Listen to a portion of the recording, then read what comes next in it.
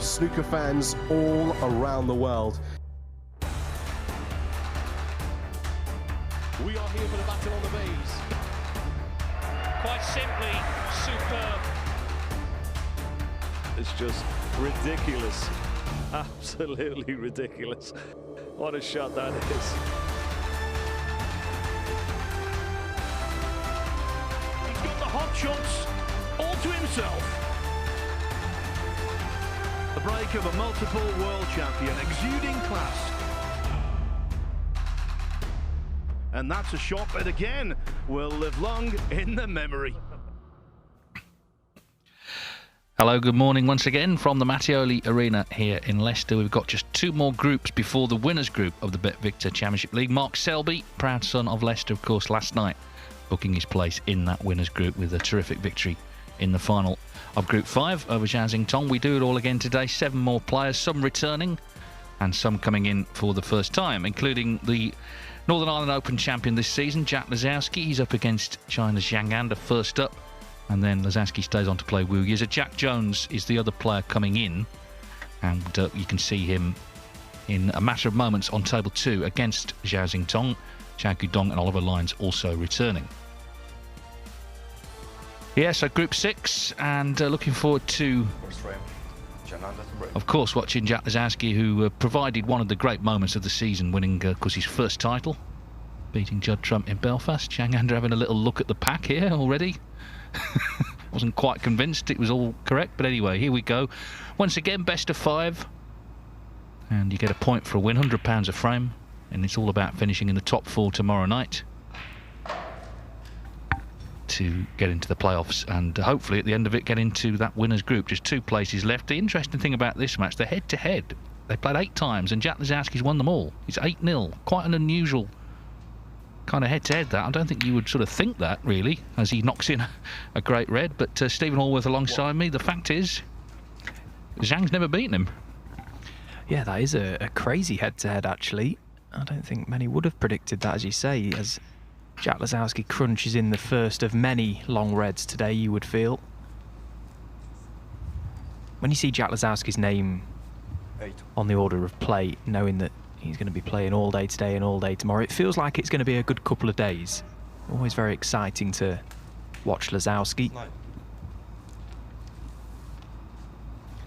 Yeah, I mean, that night in Belfast was an incredible emotional experience, of course, for him, but also for people who'd followed him for so long as he tries to get these reds moving. I'm not sure that's worked out. But yeah, it was like a fairy tale, wasn't it? It was just incredible.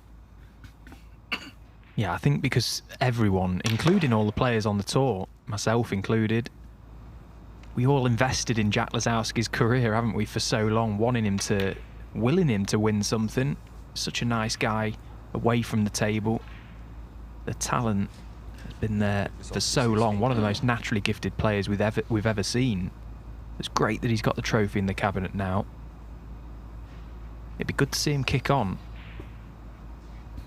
Of course, Zhang got there before him. He won the 2023 International Championship, having been runner-up in the English Open just before that. So he went from kind of journeyman to top 16 player in no time at all.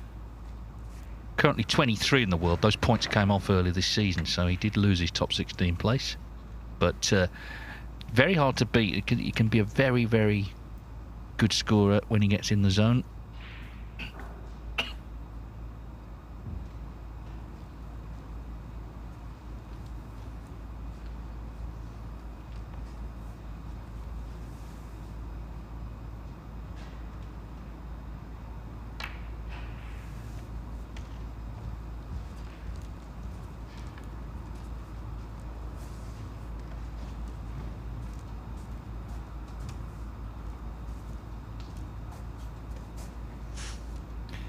Well, the red by the left middle causing players a lot of problems here.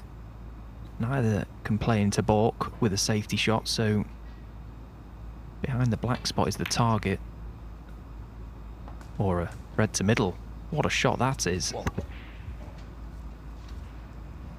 Yeah, I mean, he's found that seemingly from nowhere. Yeah, the 8 matches they've played, they've all been one-sided as well. There's been whitewashes. None of them have gone to a decider. So you do get these strange sort of matchups sometimes. I think Chris Wakelin has played Judd Trump 14 times and never beaten him. And going back years, Terry Griffiths, he played Stephen Hendry 17 times and never beat him.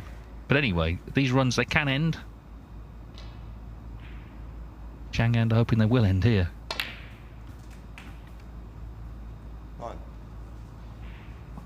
Just wonder if over the years they've practiced a lot with one another. I presume they will have done. They're the same age. I think they were managed by the same person as well at one point. So they know each other's game inside out, and sometimes when there's a friendship away from the table, it can maybe have some sort of an impact on the performance on the table. 15. You try and park that, of course.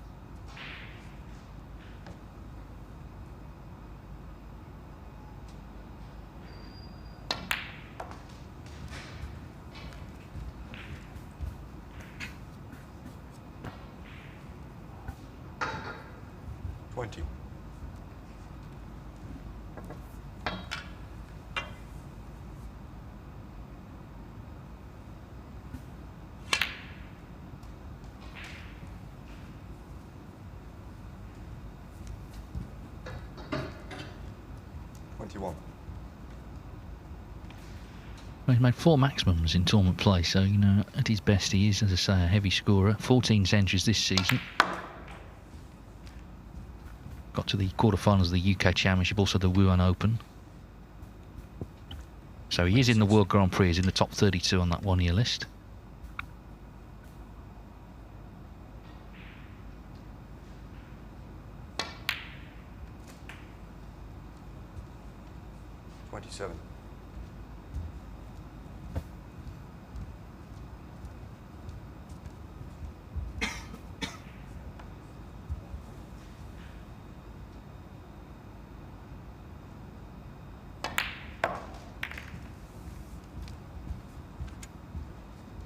Left himself a lovely angle there on the blue.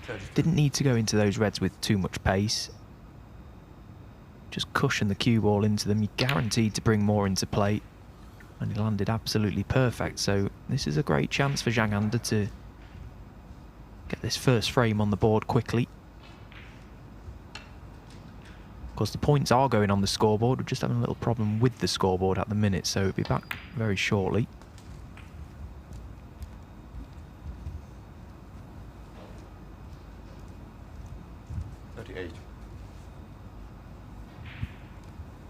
Now, good opportunity to maybe, in potting this red, leave the angle on the black. Play a little developing cannon to the 4 reds. Not sure if any of those 4 do pot, so there's value in maybe playing it here.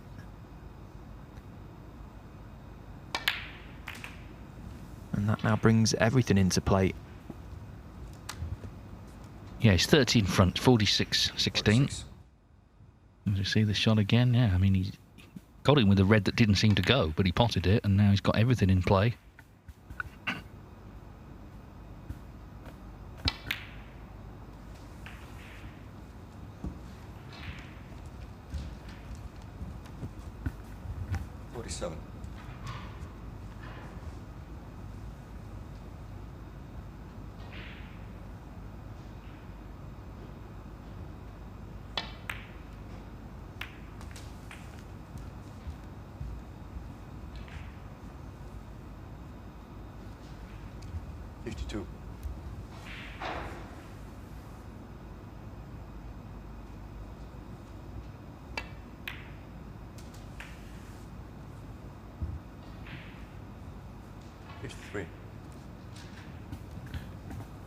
Leads by 37.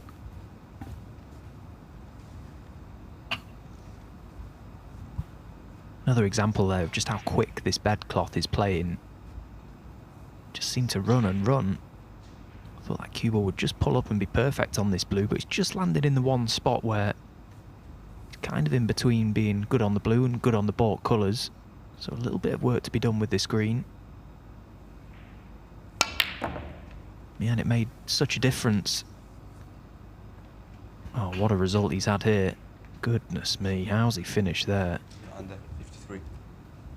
incredible because the Reds were just waiting to be potted, but Lisowski snookered on them all. So 37 the lead, 53 plays 16.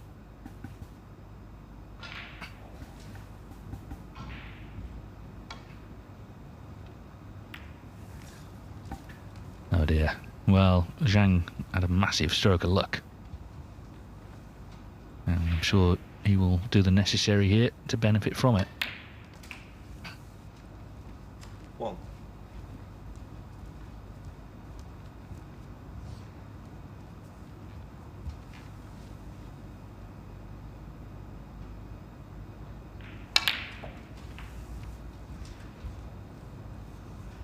This red and Lisowski require snookers.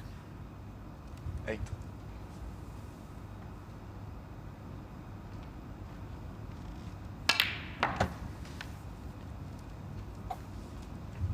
Nine.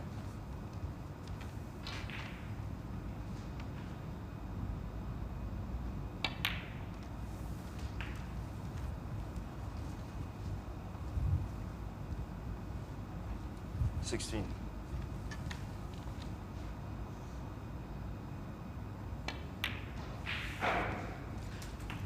17.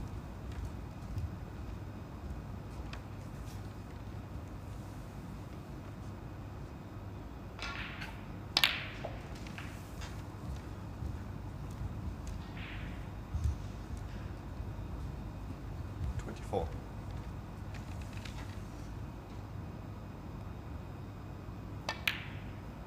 Well, overall he's played a good frame, but he did have that big slice of luck when he missed the green, got the snooker. Yeah, the initial red to get in for the first visit from Zhang was superb to the middle pocket. I'm with you, Dave. It didn't even look like it went from our position, but he managed to just sneak it past the pink and sneak it past the near jaw of the middle. Fabulous pot.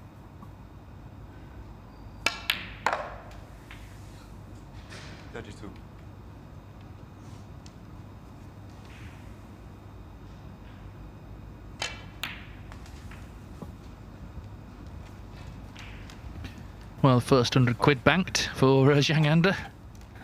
That's what you get for winning every frame.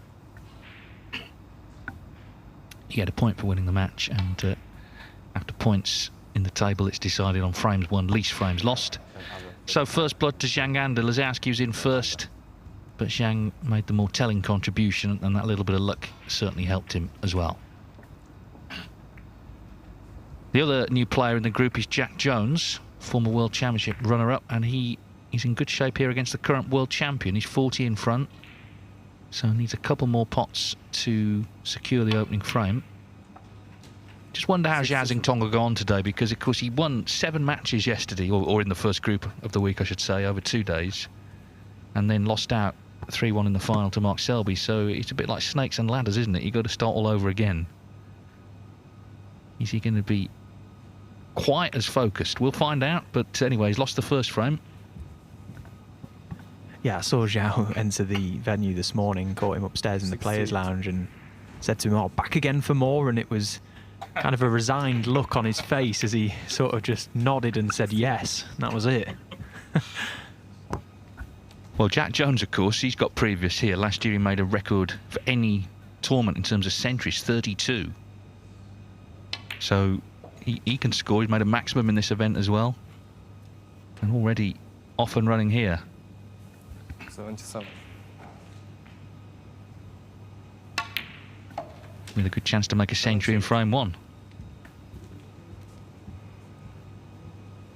Of course, we had that century in the final from Mark Selby, so 100 in the tournament so far.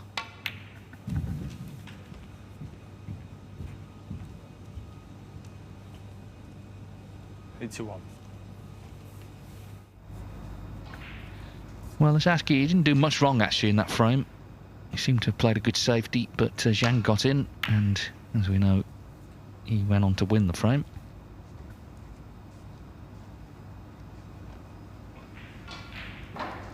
Yeah, I suppose Jack will be disappointed that after knocking in the first long red off the break-off from Zhang, that he only made 16 from it, went into the main cluster, seemed to just stick on them. They didn't really move too much, so broke down pretty quickly.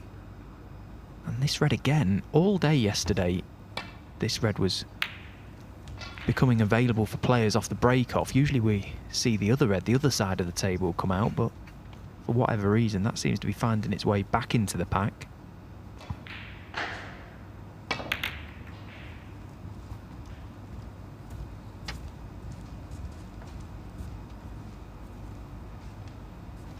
Jack Jones has made the century in frame 1, so great start for the Welshman. That's live on the Matchroom Multisport YouTube channel.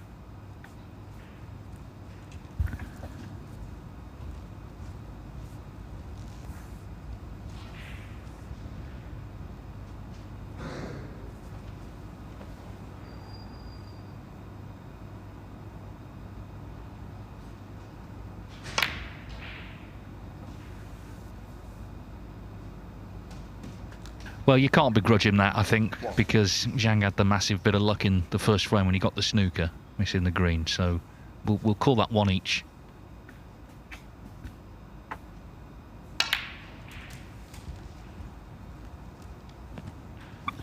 Although there's plenty of snooker players who only seem to see the flukes that other players have.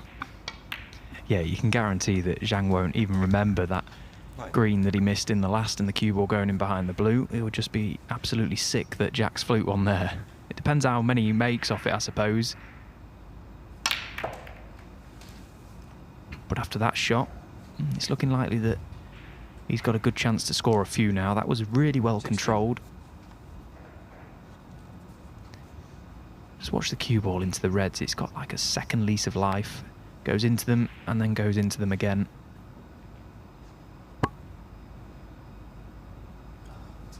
Oh, never. He's called a foul on himself. He's touched the red. Jang under 4. Well, fair play to Jack Lisowski. Immediately owned up.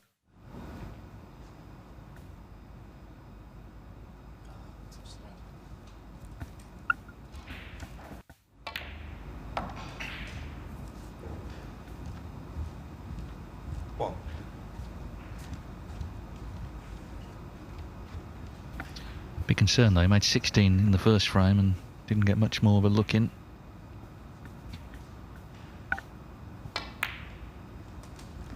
Yeah, and really, if we're being brutally honest, it's quite clumsy to do that at this level, isn't it? You could see that Zhang under 6. completely made sure that he was nowhere near the reds, just opted for a longer bridge over the top of them.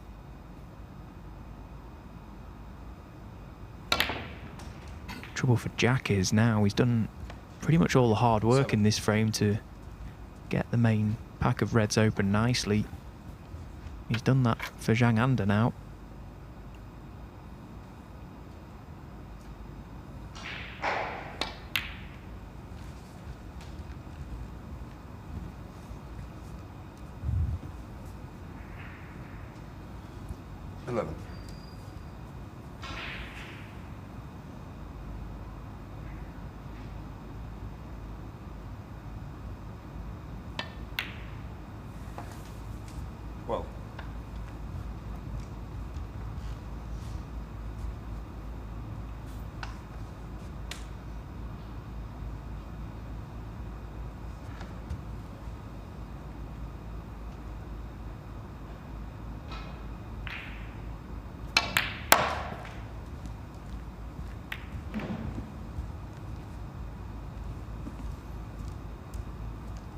$17.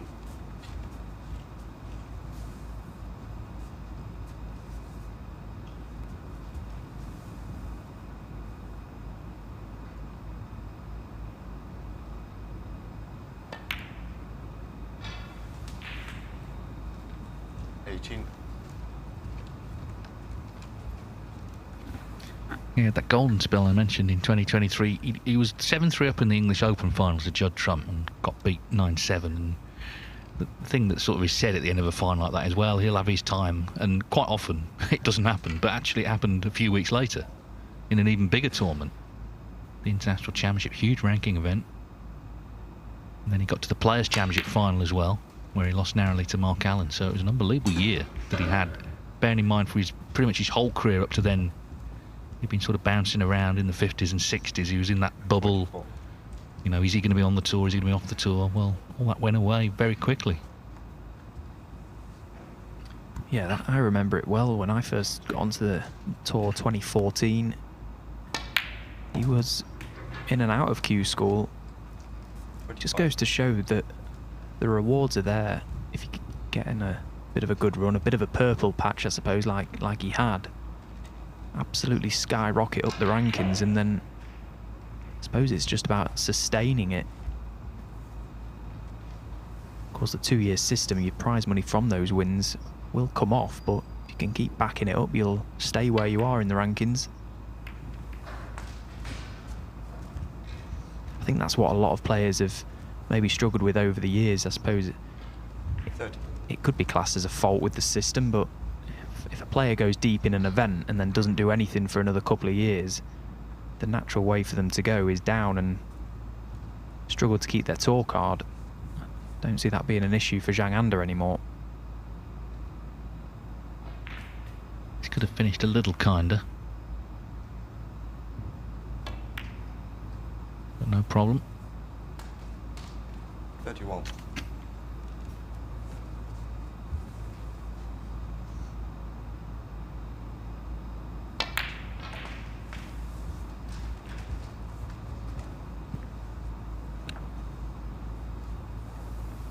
Six.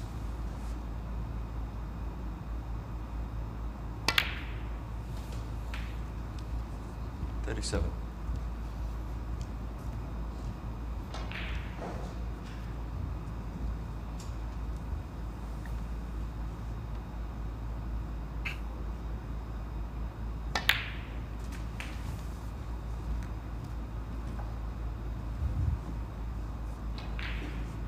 44.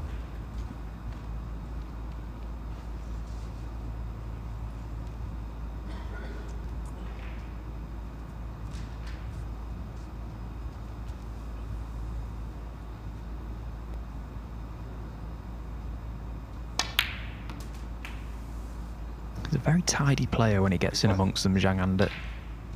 You look at how he plays the game from a technical standpoint, not really a lot can go wrong with his action. Very compact.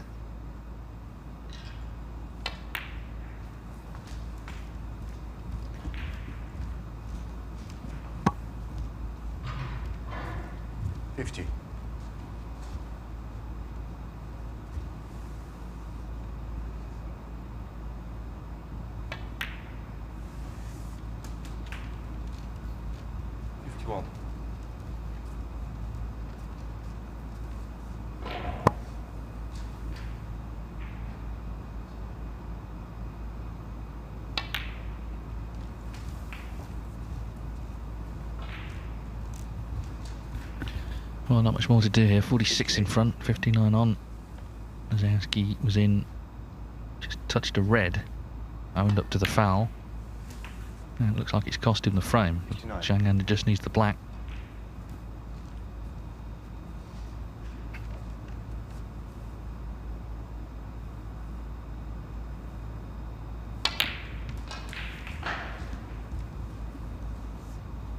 So it's a great start for the world number 23. 66. Looking very sharp. We've only been going about 20 minutes and he's already going to be 2-0 up. 67. Yeah, this was the moment of the foul, and you know, he's in a great position here to really make hay.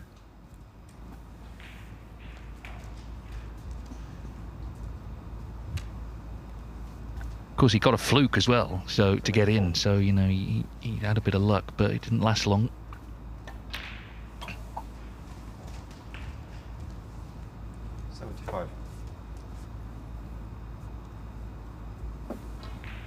So is this run of 8 defeats to Jack Lisowski finally going to end? Well, it's starting to look like it.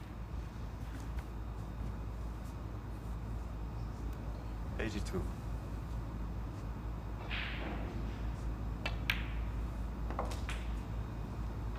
83.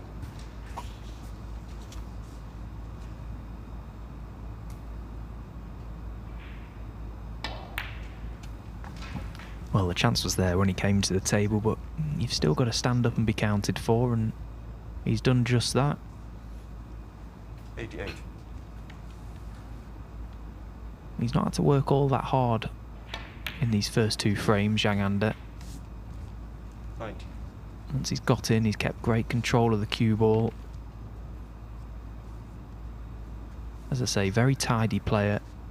Very little can go wrong, and this is the result of that. 93. He's looking very strong.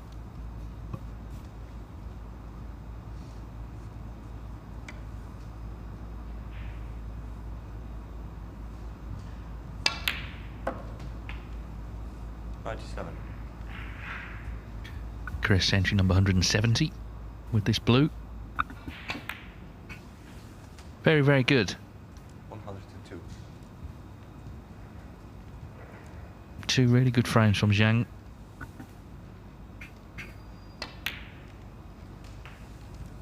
$108.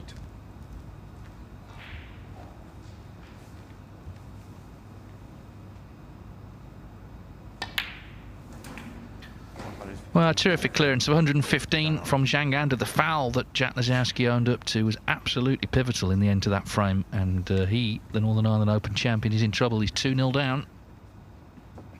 Of course, it's only first to three.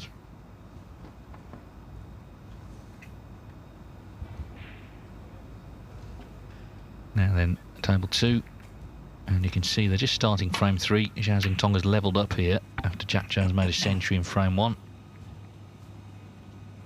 Yeah, I think once Xingtong gets going today, he'll be fine, but there is always that feeling, we've seen it before, when you've just missed out. He played so well in that group. You just missed out, you're sort of starting again. It can sometimes feel quite difficult, but, well, yeah, that looked quite easy, didn't it? That red he's knocked in. Yeah, everything looks quite easy to this boy. He's some talent. Got this very nonchalant way of going about business. Just sort of glides around the table, slides into the shot. There's no real pre-shot routine with Xiao Xingtong. It's just get down, point, and shoot. And quite often they hit the back of the leather.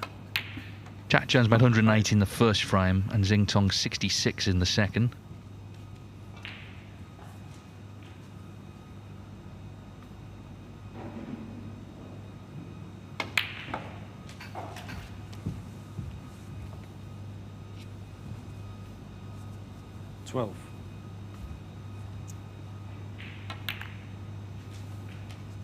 $13.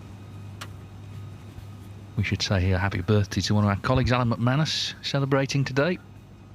Former Masters champion and now, of course, one of the game's most respected television pundits. 20. So that continues. Xingtong already with a good chance in frame three. 21.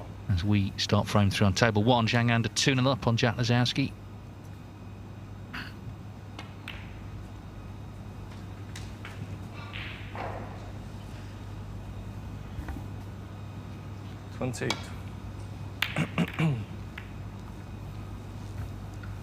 Well, that's a big misjudgment from Lisowski.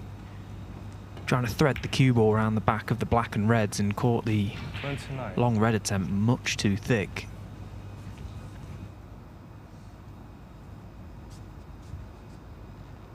But in the process, he's tied the black up. Now, what is Zhang Anda looking at here? Does he feel he can maybe drop onto the black?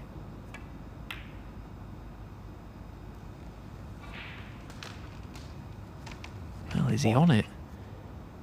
If he is, these reds are going to be opened. Just make sure of the pot. What a chance this could be. Oh, but he's undercut the black. Under 1.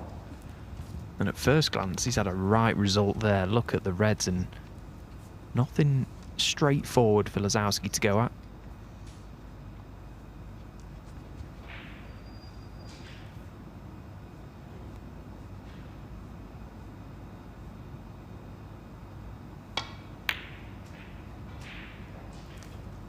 Well, I say that. That looked pretty straightforward. What a pot.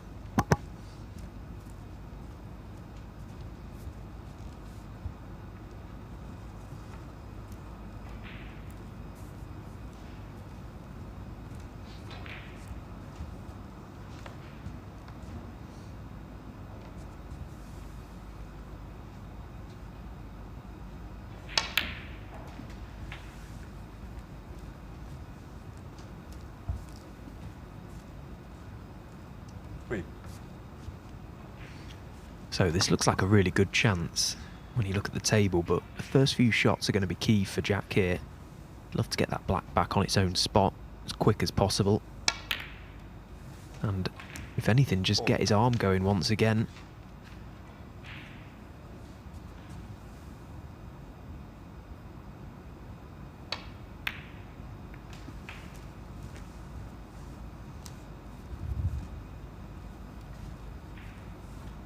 Hello.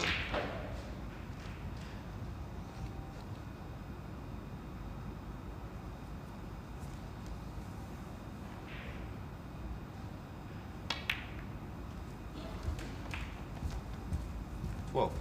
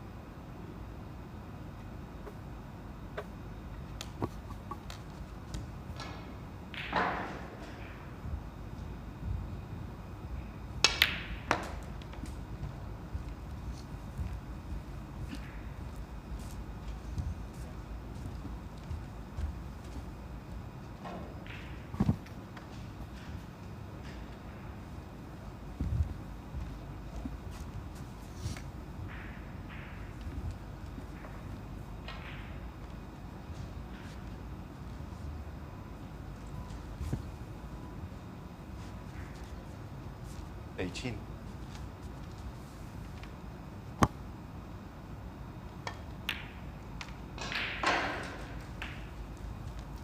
$19.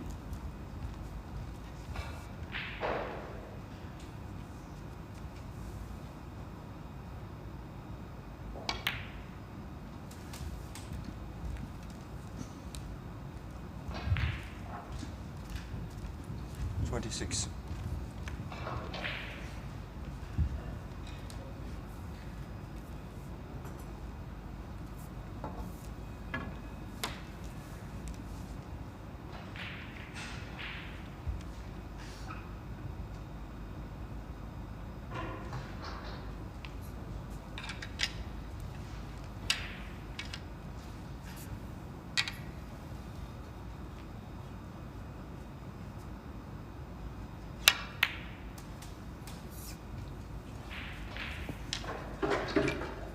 $27.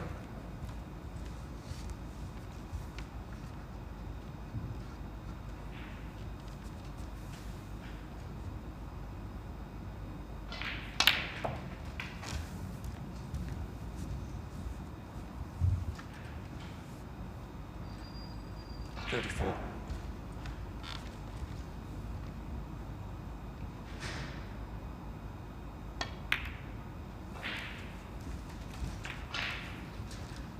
No, it's all about focus now, isn't it? Because the pieces are where he wants them in terms of winning the frame. 34 in front, 40 with the pink.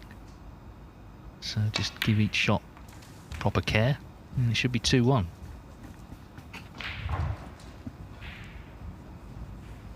$41.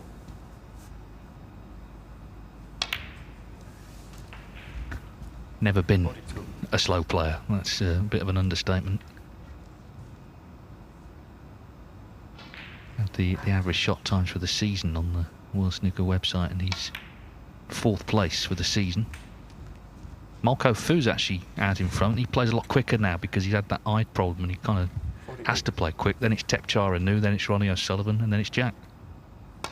18.2 seconds for the season per shot.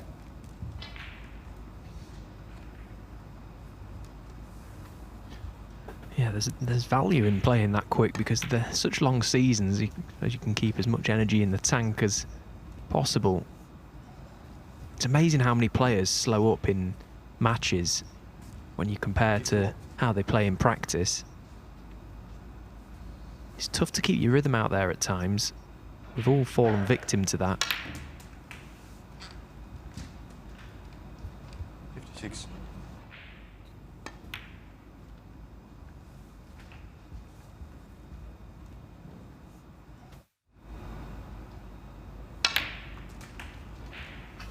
Well, Zhang took that black on. He was always going to be splitting the reds.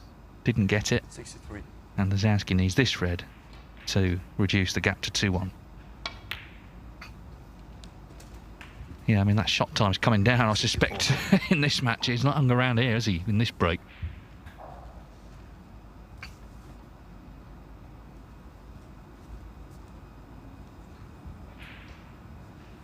Yeah, he's done well, really, because when he came to the table, obviously it was a great chance with where the reds were. The first red was probably the best shot of the break, you would say, to get in. But when there's so many options, so many reds available, sometimes you can get a little bit lost, get in the way of yourself. He's done well here. 71.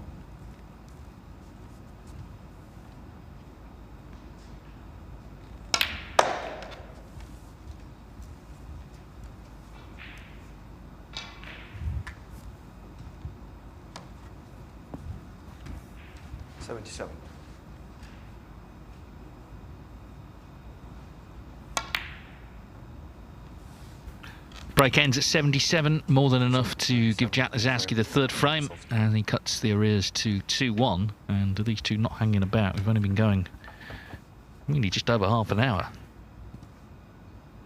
And they're not hanging about on table 2 either. It's one each, Zhao, Xingtong and Jack Jones, and they're deep into frame 3, as you can see. Xiao 25 in front, snookered here though, on the yellow.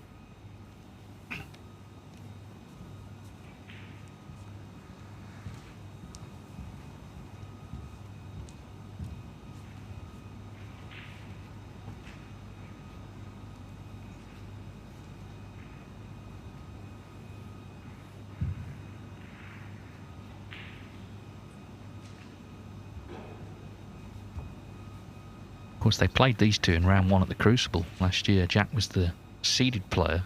Zhao Xingtong had come through 4 qualifying rounds. Of course, he was obviously the winner as Jack Jones knocks in a terrific yellow. What a shot. Wow, how well has he hit that? He's barely struck the cue ball, and look at the work he had on the yellow.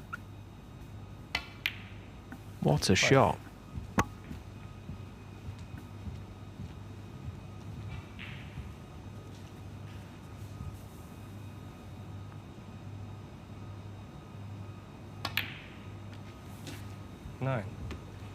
I know he had an injury early this season, which did cost him a couple of tournaments, but hopefully all is well now. Because we were talking about points coming off, obviously, you know, on the 2-year system, the 200,000 that he won the Crucible in 2024 are going to be coming off at the end of this season. Yeah, and actually, bar that run to the English Open semi-final earlier on, it's not been the best of campaigns for Jack Jones. He needs results, really. Wasn't the best of blues off the spot either to leave the low angle on the pink. No, the cue ball's had to travel a long way, and he's left to, well, one of these nasty little cutbacks. Such a great yellow as well, but this is not guaranteed.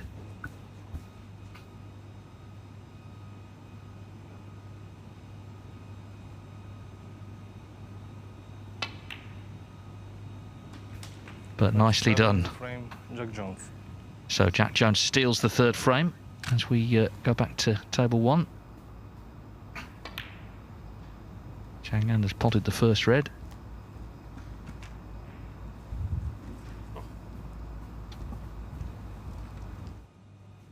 And it was a beauty. 20. He's played a great positional shot off the yellow. Yeah, how well has he played that yellow, by the way?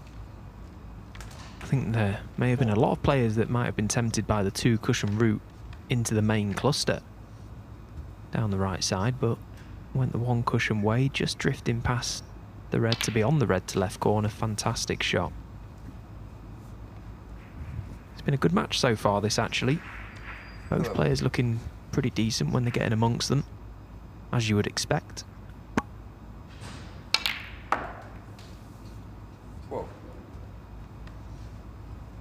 And again, another delightful shot there, just bringing all the reds into play.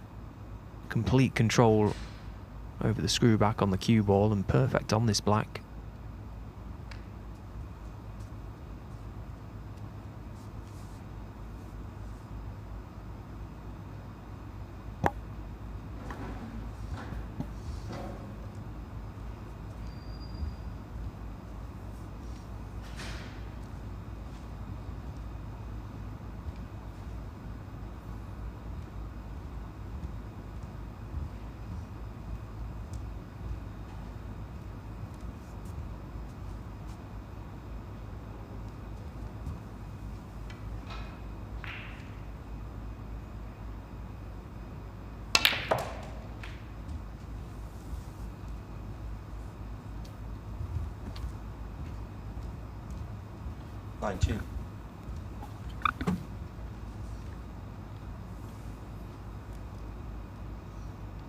He just looks on it today, doesn't he?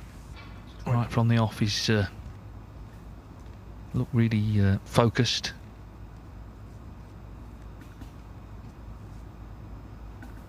I guess he had to be, because he's playing someone who's beaten him 8 times out of 8.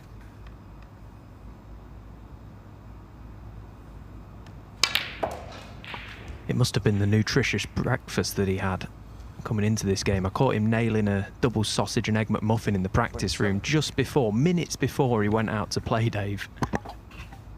The breakfast of champions.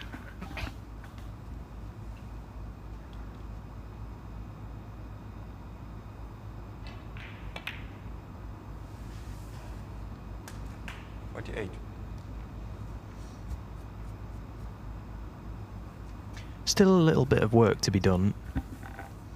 I mean, the reds, they look quite nicely spread, but they're all covering one another at the moment, so bit of a puzzle to solve.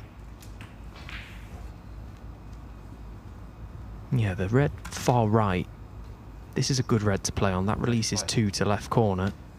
That gives him another couple of options.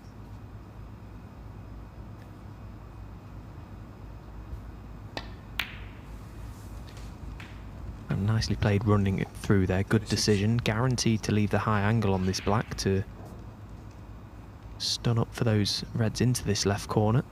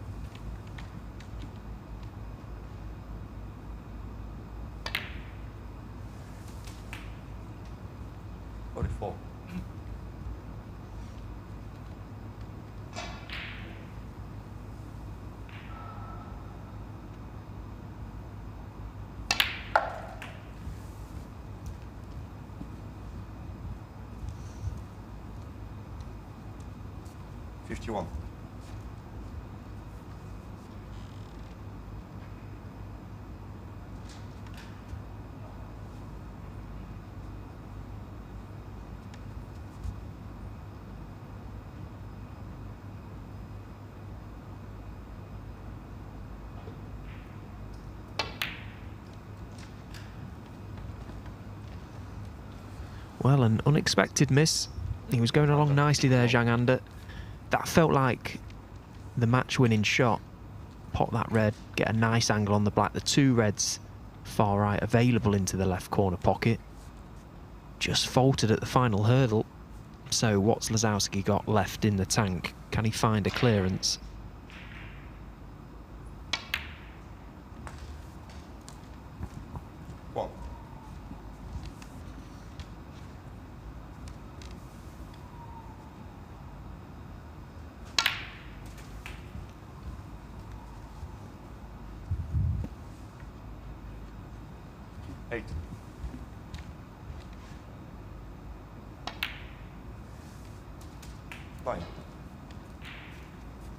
Well, he's got to play some sort of cannon here. Perfect on this black. Well, he didn't catch them as intended, but he does have the red available to green pocket. 16.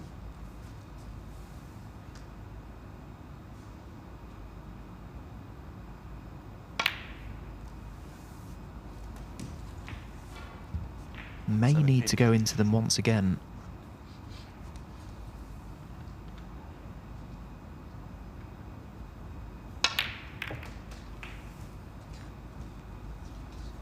And how's your luck?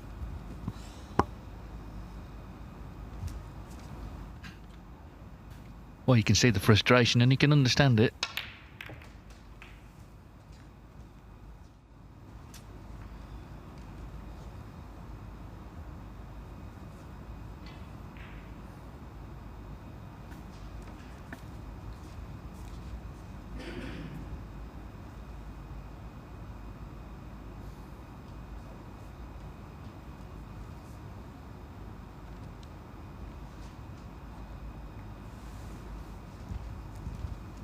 Lisowski 24.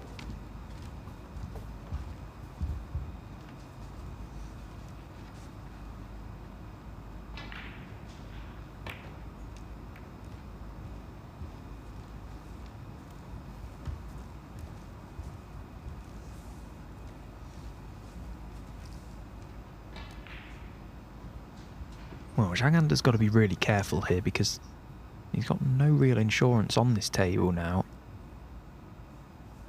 He'd love a colour safe. Clearly his intentions from that previous shot were to just chip the red to the side rail, get that safe. Didn't quite manage to do that.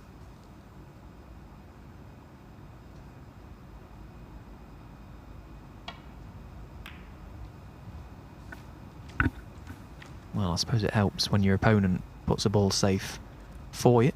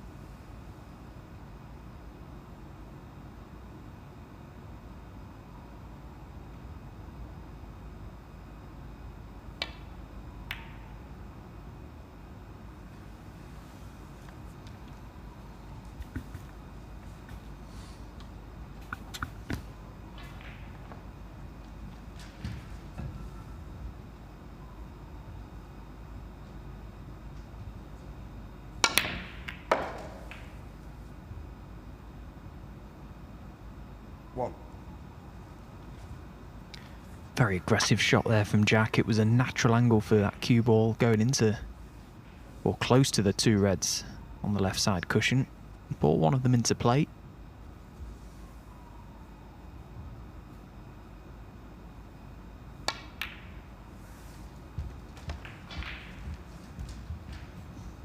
At the very least, should get himself back in contention in this frame. 7. And there's every chance he could make the clearance here.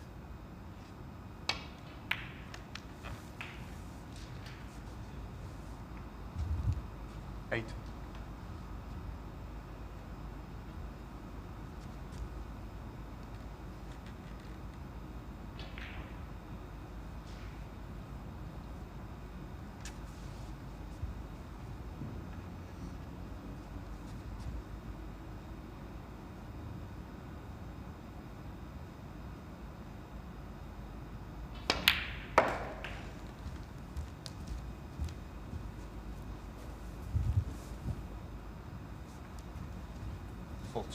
Well, he was ever so slightly hampered there by that red left side.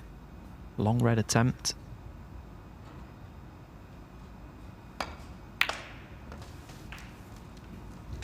Well played. 15.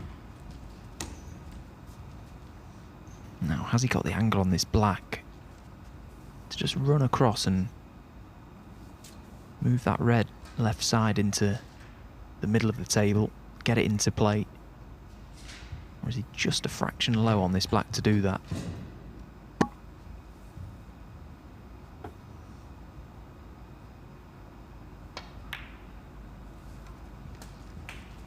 Well, he did have the angle.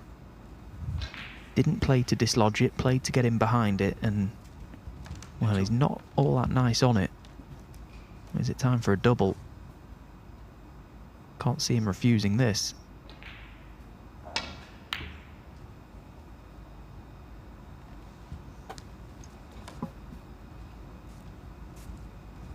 Well, it's typically eye-catching break, but he's 5 behind as it comes to an end.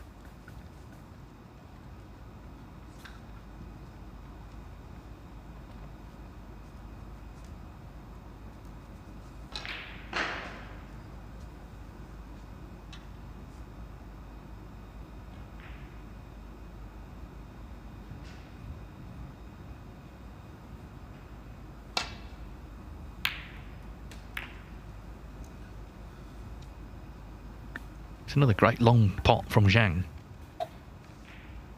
But he's still got to get on this last red. Yeah, and I think the brown has just landed in the worst spot really for the natural angle off the blue to get close in behind that red. I don't think he can pot this blue and avoid the brown. He'll be going very close to it.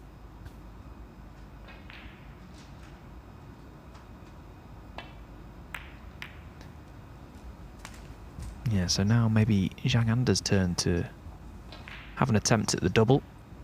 6. But this time, if he gets it, he should win the match.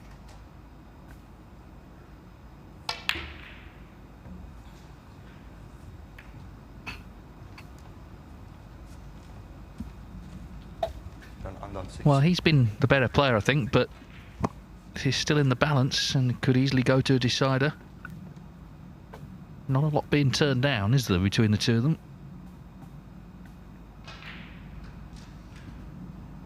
Quite surprised that, isn't it, Dave? They're very conservative players, these two.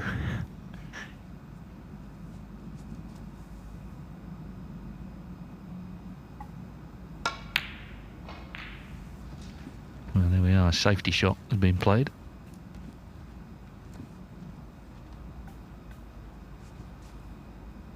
Now, can he get through? It's very tight.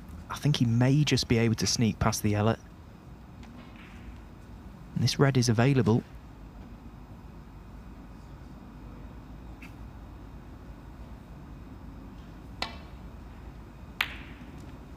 Well, he could see the red, but he couldn't see the potting angle, so on we go.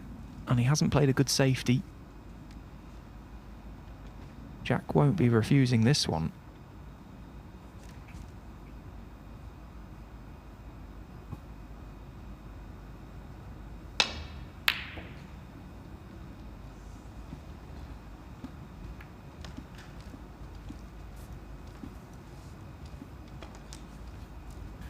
Well, the red could have finished anywhere, just kissed the brown.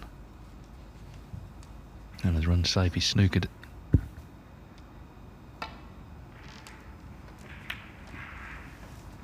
Oh, where's this red going? Well, it was in the second he caught it. 1.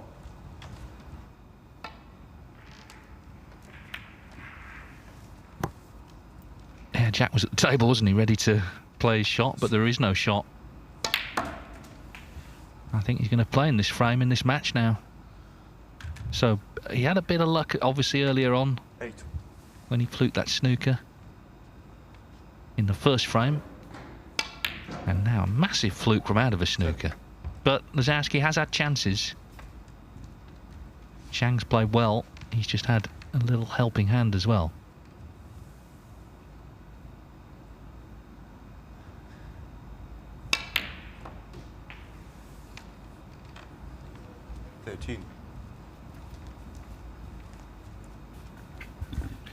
Lisowski will stay on and Jang Anda will return later on.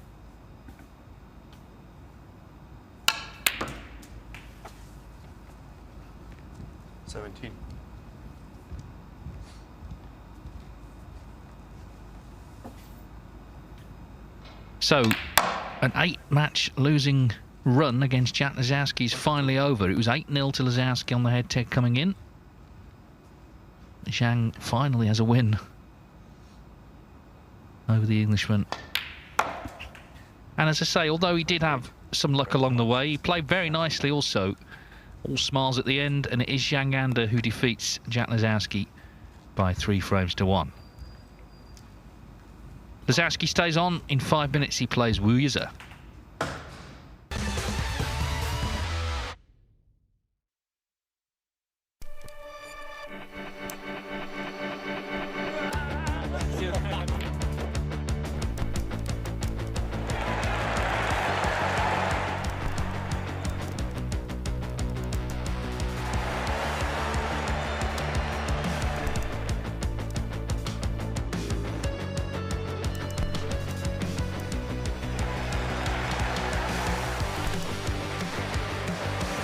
It's Joshua Filler with an absolute dominating win.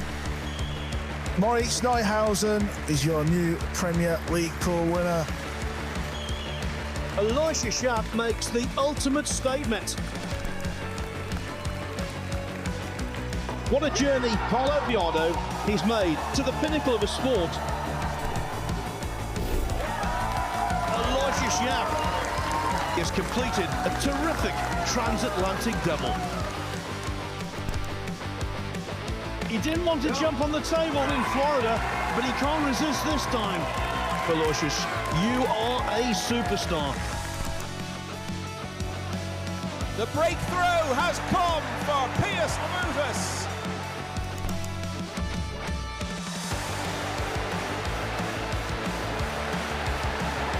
Team Asia, they've won the Reyes Cup again. David Alcade, it's your turn again, buddy. Can you believe it? An absolute nightmare for Tyler Steyer. Europe have won the Moscone Cup.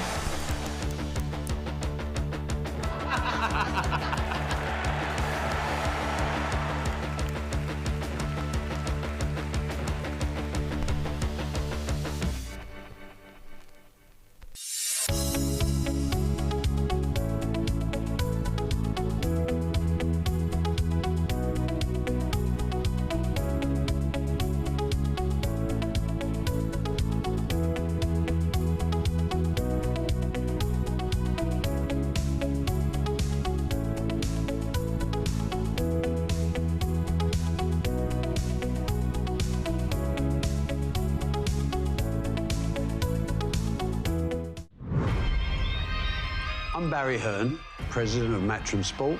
Talk to me. I'm Eddie Hearn, I'm the chairman of Matchroom Sport. My son and heir, I call him my project. He's good, but he's not yet great. I'm fucking watching you.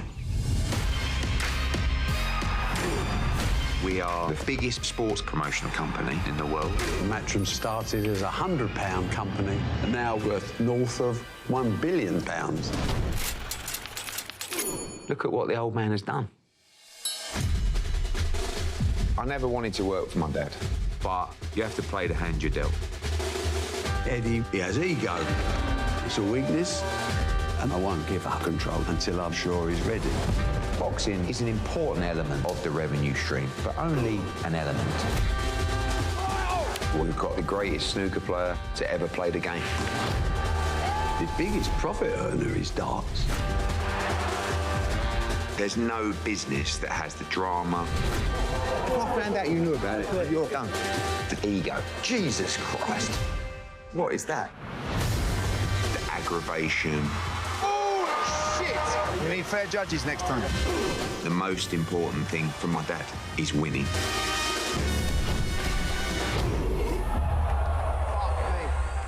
The world's come crashing down on us. I mean, what's going to make you feel better? Please, could I get a packet of pickled onion Monster Munch? We need to talk about Conor Benn. We need to get him back in a ring. Yeah! How you getting on with Jake Paul? He's taken a number of shots at me. Come talk. Come talk. Come talk. And I ain't going to back down. Show me what you've got. I'm going to make our company bigger and better than ever. Let's go! Global domination. Nothing less.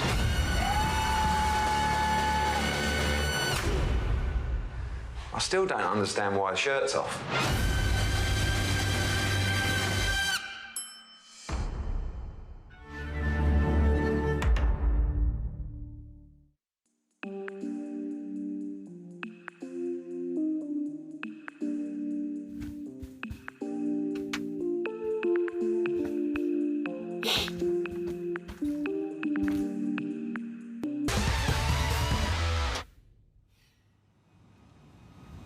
Welcome back, everyone. Rapid first match on table 1, and I think the end might be nigh on table 2 also. Zhao Tong in the decider against Jack Jones, potting that red to take a 51-point lead. Yes, ample reds still there for Jones, should he get the chance.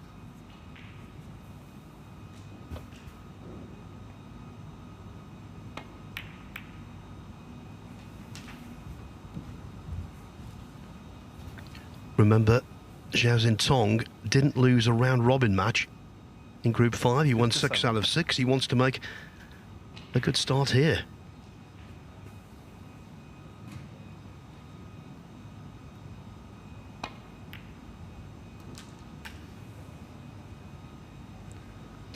We'll let you know whether the world champion gets over the line there.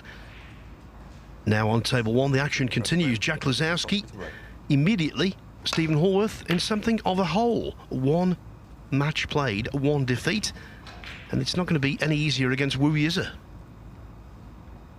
No, another real tough match for Jack Lisowski. Not because Wu Yize, one of the best young talents we've got on the circuit now. He's in red-hot form, and of course played in the group yesterday as well, so he's match sharp. Jack Lisowski once again with a tough task ahead. Needs to be better in amongst them, Jack. Had a couple of chances in that first match and just broke down quite unexpectedly at times. Not quite got his scoring boots on just yet. I think it's fair to predict one thing. Wu Yize will score more points in this match than he did in his most recent match in the Championship League. It was the semi-final of Group 5 last night. He was beaten 3-0 by Mark Selby. Selby scoring 290 points without reply. Well, I'll tell you what, he's been lucky there. Okay, he might have left a red to middle, but the damage could have been much worse.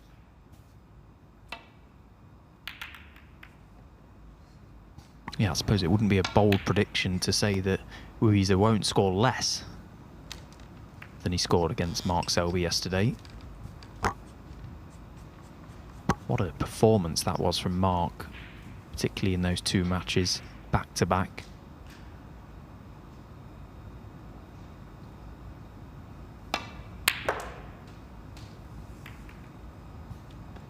What really impressed me about Wu Yize was, after that semi-final defeat, he went off, had some food, and then as we were leaving, at around 7:45 when play finished, he was on the practice table.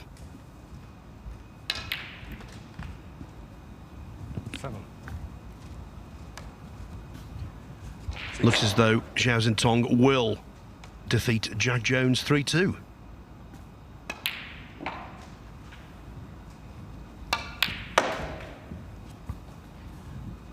You have to make Xiao favourite to win this group. Doesn't always work out that way, of course, because the format is so brutal.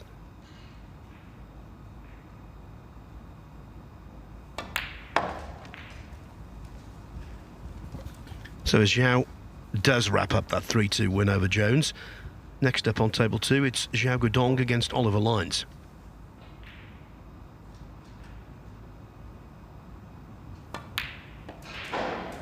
One thing I will say about Zhao Tong is, from what we've seen over the last couple of days, he doesn't mind coming through a match 3 frames to 2. I think there was 3 yesterday, or in that group at least, that he won 3-2. Had they have gone the other way, the whole group could have looked completely different.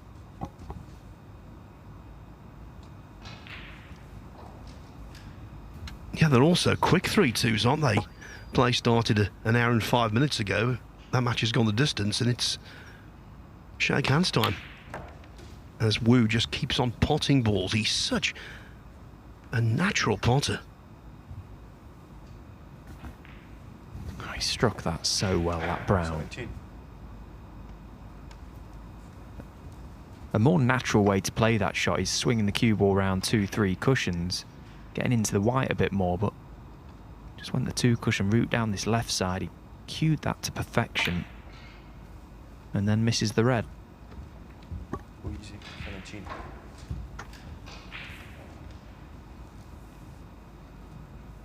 Did have the consolation in Group 5 of making the highest break of the group, which resulted in a £500 bonus at a 1-4-3.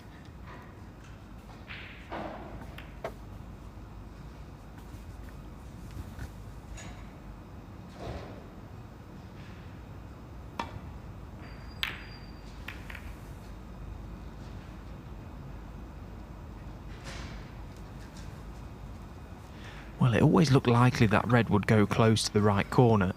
Wu's intentions there purely to bring the black back into play. Bit of a poor safety shot, I think you would have to say, from Wuiza.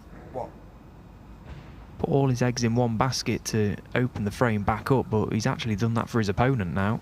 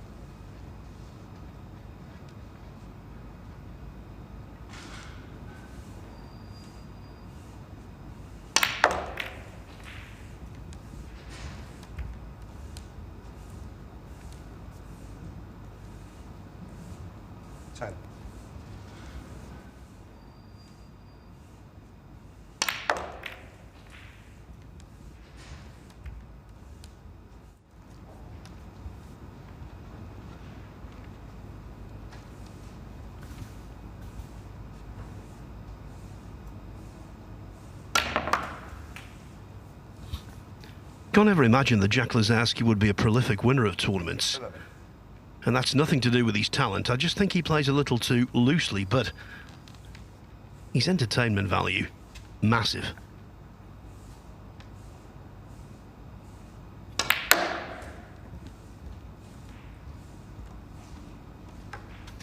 Yeah, I mean, look at this for a break. He can't stop going into the reds, and they've all been potable for ages now, but he just keeps going into them.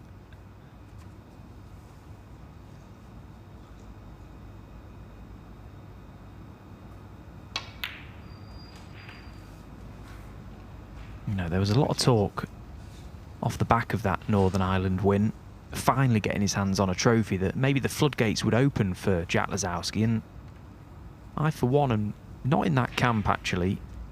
Not just because it's Jack, but I would say that about anyone. The game is too hard now. There's too many good players for the floodgates to open. What does that even mean, really? You're just going to keep winning tournaments one after the other? It doesn't happen like that. Absolutely not.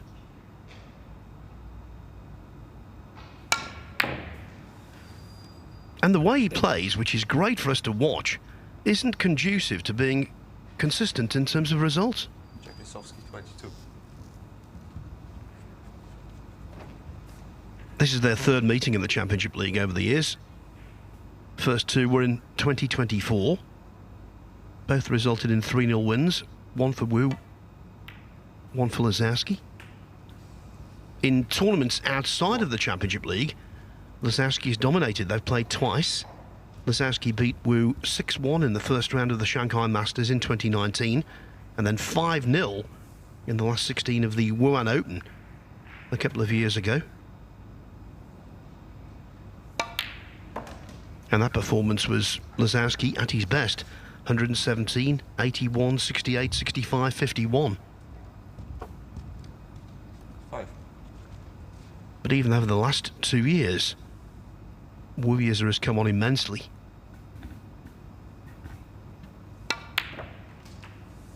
6.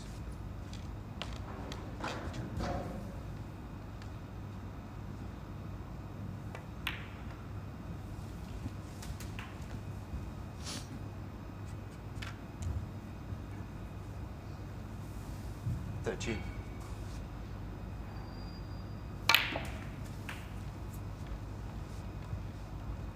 14.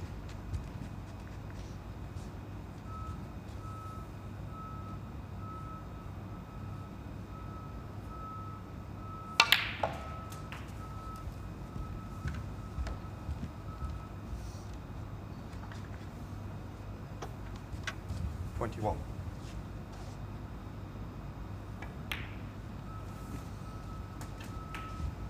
22. Practices so much and getting those reps in. It makes the game seem even more second nature than it is anyway for him. 29.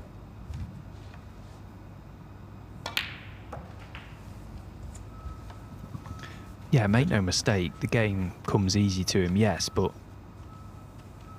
that's largely down to the fact he is so dedicated and he does practice so much. It's that age-old thing that natural talent will only get you so far, and that's true.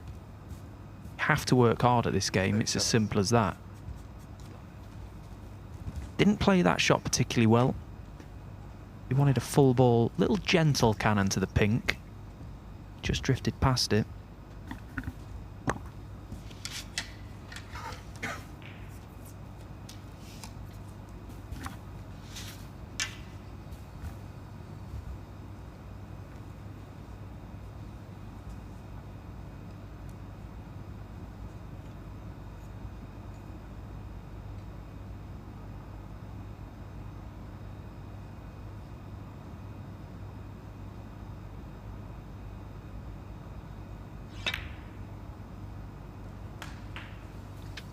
Really well done, because when cue ball and red are close together like that, using the rest, actually picking the correct potting angle is quite difficult.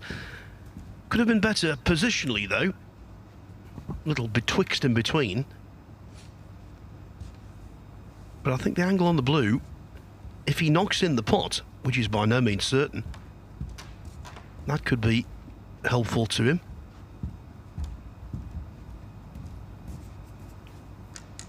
Mind you, Stephen, it's the kind of pot you fancy him to knock in. Yeah, I can't see him missing this.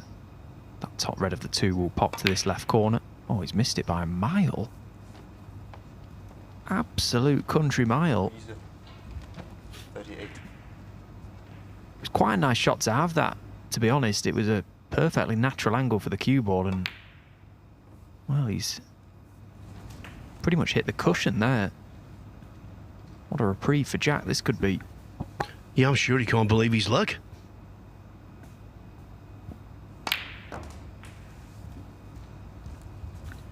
Even the blue itself, okay, it's not ideal, it's not on his spot anymore, but it's not tied to a cushion. 7. The clearance here very much within his capabilities. 8.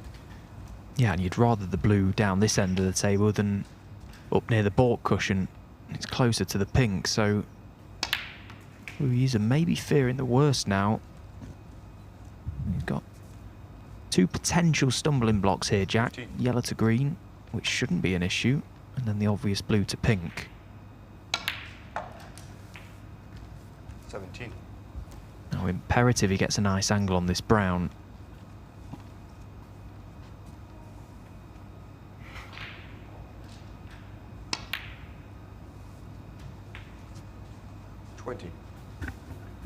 Just a tad short.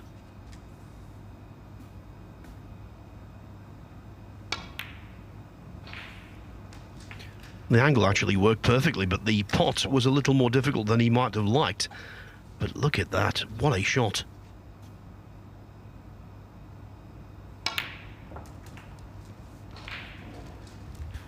29. This pink is no certainty. It was this kind of shot to the same pocket that ultimately cost Xiao Zhintong in the final frame of the final last night.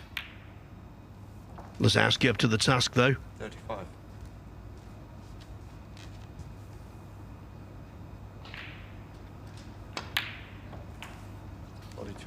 It was all about that missed blue from mid-distance.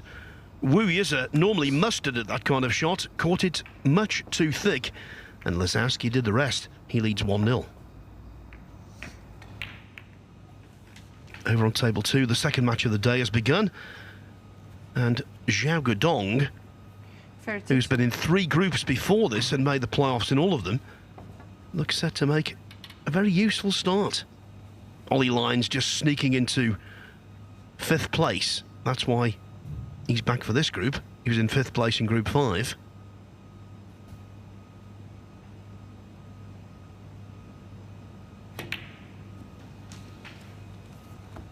Yeah, and Oliver won't have fond memories of the last time they met in Group 5.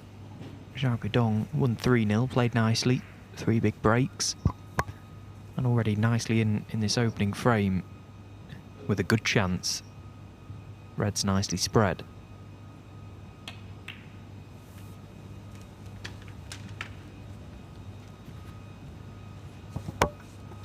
You're right, Zhao's performance against Lions was his best of Group 5. Hardly missed a ball.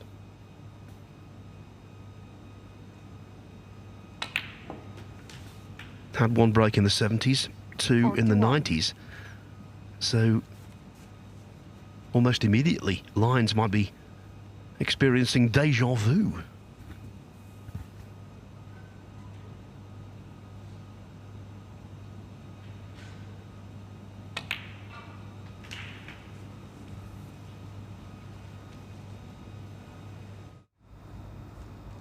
Well, I think I counted correctly there. There was 9 reds left, so that is a maximum attempt from Zhao Guodong. We'll keep an eye on that.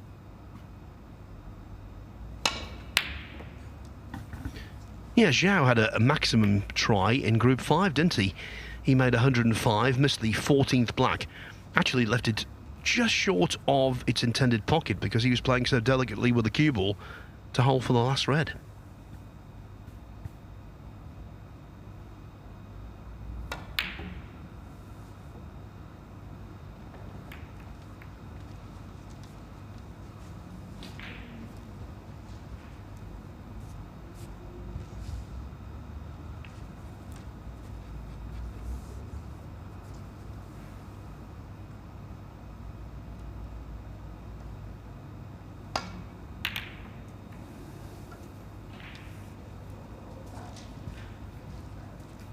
I know, Stephen, we're guilty about saying this about most groups, but this really is a wide open group. I think you can make a case out for so many in it. Yeah, certainly the obvious favourite would be the world champion, Zhao Zhintong, as we've already mentioned.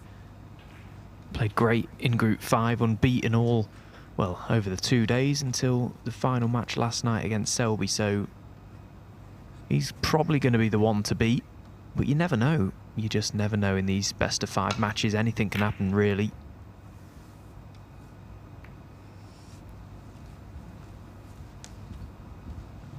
But ultimately, it's a good opportunity for everyone to register a little bit more solid match practice under their belt.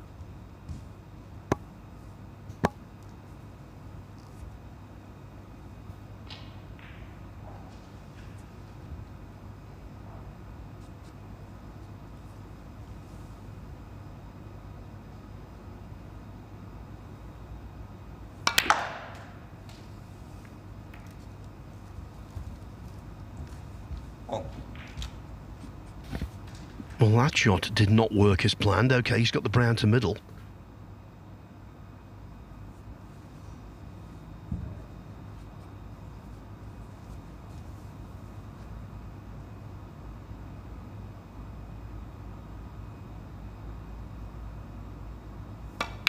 And he trusts his cue action so much, he had got the brown to the yellow bag. What a great pot that was. Which, I suppose, Stephen, makes his miss on the blue in the previous frame even more surprising.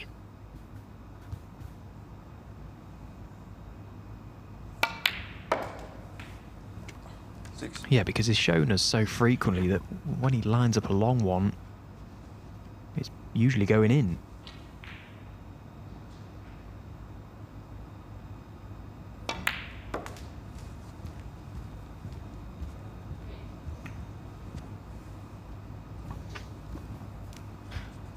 So just as we see that nice positional shot from Wuiza, just dislodging a red left of the black, which completely now frees up the black spot. The maximum attempt over on table 2 is still going.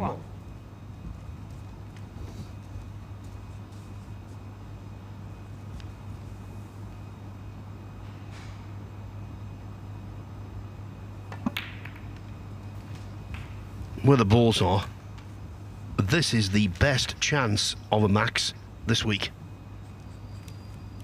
19. 88.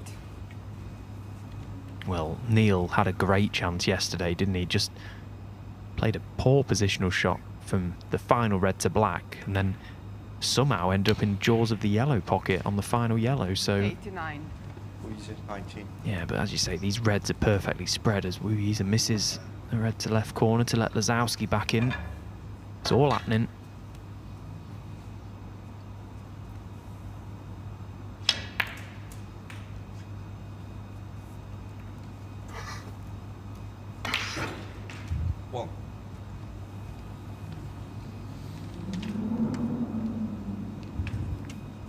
Well, he's not perfect here, Zhao Guidong, but he still has a shot to stay on the black, albeit the red slightly trickier. The red closest to cue ball may be his option now, just stun off 2 cushions for the black. Blue. Well, he's going for the left red of the 3, which leaves him further away from the black now.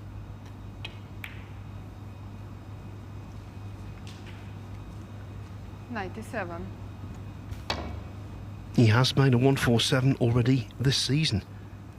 Back in August in the Wuhan Open against Mick Nutcheret.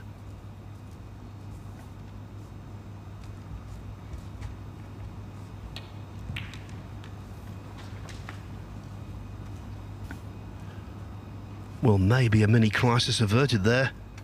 104. Now back in prime. Well, almost prime.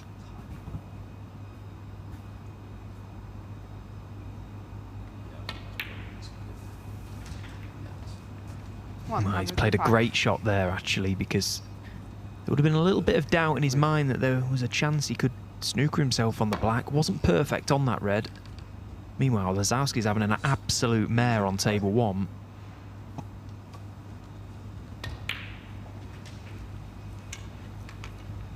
And again, not out of the woods just yet, Zhao Guidong. He's still got work to do. 112.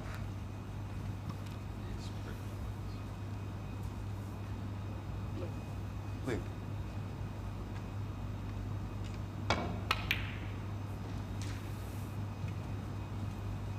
$113. Oh no, Xiao Guidong has been having problems finding a hotel here in Leicester. He's having no problems dispatching reds with the highest value ball on the table. Come on, Zhao. 6 more pots to go.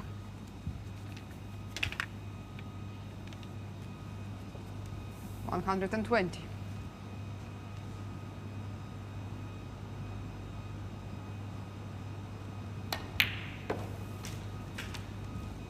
Remember, Chris Wakelin and 122. Matthew Selt already responsible for maximums in this year's BetVictor Championship League.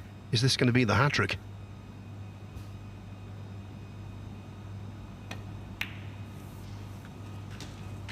$125.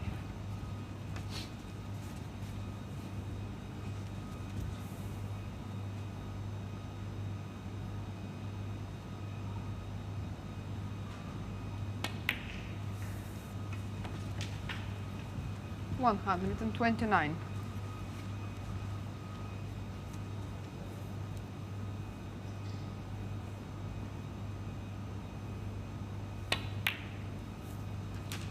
$134. Only nerves will block his path now.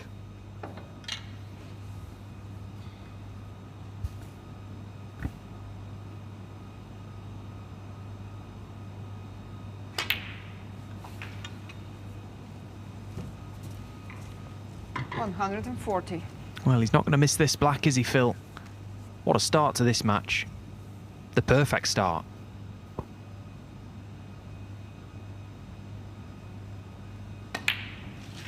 So go down 100. Zhao, take a bow. And the frame. 147. He is in heaven, and I think the snooker world just stunned by the amount of maximums going in right now. How many is that this year? 19, is it? It's 19 this season, which is a record-extending amount, and it's the 236th in professional competition. Yeah, think back to a few years ago when there was that £1 million bonus for 20 maximums in a season. That soon got scrapped, didn't it? Well, it was, as Lisowski continues to toil, it was scoffed at by players and the media together, because you thought 20 in a season, that's just an impossibility. Now, it seems a certainty this season.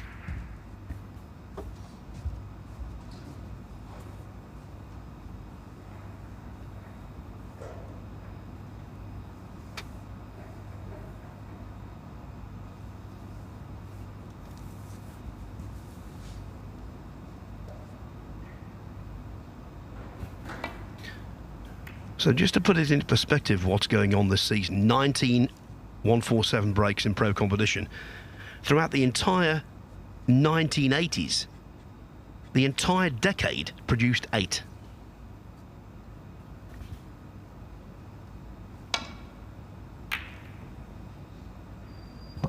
But the players back then, Phil, were a lot better than the players of the modern era.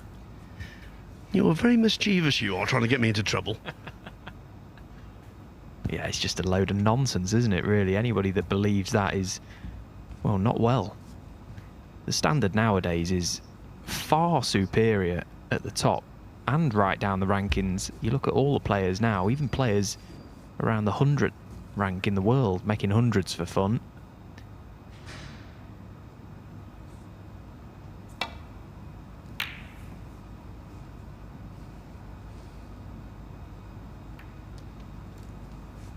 Just one other little stat about Zhao Guodong. That's his third 147 in professional competition.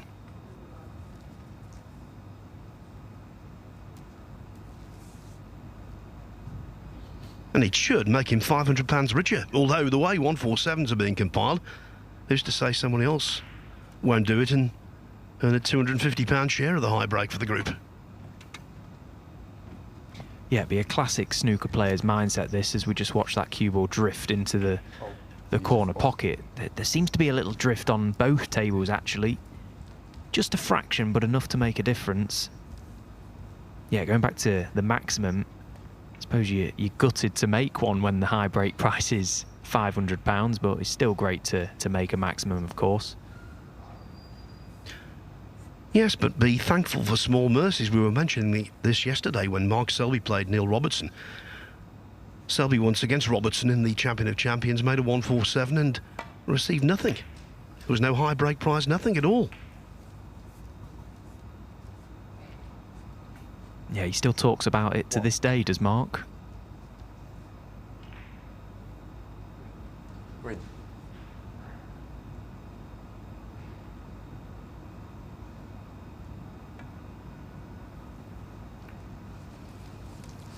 So he's at 1.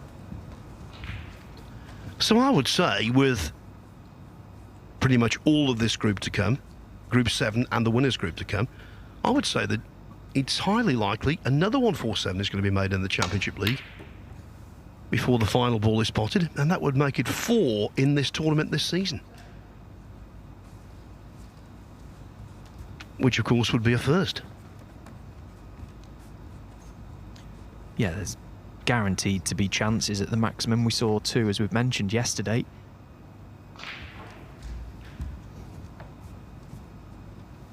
Meanwhile, Jack Lisowski's had a big result there, not to leave anything for Wu Yiza. That was quite a wild attempt at the long red.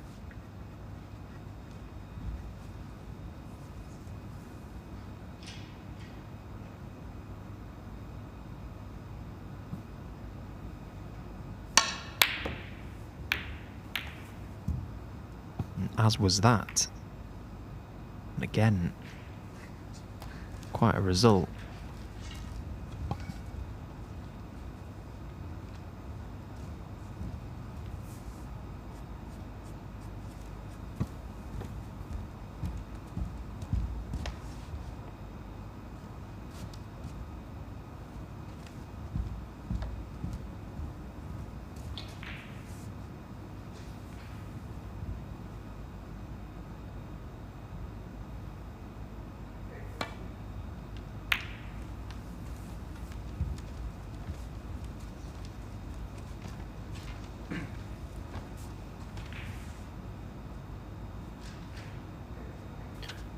Table more than a little messy here, so Wu's 56-point lead quite useful.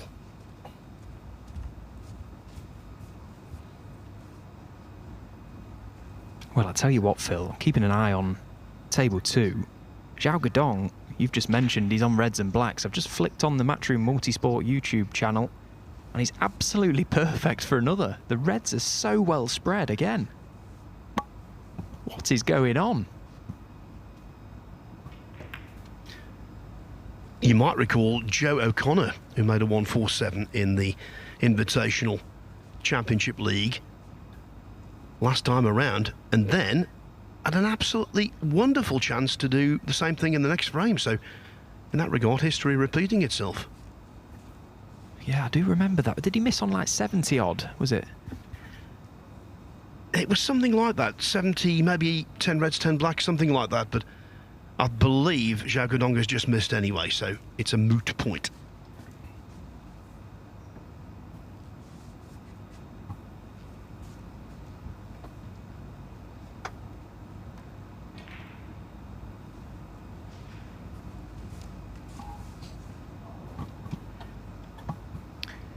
Yeah, he missed a black on 41, just putting a little bit of running side on the cue ball to avoid a red.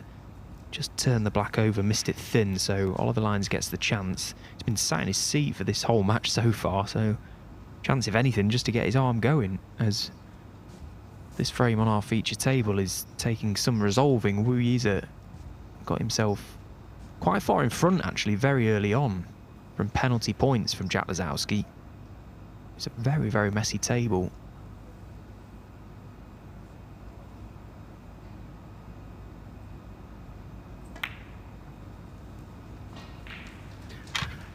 Yeah, we saw a couple of times in the final last night, Selby and Zhao Zintong, that a 60-point lead is far from impenetrable. We know that they can be overturned, but what you need are the balls to be friendly, nicely placed for a clearance. These most certainly aren't.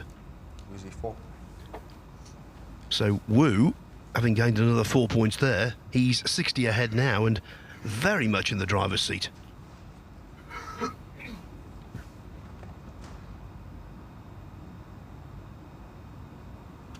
He does find it hard to refuse a pot, Wu Yize. He's absolutely staring at that red by the pink spot. The red is winking at him.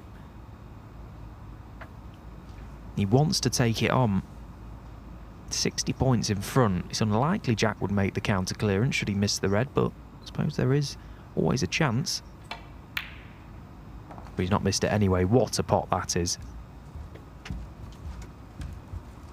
What? Indeed, what a pot. And now Wu has set the conditions to equalise. Very psychological game, snooker. He was down over that.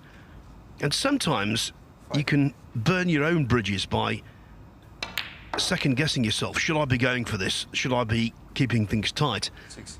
But he fully committed and it was excellent.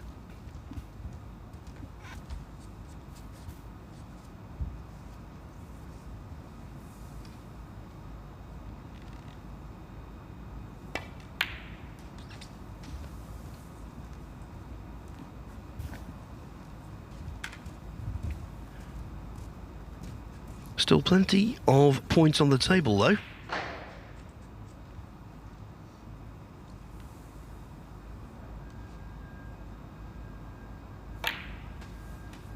Normally when you pot a ball to get to 70, that should be it. But there's 6 reds left, so 75 still there. Lisowski only 69 adrift.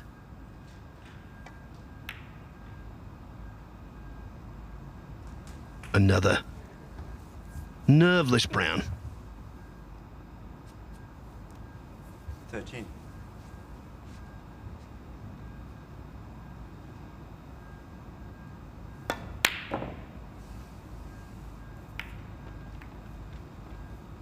Visa 13. But Lisowski does have a glimmer of hope.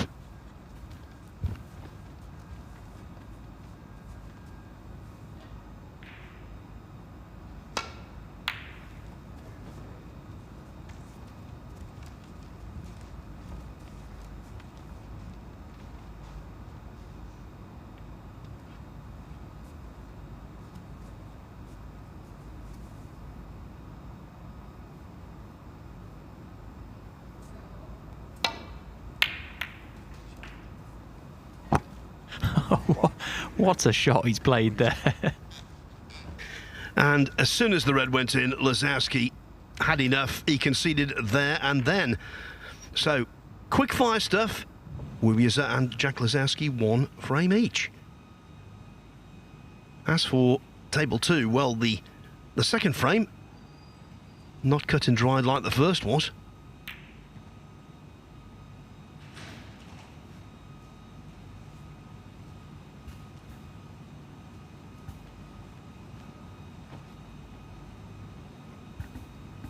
Xiao Guodong actually stays on table 2 next to take on Zhao Zintong.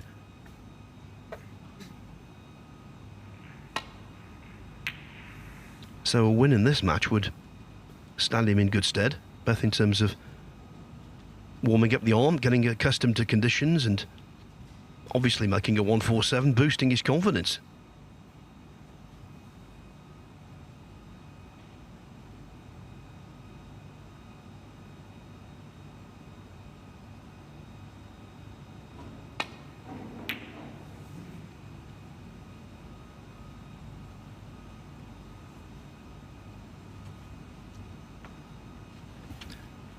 We know the standard is extraordinary, Stephen. But at the start of the campaign, if someone had said to me, here we are in late January, and we would have seen a total of 19 147s made, I would have laughed at them.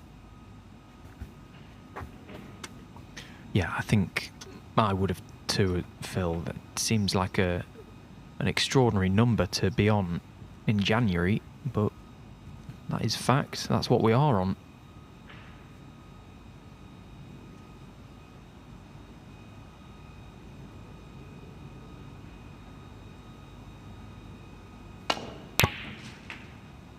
That's a fabulous long red from Oliver Lines.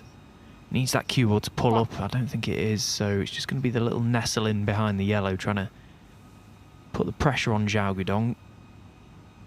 Trying to fight his way back into this game. Oliver Lines 1.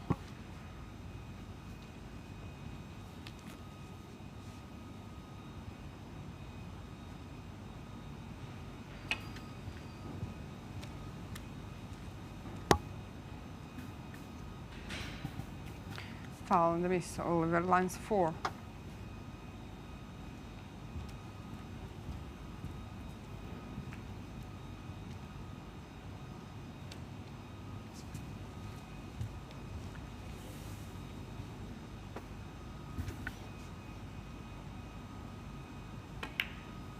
We'll let you know how a very different second frame to the first on table 2 transpires. Now though, it's frame 3 on table 1.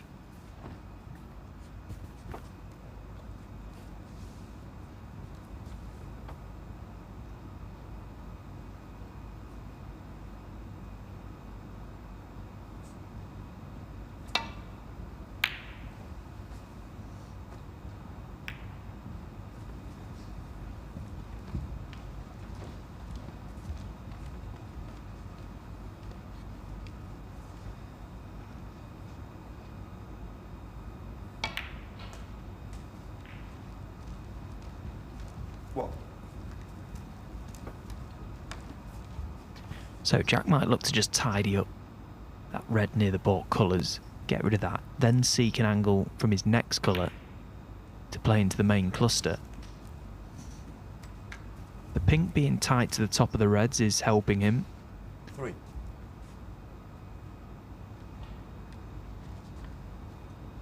Can't imagine he'd look to find a way to just chip away at reds. He often likes to get straight into them.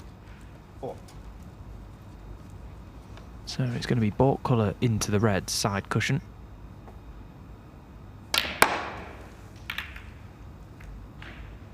Trust to luck. And he hasn't had much. In fact, he's had none. 8. Again, you're just hoping for movement there. He may have a red to left corner, and just wonder if he can chip the other red away and be on the pink to right middle. Not quite. So, end of break. 9.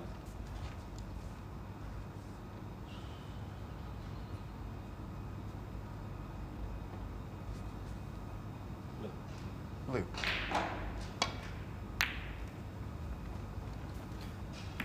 For many, when Jack Lisowski beat Judd Trump 9-8 in the final of the Northern Ireland Open at the Waterfront Hall in Belfast earlier this season, that was one of the highlights of the season, not because Trump lost, because everyone was hoping that Lisowski could finally rid himself of that distinction of being the best player out there yet to win a world ranking event. You can't say that about him now because he has won one. He came close so often. 18 defeats in quarterfinals, 6 in semi-finals, 6 in finals before he finally got the job done.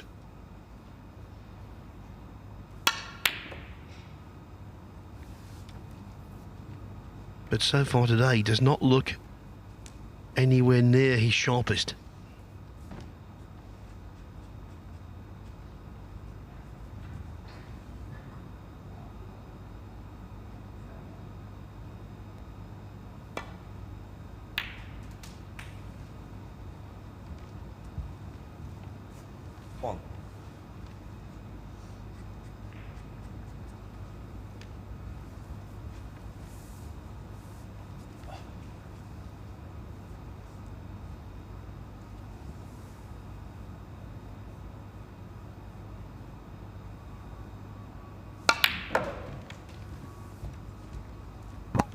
One thing I have noticed with Ruiz, Phil, there's a lot of talk about how well he can play with his left hand, and 6. he does a lot of practice down the academy with his left hand every day. He actually chalks his cue with his left hand, which suggests that he's very much ambidextrous anyway.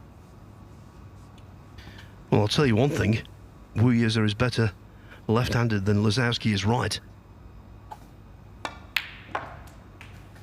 That tendency to go to his right hand has cost Jack an awful lot of frames over the years. Yeah, it's one of them where you kind of watch between your fingers. You can't bring yourself to look, but Ruiz, he actually does fill you with confidence when he switches hand. You do expect him to knock it in, or at least go close. It's not something you see every day, actually, a right-handed player chalking the cue with the left hand, so he's obviously comfortable doing all sorts of things with both hands. 13. Yeah, that left-hand, right-hand thing I think is really fascinating. The multiple major winning golfer Phil Mickelson, he's a famous southpaw on the links, but that's the only thing he does left-handed. Everything else right-handed. 19. 20.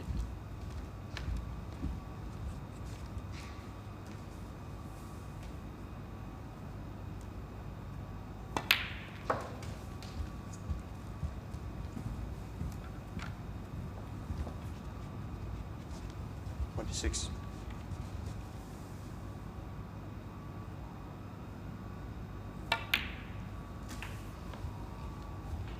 27. 30.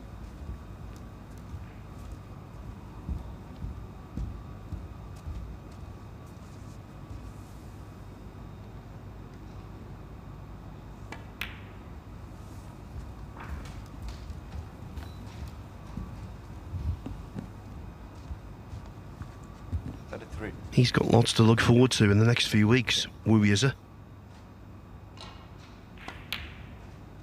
Takes on Northern Ireland's Jordan Brown in the German Masters on Monday night in Berlin. The following week he's in Hong Kong up against Anthony McGill at the World Grand Prix, and then he has a meeting with Ben Mertens in round 1 of the Welsh Open later in February. In between World Grand Prix and Welsh Open, he would love to be here for the winners group. 40.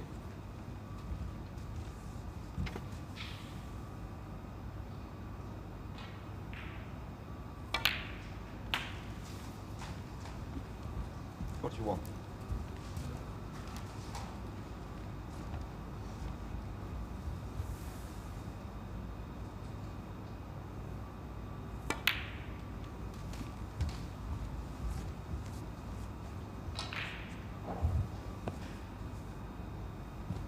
$47.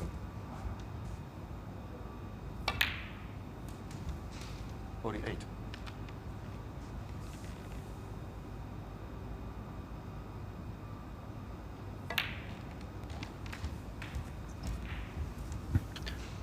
Beautifully played Cannon, and that's the kind of shot 55. that becomes so much easier when you're in stroke and you're practicing diligently, hour after hour. Oh, almost missed the red, mind you.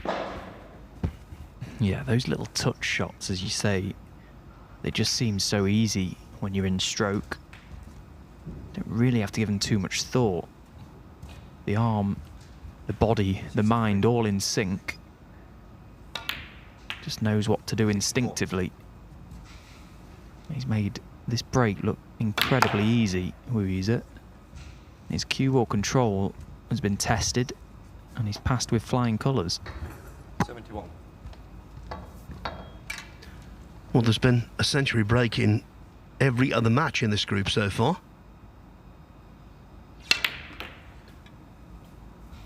We were looking to keep that record intact. 72. And also looking to inflict more pain to Jack Lisowski's day so far. It's been a bit of a nightmare start for Jack, losing his opening match and now finding himself behind in this one. 75. He's got 4 matches today, Jack Lisowski, here on table 1. 76.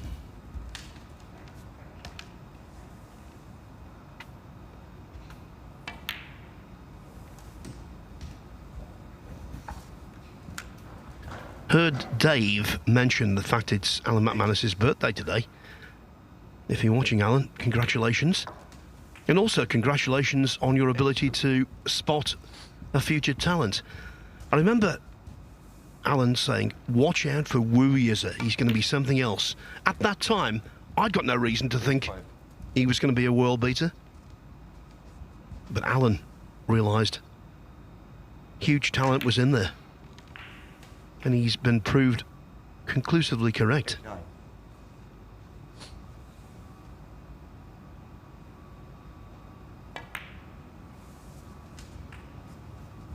94.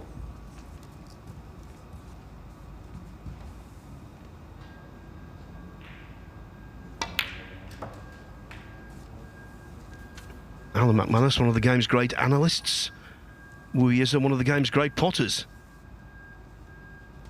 107 in the frame. And there is another century to the total. 107.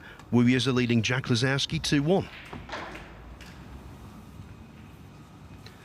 Well, over on table 2, Xiao Guodong did not make a second consecutive 147. He broke down on 41, in fact. But he did win the frame, so he leads Oliver Lines 2-0. Lines, though, with a chance to possibly pull one back. Very early days in frame 3, but this is a useful opportunity. Yeah, and he really is desperate to get this frame on the board, because obviously if he doesn't, it means he loses the match. But he lost their last meeting in the last group 3-0 as well, so Xiao Guodong is playing really nicely, particularly against Oliver, it seems. Didn't really put a foot wrong in their last meeting. 3 big breaks and kicked off with a perfect 147 here, so this visit to the table is key for Oliver. Needs to make it count.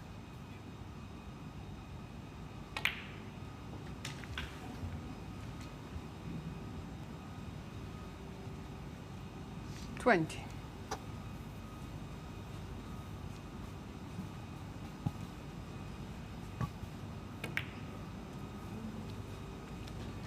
$21. Fourth frame. We needed to break. Back to table 1, where Woobies are looking to apply the finishing touch.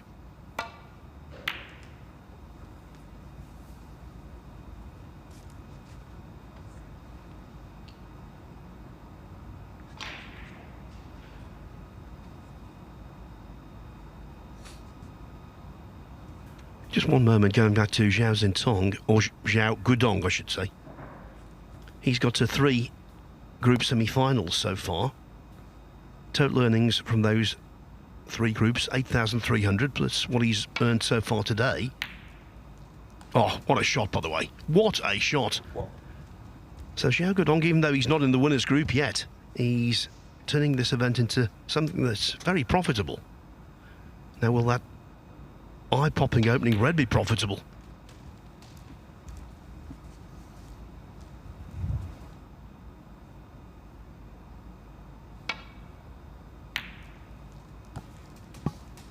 How well has he struck that?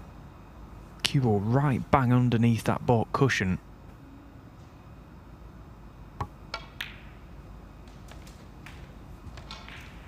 Fine. He has faltered today, Jack Lisowski, when he's got a chance in amongst the balls, which usually he's very proficient. He does score heavy, scores very quickly. Now his target ball, maybe here the red at the back of the pack, landing low on that gives the opportunity to bring more reds into play. That's perfectly played.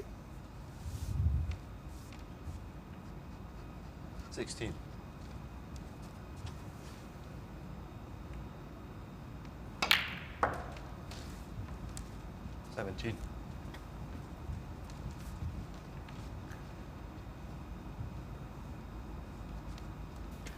Now, the split of the balls here might pique his interest. It might crank up his concentration.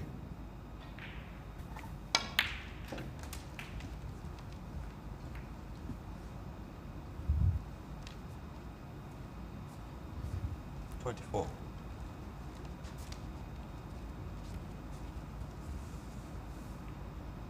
Sure.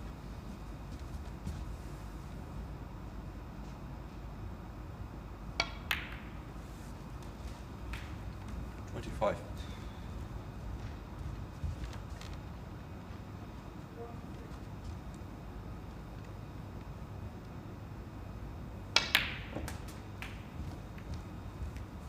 Yeah, it looks like a great chance for...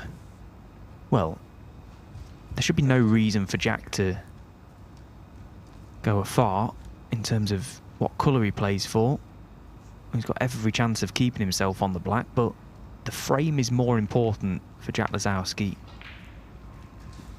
because he lost his opening game and because he's behind in this one. And again, like, he's just toying with thoughts of the maximum. As I say, no reason to head elsewhere just yet. 33. He's got so many reds that he can play on. There's every chance he lands perfect on one of them to get back to the black.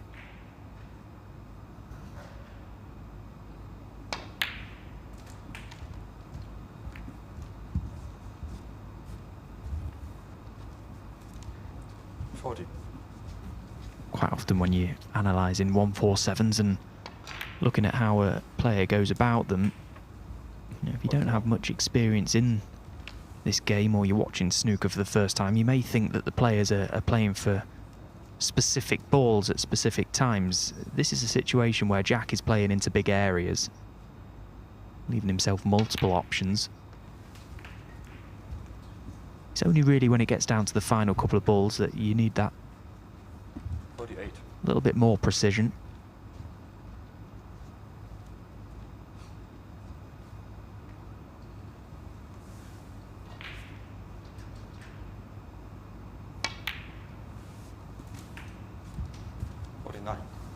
I mean, this just looks exactly like a practice setup at the moment.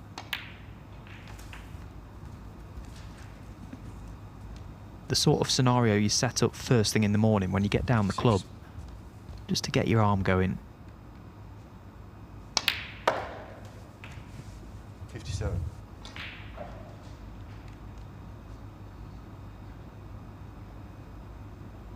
Again, Jack just searching for a big area to land his cue ball. Where best can I leave this to be on multiple reds?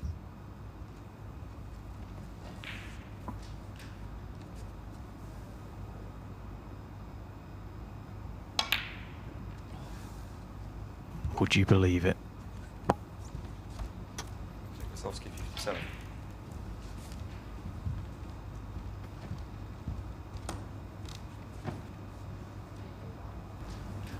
And expectations have dropped after this miss from point blank range. Instead of thinking about the perfect break, he's now in danger of losing the match.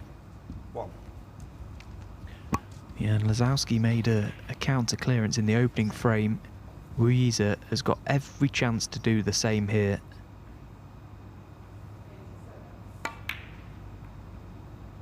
Oh my goodness me. Easy one.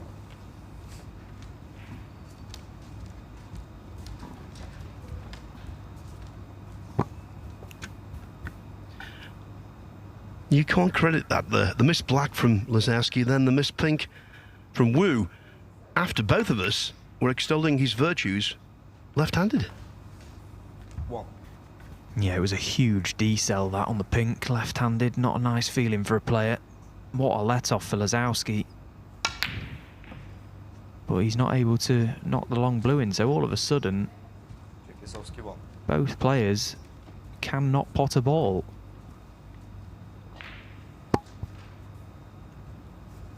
The fact that the pink and black are close together very much in Lisowski's favour here in terms of not letting this frame slip away. But with 5 reds on, that means 67 points are there. So Wu does have a little bit of leeway.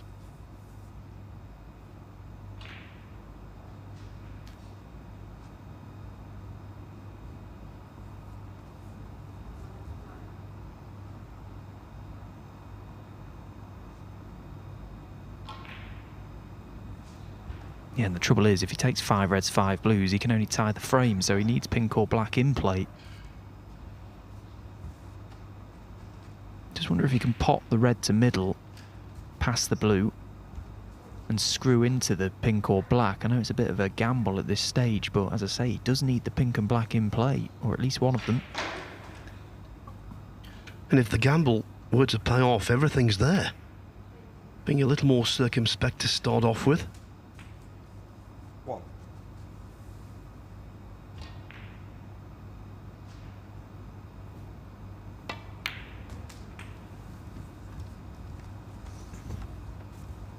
Yeah, the trouble he's got now is he cannot win the frame at this visit. 6. Whilst pink and black are tied up.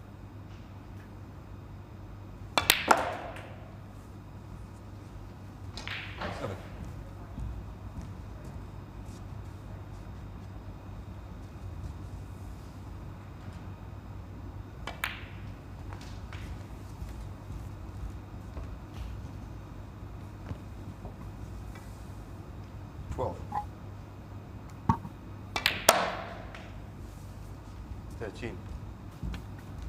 I can tell you Oliver Lyons has won his first frame of the day, and he did so in some style with a break over 130. I'll let you know the exact amount in a few moments.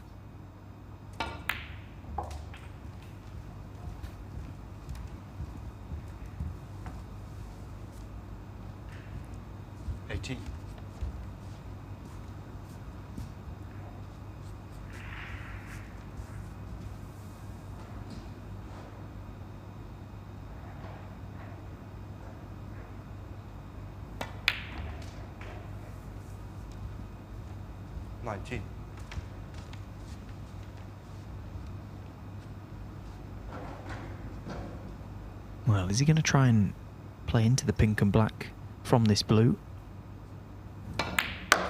Good decision. Needs a little flick. Needs to be a little bit bigger than the one he got. 24. Yeah, it wasn't far off, was it? But I don't think it's liberated. Certainly not the black. I don't think it's liberated the pink either.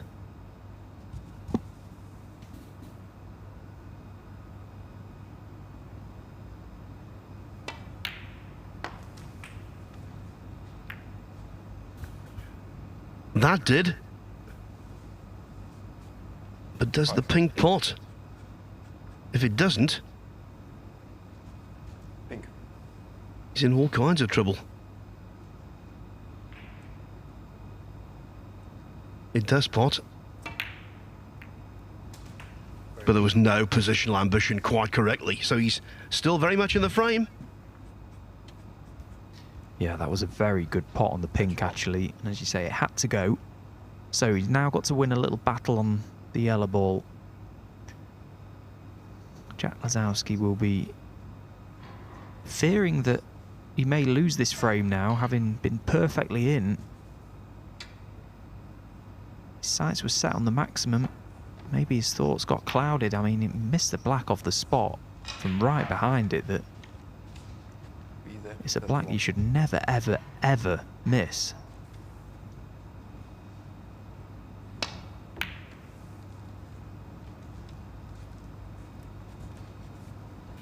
Two-1 to Zhao on the other table. Oliver Lyons winning the third frame with a break of 136, a total clearance.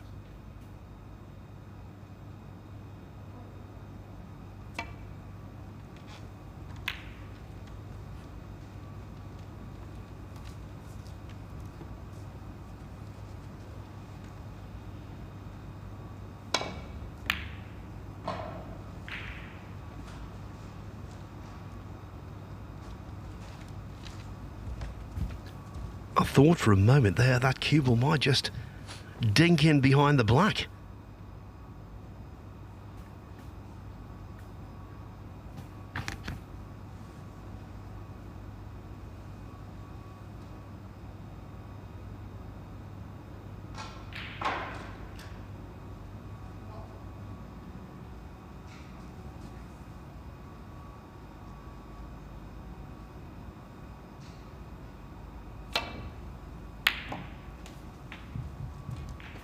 Again, we keep saying it, but what a pot. Mind you, the green is no bargain. Far from it. Great pot though, this. Cue ball almost glued to the top cushion.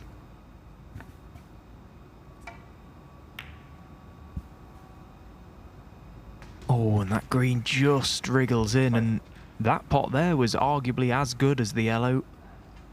From under the side cushion, cue ball going across the table.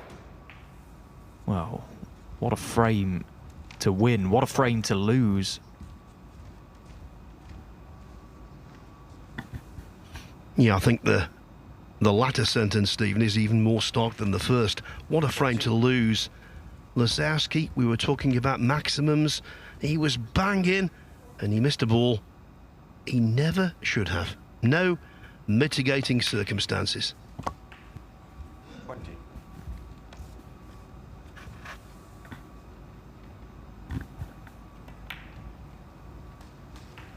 Wu isn't through. It's not a knockout, this. It's a round robin. But he gets the league portion of Group 6 for him off to a very positive start. He defeats Jack Lisowski by 3 frames to 1. Lisowski, having lost his opening match on this table, also 3-1 to Zhang. Next up in around 5 minutes' time, it is the aforementioned Zhang against Welshman Jack Jones.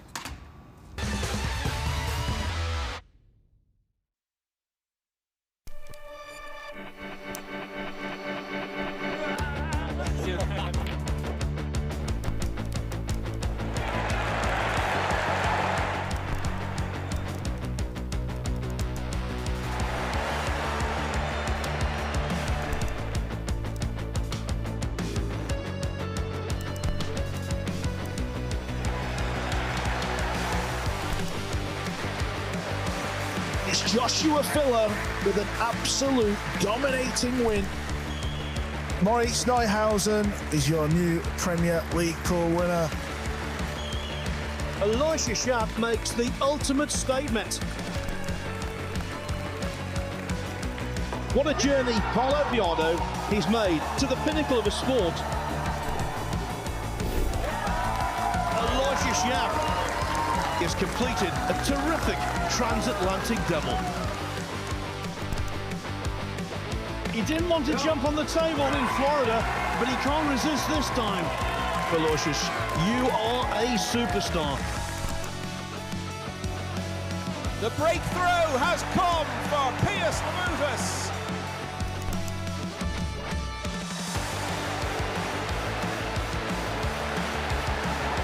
Team Asia, they've won the Reyes Cup again. David Alcade, it's your turn again, buddy. Can you believe it? An absolute nightmare for Tyler Steuer. Europe have won the Moscone Cup.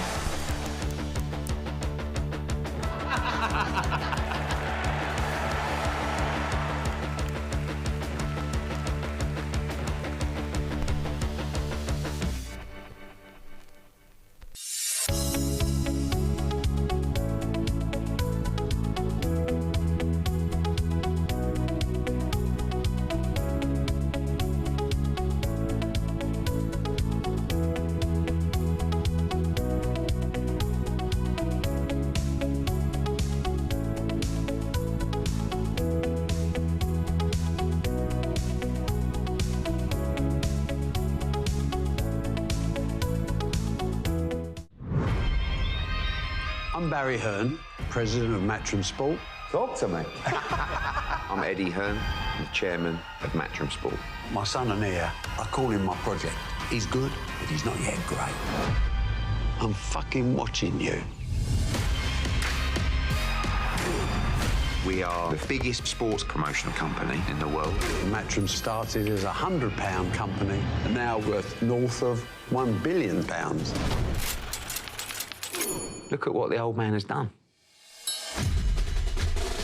I never wanted to work for my dad, but you have to play the hand you're dealt. Eddie, he has ego. It's a weakness, and I won't give up control until I'm sure he's ready. Boxing is an important element of the revenue stream, but only an element. We've got the greatest snooker player to ever play the game. The biggest profit earner is darts. There's no business that has the drama. If I found out you knew about it, you're done. The ego. Jesus Christ. What is that? The aggravation. Oh, shit! You need fair judges next time. The most important thing for my dad is winning.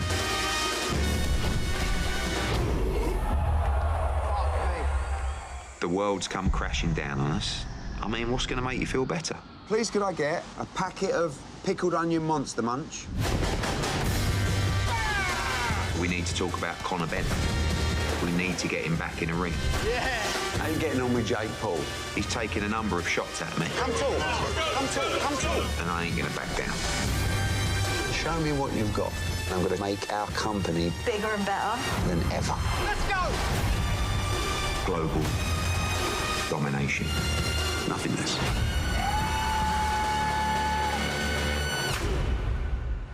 I still don't understand why the shirt's off.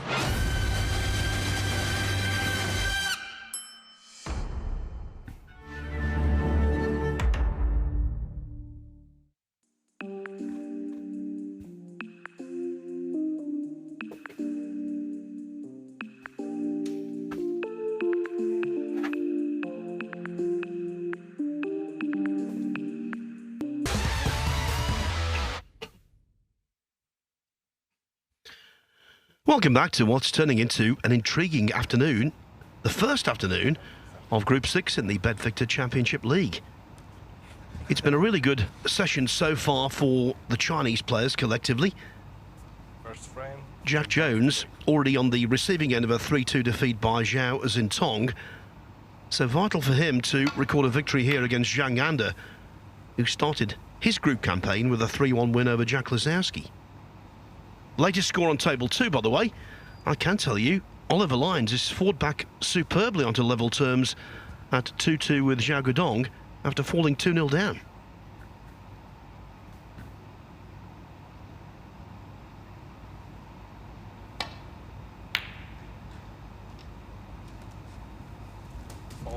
Jack Jones 4. Well, he potted some really good long balls against Lisowski, but completely mishit that one and gone in off. He's a little bit lucky, actually. The red could have been on somewhere. It's run safe.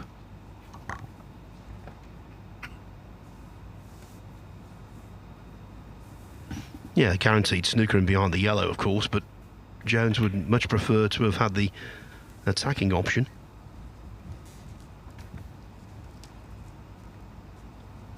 He played well in that first match, Jang. He did have some run as well at some vital times. I think he would be the first to accept that. Fluked to snooker in the first frame. He fluked the last red out of a snooker in the last frame. But in between, he played nicely.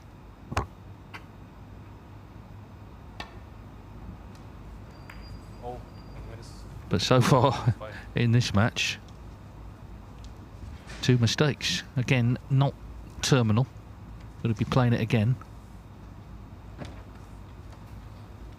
Already, Dave, flashbacks to the first round of the World Championship in 2024. Commentated on every ball of that match. It was 10-4 to Jack Jones, and it was very poor from both. Jones nowhere near his best. Zhang light years from his best. Well, he's never won a match there. He played not great against Pang Zhengzhou last year, actually, where again he was the seed. I suppose you've got to hold on to the fat Luca Brissell. Had lost his first 5 matches there before winning the tournament.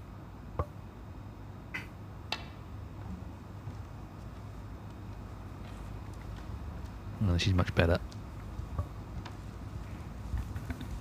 Yeah, that match against Jones in 2024, if somebody had told me then that Jones would be in the final after the way he played to come through the first round, I wouldn't have believed it.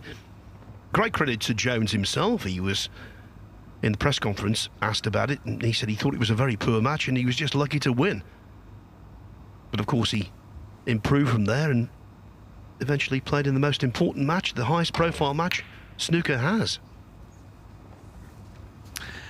Yeah, he made a bad start, didn't he, against Karen Wilson, but he made it close in the end. And that final session, it was getting not sticky so much for Wilson, but, you know, the palms may have been sweating a little. He got the job done, of course.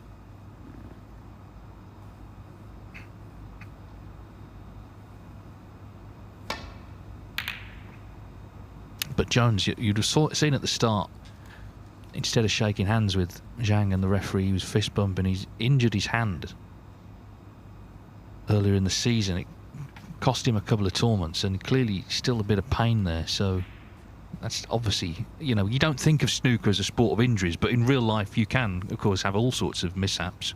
Liam Highfield, he was out, wasn't he, for a long time after a scooter accident, so hopefully he's on the mend. Still a little bit of pain there.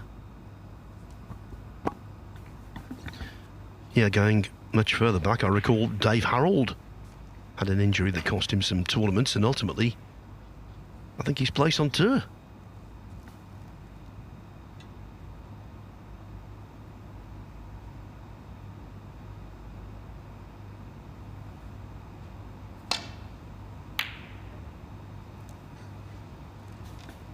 Even further back than that, what about the Nottingham professional Paul Gibson, who was injured on a fairground ride and was never the same again in terms of snooker? Do we know what the ride was? It was some form of roller coaster.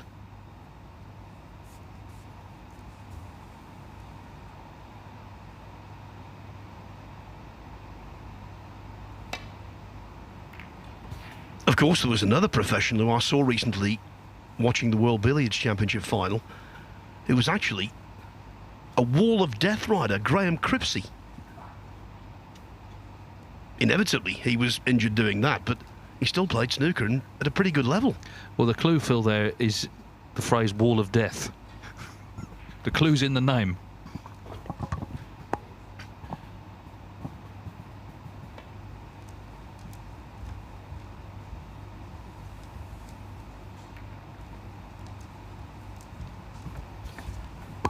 Yeah, if you're watching, Graham, nice to see you at that World Billiards Championship at Landywood. We had a really good chat and remembered old times.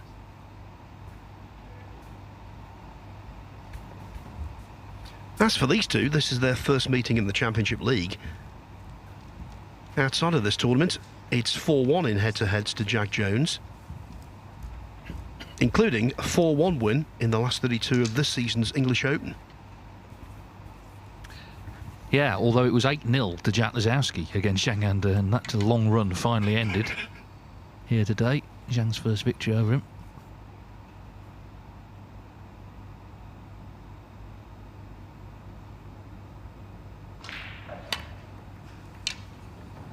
Oh dear, he's caught the pink.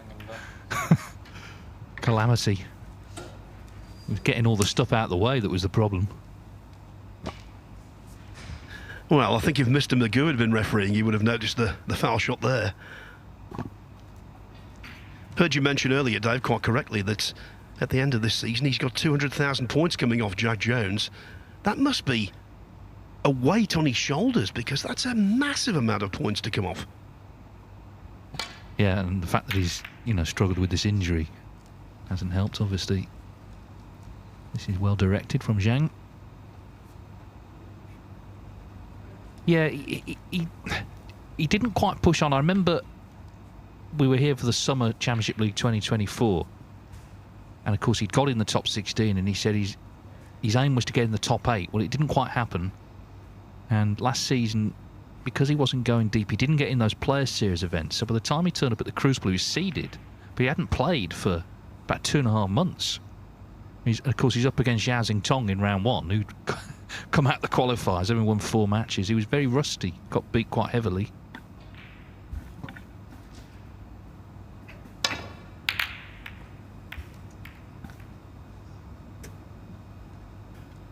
Yeah, that was the draw from hell.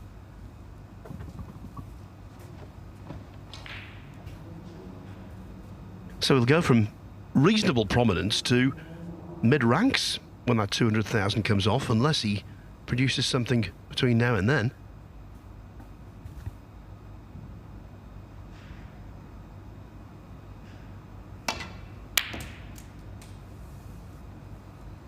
Wow.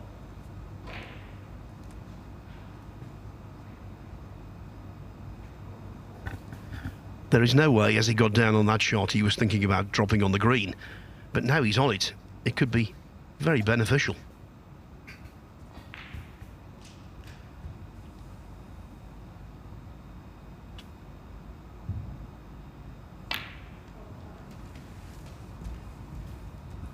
Just a quick update, a little more detailed update on Xiao Guodong and Oliver Lyons. Lyons 2-0 down, but since then breaks up 136-82 to force a decider.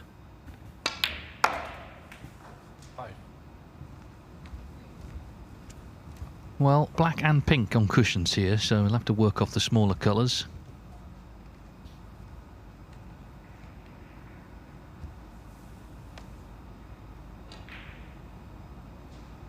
We know why the pink's there, of course. It was Jack Jones unintentionally put it there in fouling, getting all the equipment out of the way. Could be a new tactic, Dave, if you want to make the table messy. Just knock a ball under a cushion. Of course, it does involve penalty points, so it is double-edged.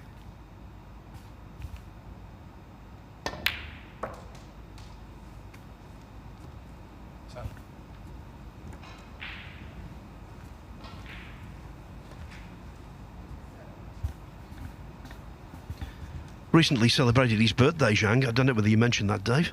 Born on Christmas Day. So one set of presents. That's all he gets.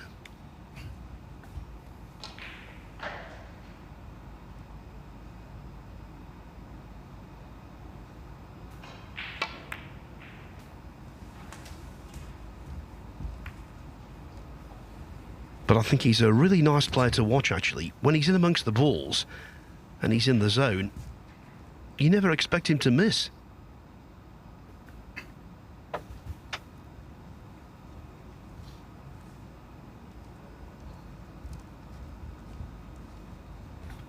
be a little ponderous at times, certainly not the quickest player. And his Players' Championship final against Mark Allen at Telford wasn't a classic. Let's just be diplomatic about that. But he's produced some extraordinary performances, especially in recent years. Oh, but nothing extraordinary about this frame so far. Just scrappy. Yeah, I mean, like I say, he's having to work the cue ball there because black and pink, no good. So still expecting to get the red, but it was always going to be hard work, I think, to win the frame at that visit, even though the reds look good.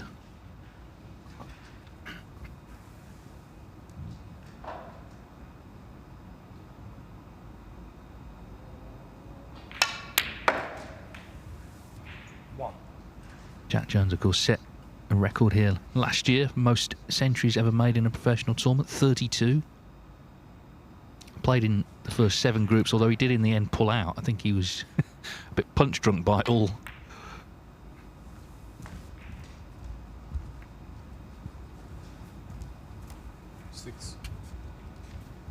Not punch drunk. Oliver Lyons, he's going to beat Xiao 3-2 on a 94 break in the decider. That early morning call to replace Corin Wilson on Monday has turned out to be a very lucrative phone call for him. Oh, Jack Jones. Well, it is the winter. A lot of it about.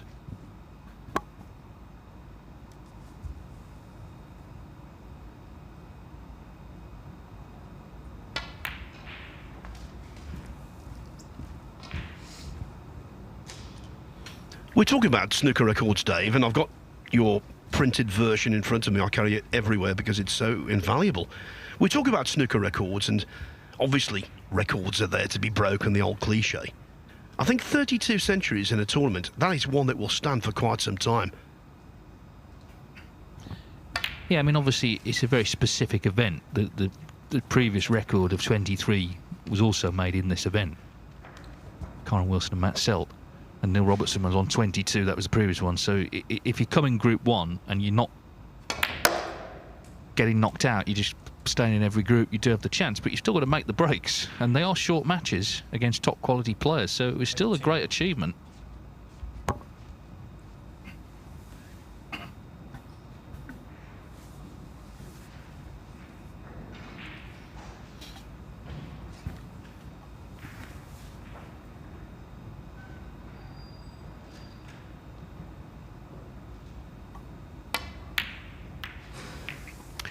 Yeah, he's had the same problem as Zhang, of course, in terms of constantly having to travel down for the smaller colours. So Zhang just 6 behind as he comes back to the table. Slight stretch that from Jack Jones.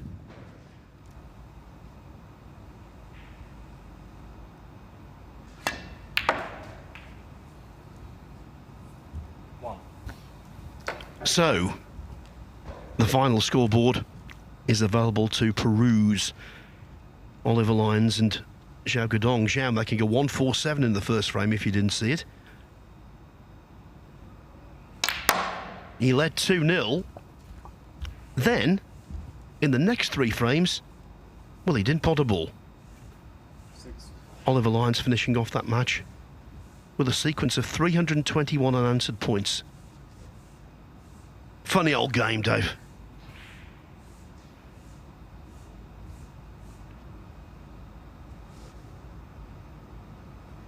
Well, this is tight, I think. He might be a little unlucky here.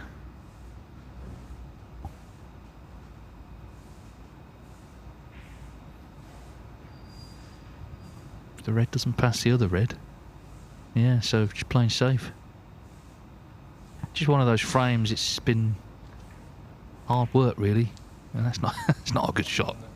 Did not play that well. That was a real head scratcher, much like what happened in the last frame of that match at the Crucible I was telling you about earlier.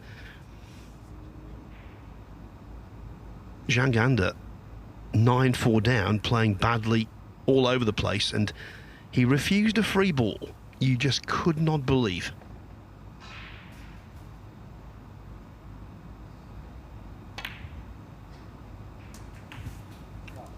This game does strange things to even the very best players.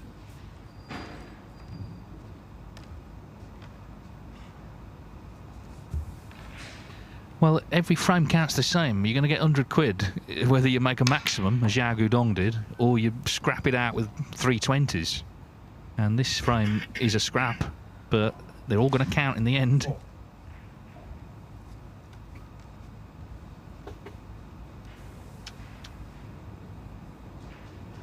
Jack Jones did lose his first match, but he won 2 frames at least, so he's got a couple of frames on the board. Right.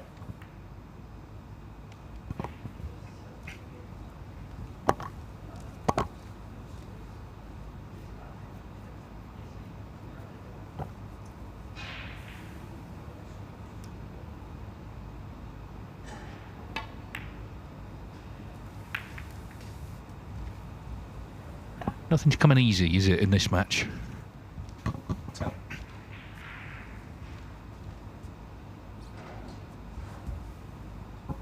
Is he on the red?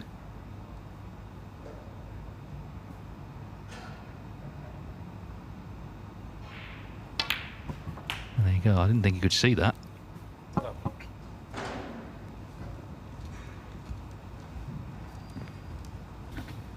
Normally at this stage of a frame with 5 reds left, an 11-point lead is inconsequential, but if Jones can build it up to 20 or 30,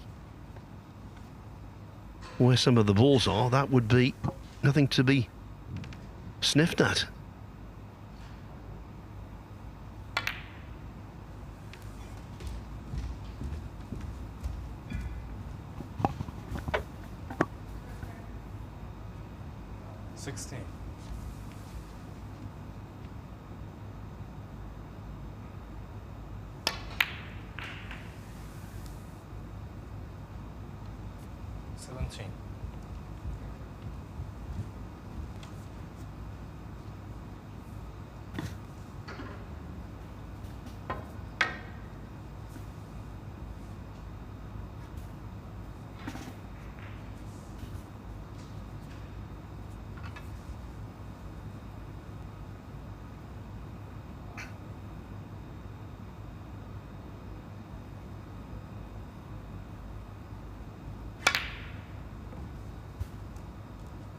Never on target. Caught the blue far too full. Yeah, now the blue, now the blue's off its spot as well. So it's just one of those frames, isn't it? Someone's going to win it, but it might take a few visits. Wow.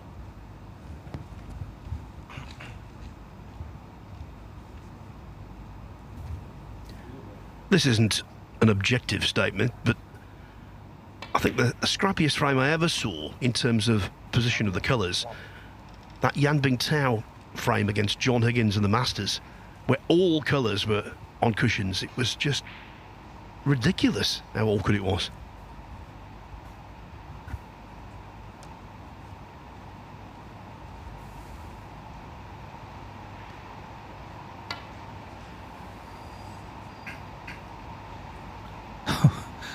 Well, don't think we'll be requesting the tape of this frame later, but as I say, they all count the same.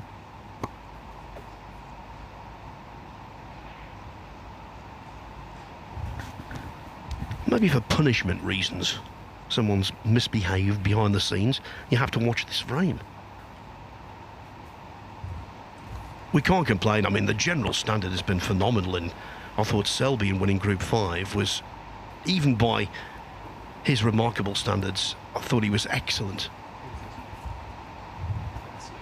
Yeah, I mean, the die was cast here really when the black and pink went safe. That was always going to make it tough. 10 points in it.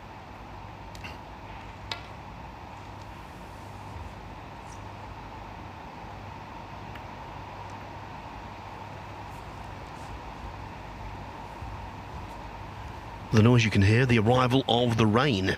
Apparently on Friday we've got a named storm coming in. Not the whirlwind or the hurricane or the tornado, in fact. All Chinese are fair on table 2. Xingtong and Gudong. played a lot already in this event, haven't they, these two?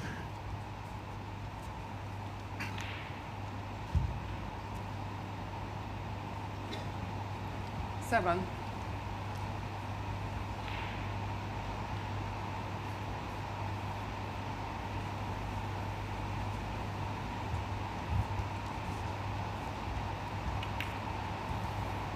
Well, when we were here, I know you were on holiday, Phil, some of us were working, but when we were here the first week in January, there was all sorts of doom and gloom about this sort of weather bomb that was heading our way. We got snow, we had to leave the hotel. There was absolute damp squib. There was a bit in the air, that was it.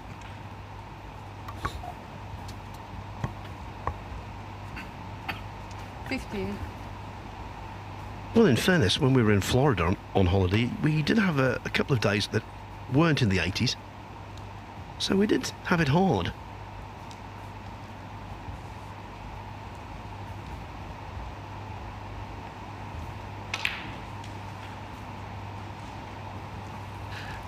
Well, the frame very much in the balance, isn't it? And so normally you'd say it's about who gets in next. It might not be. Jack Jones, that 10-point lead, though, could be quite valuable.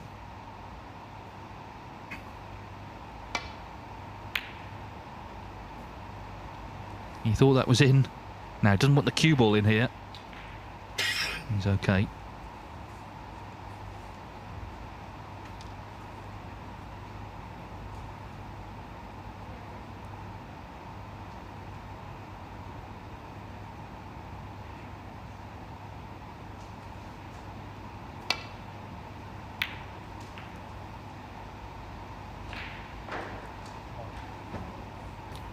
One of those shots that was a better pot than it looked.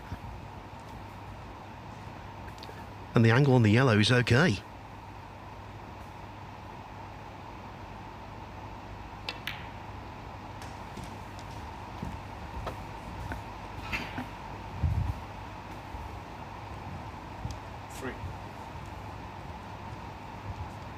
Well, it's not straightforward yet. Obviously, you're going to have to land on the last red on the top cushion.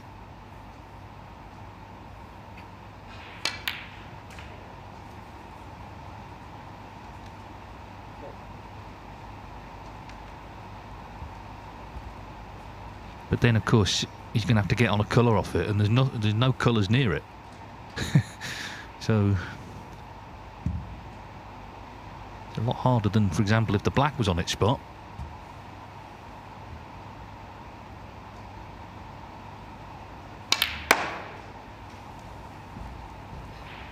That's a great effort, this.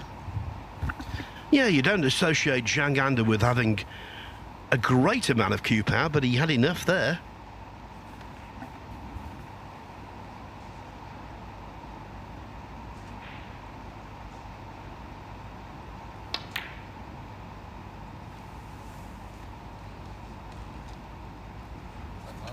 But when you have a frame like this, bits and pieces, it's never straightforward.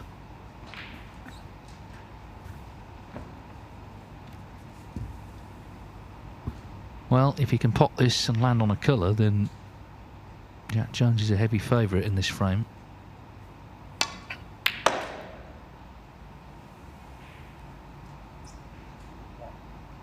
Needs to slow up. Just on the yellow, I think, or the green.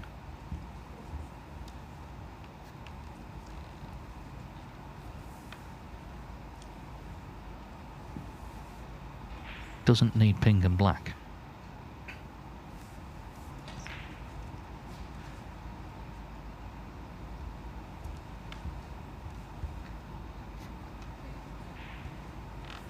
This is a stretch. He's mindful of that black as well. Not comfortable on this, is he?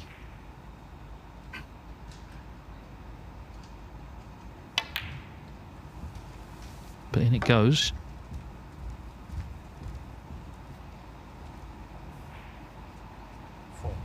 The point you made earlier, Dave, was absolutely spot on. Frames like this, aesthetically not pleasing, but they count just as much as the frame where Zhao made a 147 earlier.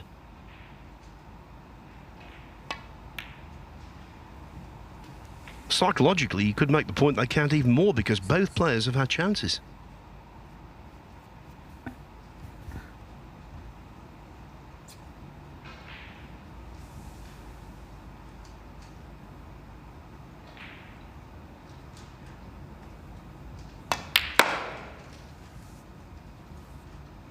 Nine.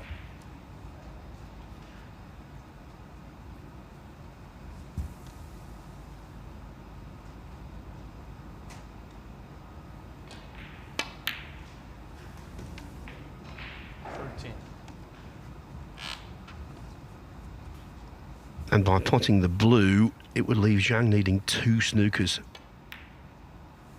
Where the black is, I'm sure he won't come back.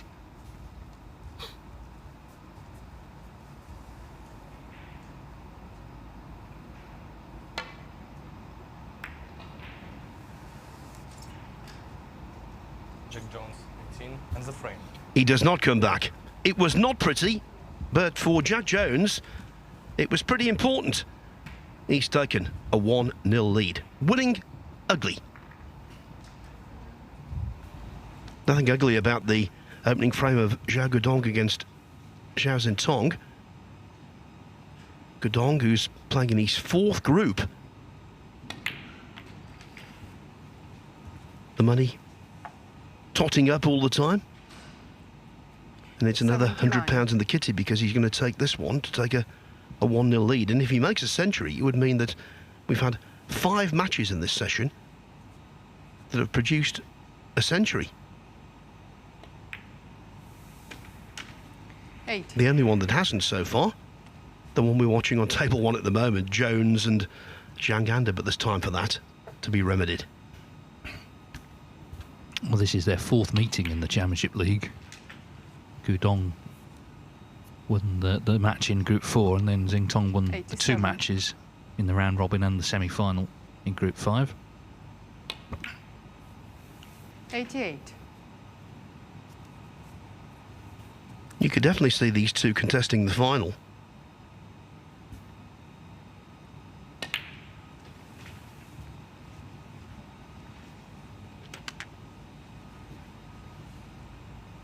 $95.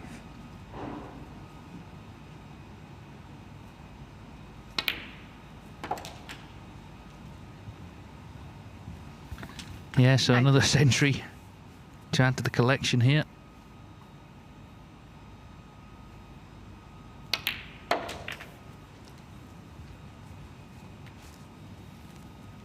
$101.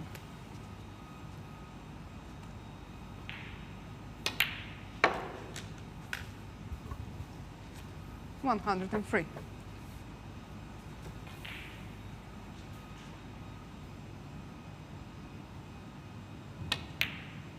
So Xiao Guodong suffering no adverse reaction 106. to being blanked in 3 consecutive frames as he loses from 2-0 up, 3-2 against Oliver Lyons. This a very good response.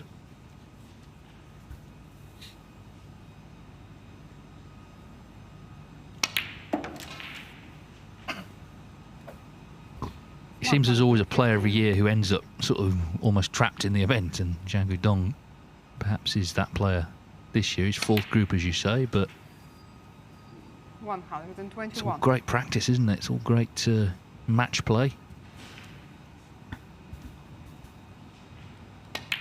Wonderful break. So good on 128 on the frame. Indeed, 1-8 for Xiao Guodong. The perfect way to get off and running in his 2nd match of the day.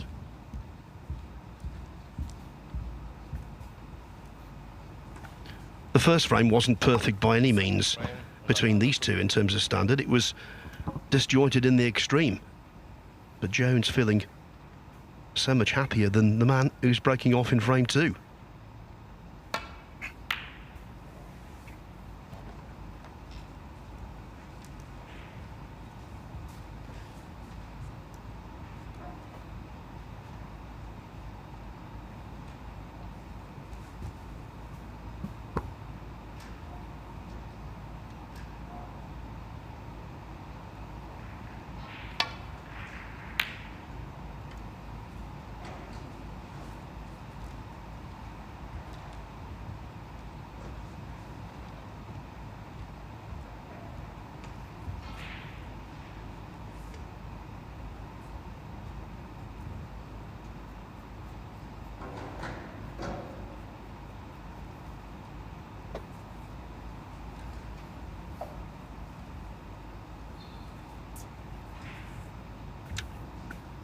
I mentioned before that he doesn't possess the greatest amount of cue power. He's also one of the shortest players on tour, so his reach is a little limited.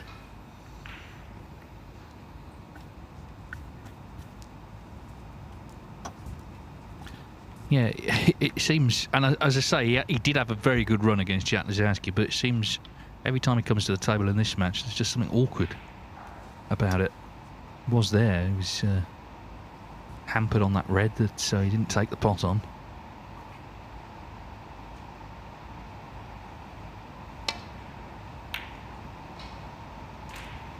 But Jack Jones has found one.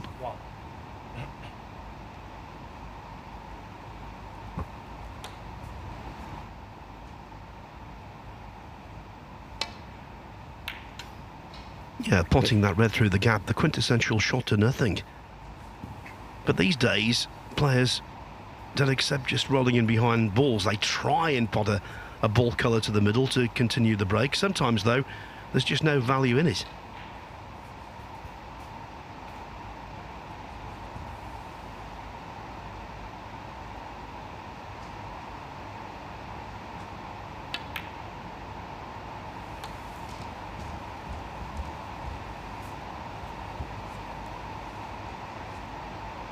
Not your traditional shot there, Dave, to leave a pot of this difficulty.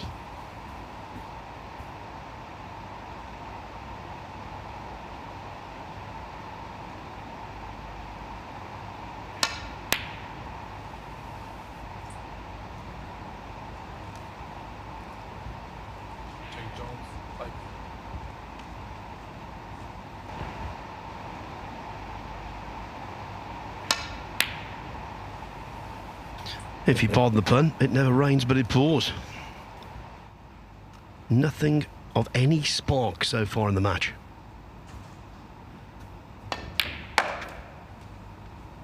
Well, that was very nicely done, but, well, the cue ball just needed maybe a couple more inches of travel.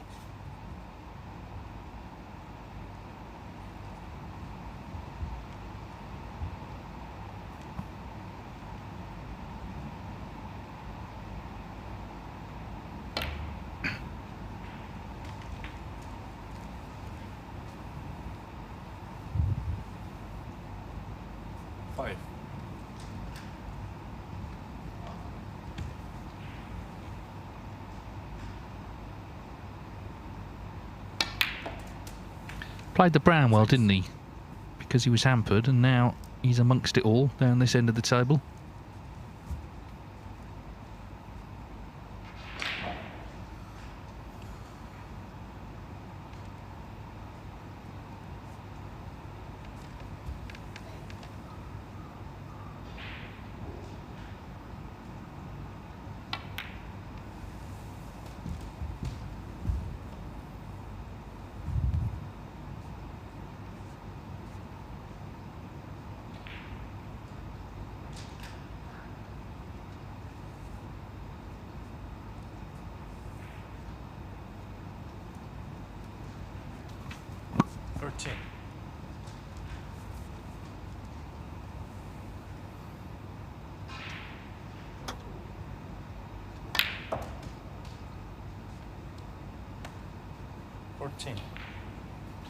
Well, needed to get top side of this blue and not got much angle on it at all.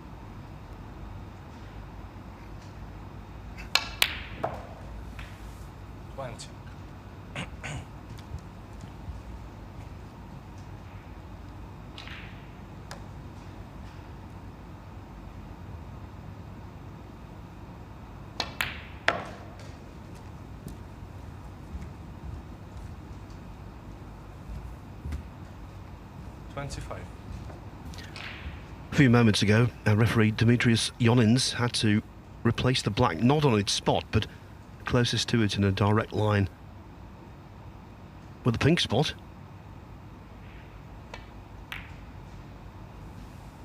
That could have caused a few issues for Zhang, but now the black spot well open, and if this goes in with position on the next red, this could lead to a substantial break. And I think that's one of the reasons we're seeing so many centuries here, apart from the fact that the guys are 33. out of this world in terms of ability.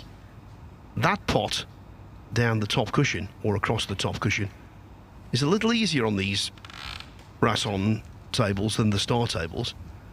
And the guys are playing that particular kind of shot with great confidence, even at quite sharp pace.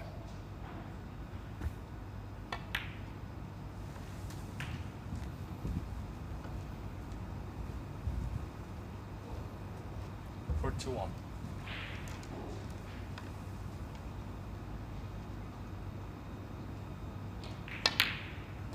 For 2-2.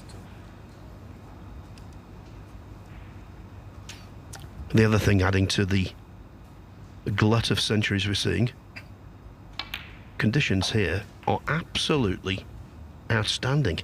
The tables are so reactive and responsive. 49. Yeah, I mean, that has changed over the years, hasn't it? You know, you look back in the 80s and the tables, apart from anything else, are absolutely covered in chalk. Balls were a bit heavier, so it didn't open as nicely. The cloths weren't as thin, so it is definitely true that players have got better over the years, but also the conditions are more conducive. So you put the two together, you get 19 maximums, don't you? And we're still in January. How many we're going to get, Phil, by the end of the season, do you think? 25? Yeah, I was extrapolating that in my mind during the previous match. I reckon, yeah, 25 is a reasonable total. I think 20's absolutely guaranteed. Would be astonishing if we didn't have one more. Yeah, I'd say between 23 and 25, that would be my target figure.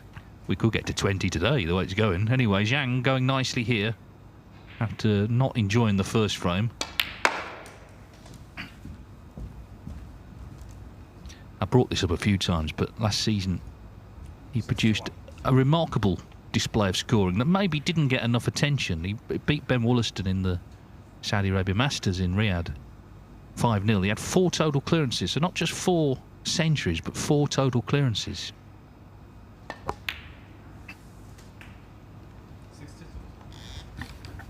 I was there with you, Dave, and as Ben Wollaston walked out of the arena, he walked out looking like a zombie. He was just in disbelief, absolutely bewildered by what had occurred. And I said, what happened? He went, he didn't miss a thing. He said everything he potted was right in the middle of the pocket as well. Yeah, I think it was it 3 138s and a 128? Yeah, I mean, you're not going to play like that every day, obviously, but, you know, it shows what he's capable of. And he's shown it again here. He's over the line in this frame.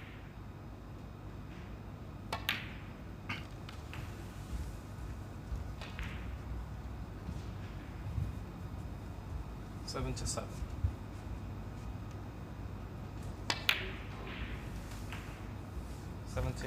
Yeah, that time in Saudi, I did feel sorry for Ben because it's such a big money event, so many ranking points on offer. But I suppose the solace is that it wasn't his fault. It was all down to the excellence of Zhang rather than any failures from Ben.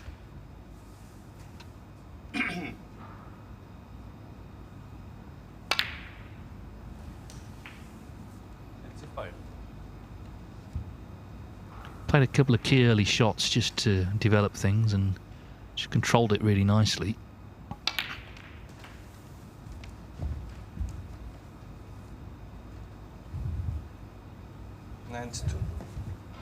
Does help though when the big colours are available, which of course they weren't in the last frame, frame 1. 93. So the black to make it a century in every one of the 6 matches in this session.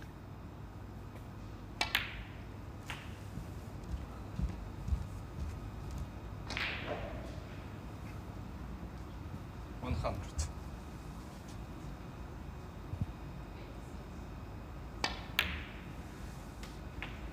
102.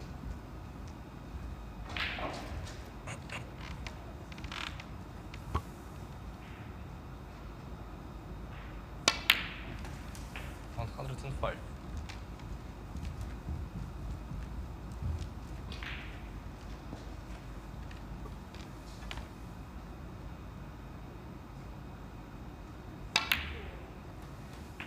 109.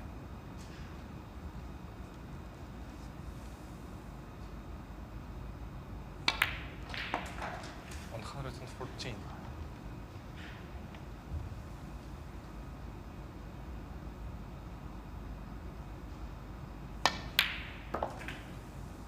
120.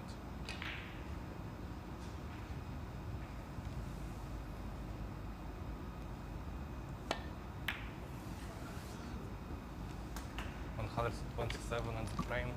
What a superb, almost effortless break from Zhang. The first frame was scrappy. The second frame most certainly wasn't. They've been shared. It's 1-1. Very latest from table 2, Xiao. Remember, he started off with a break of 128. Well, he's made another century, would you believe, to go 2-0 up against Zhao Zhentong. So Xiao, unbeaten in the round-robin phase of Group 5, is staring at defeat in his second match of Group 6. As for Jack Jones, he's become reminded of Zhang's scoring potency, Dave. Yeah, I think the first frame was a bit of an outlier. I think it was always going to be about scoring, and Jack Jones did have the early chance to do that himself, but Zhang Anda, who in the end monopolised the frame.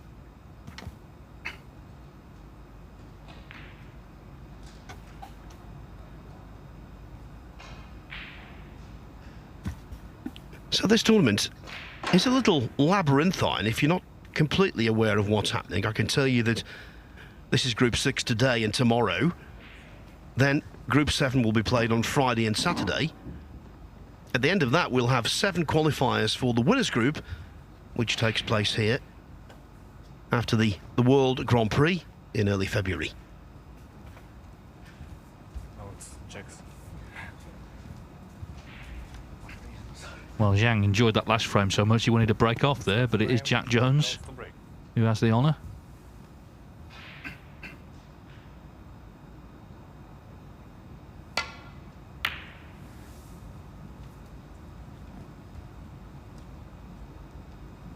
One, 3, 4, Xiao Gudong to follow the 1, 2, 8.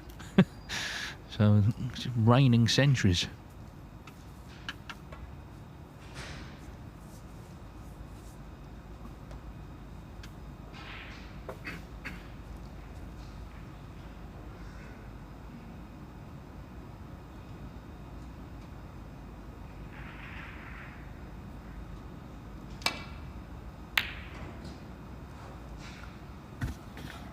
You would never say that right at the top of his list of skills would be potting from distance, Zhang. That was quite tough. And it's presented Jones an almost immediate chance.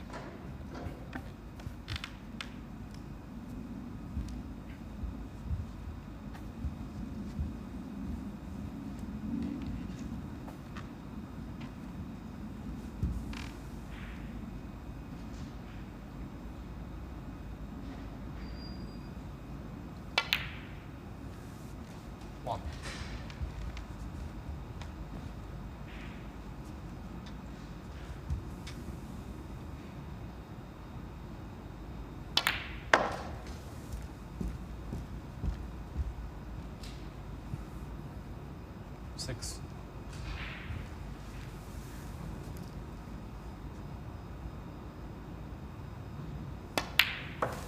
7. 1.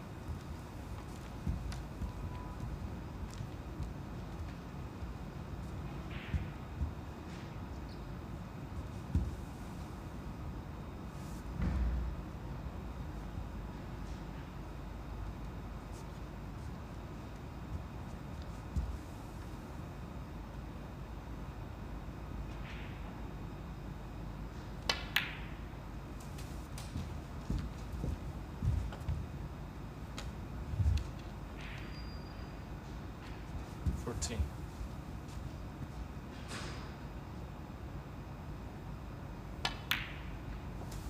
15.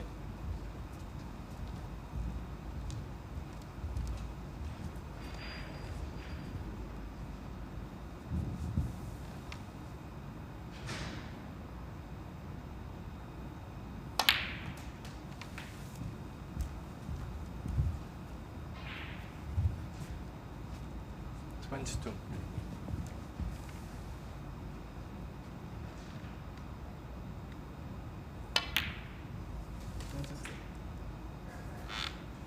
Needs all the match practice he can muster, does Jack Jones. He's got some tough matches coming up.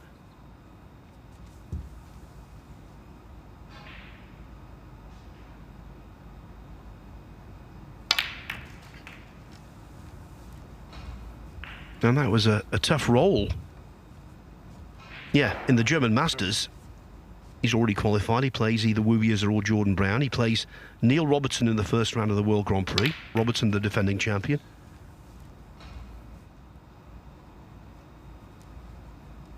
Seemed to go into the bunch pretty well there, but to no great avail.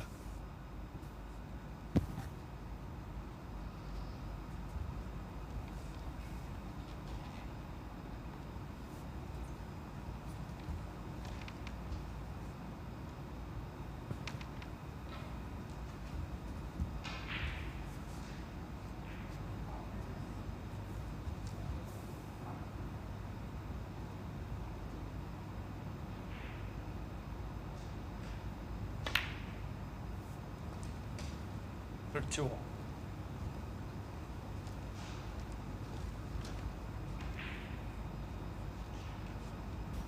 Always nice when you think you're scuppered and then you find one that you didn't immediately realise.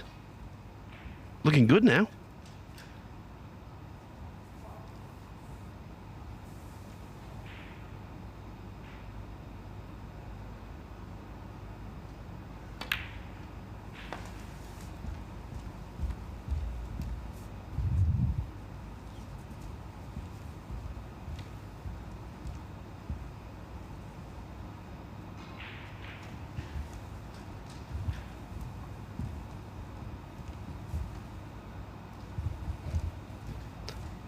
Well, number 19, Jack Jones, both officially and provisionally going into the German Masters. 37.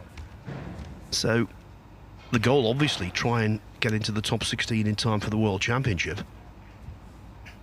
And therefore earn seeding to the Crucible. But it's going to be a really tough task, that. Has to produce some really good snooker between now and then. 38.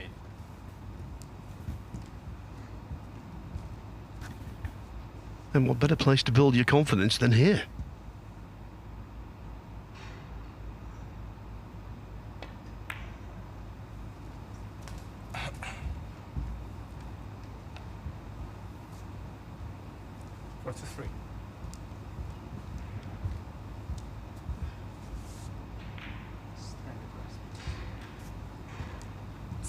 Yes.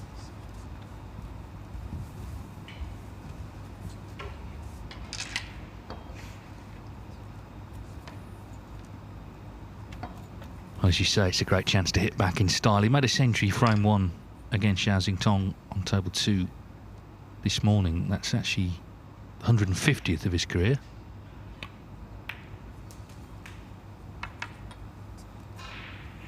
.44. 7-0 down, wasn't in that World Final to Karen Wilson. Obviously all new to him, just being in the final. He actually won. Of the other 3 sessions, he won 2 of them, drew the other. But because it doesn't work like that, it's about the overall match. That start he made was always going to make it difficult.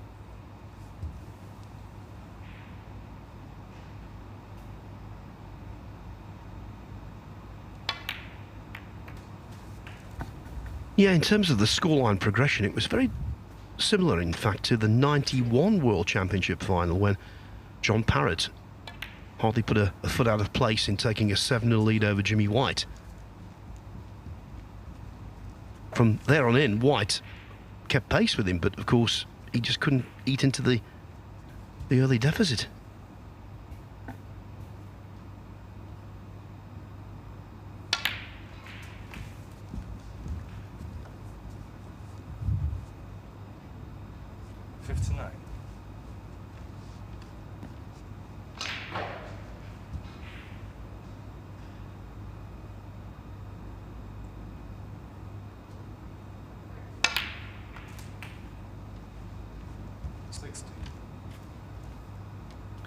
So the blue puts him 65 ahead. Another red and a colour, and he's 2-1 in front.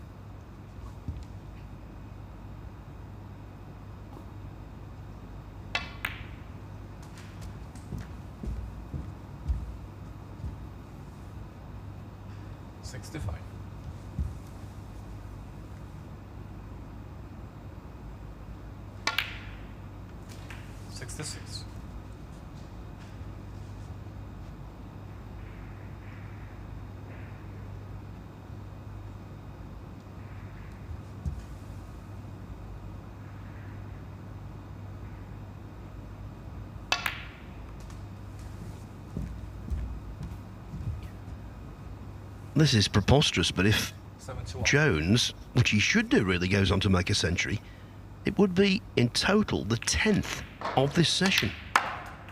7-2.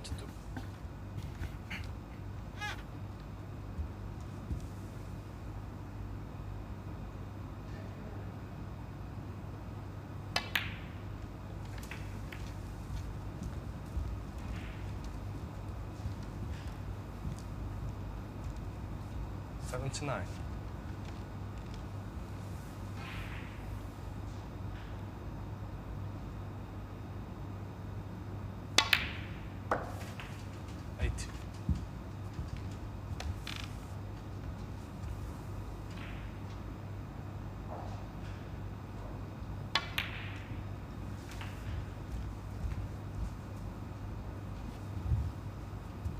It's a 7.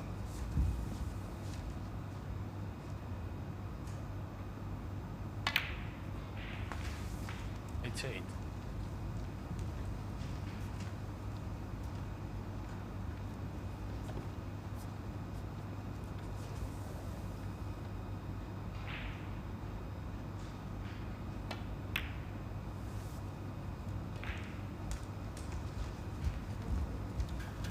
There's no getting away from this. Over the course of generations in snooker, the century break has been devalued. They occur so regularly now, it's almost ho-hum. That's how good these guys are.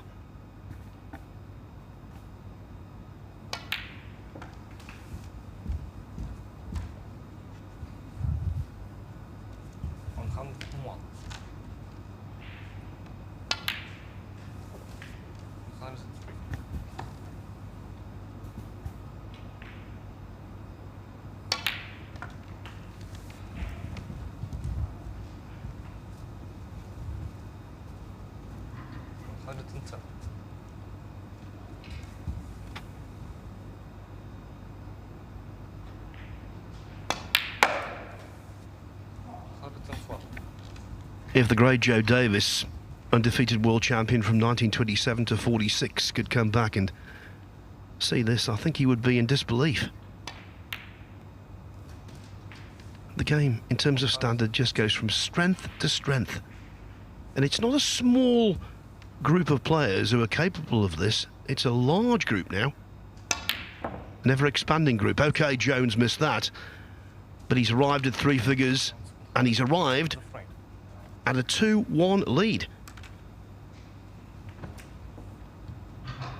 Over on table 2, it is 2-0 to Zhao Guodong.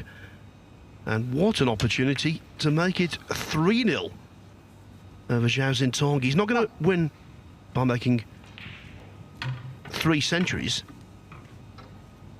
But nevertheless, Dave, what a result. Yeah, excellent, particularly as he lost from 2-0 up just a short time ago to Oliver Lyons. He's got 2 more matches to play tonight, so could get to 3 points at the halfway stage, and will be looking, of course, very good to qualify. Xiao Xintong will have 1 more match to play against Chang'an later on table 1. He won his first match, of course, Xintong against Jack Jones, 3-2.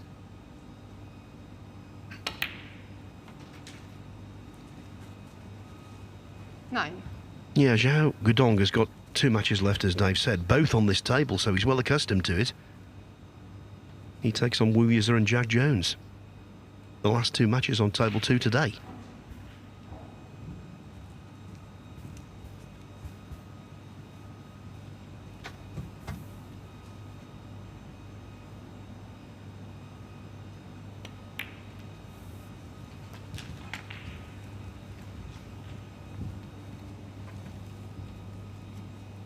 15.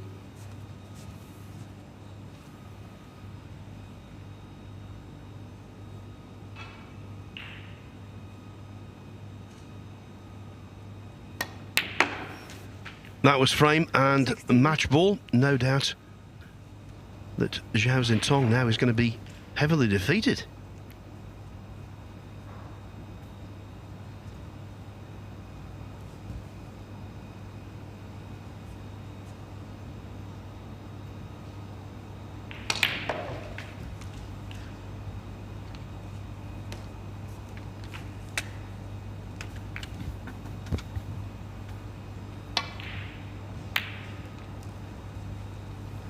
$23.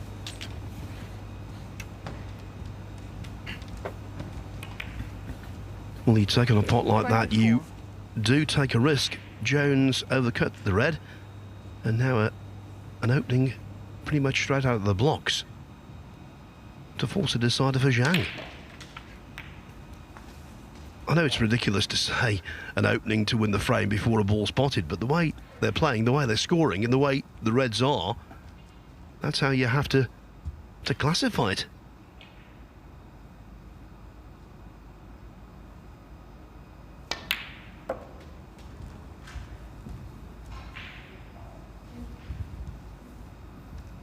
Five.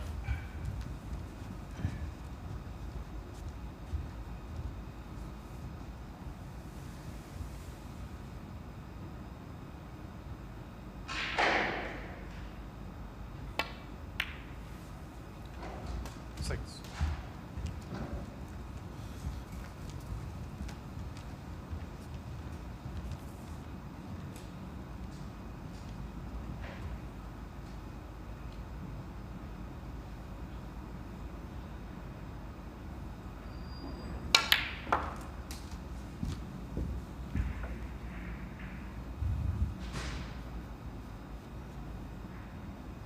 $13.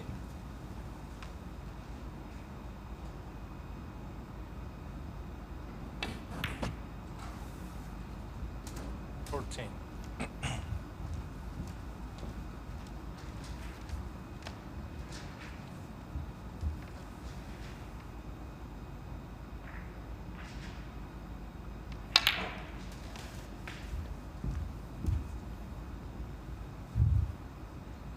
And what we're seeing on both tables here today so far is what you see in snooker clubs up and down the country, around the world, with these top players. When they practice, they just knock in tons for fun. 22. Quite often, the top guys make 10 in a day.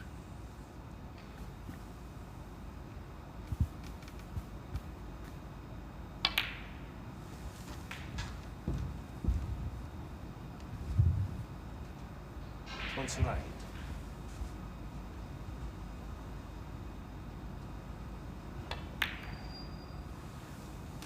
$30.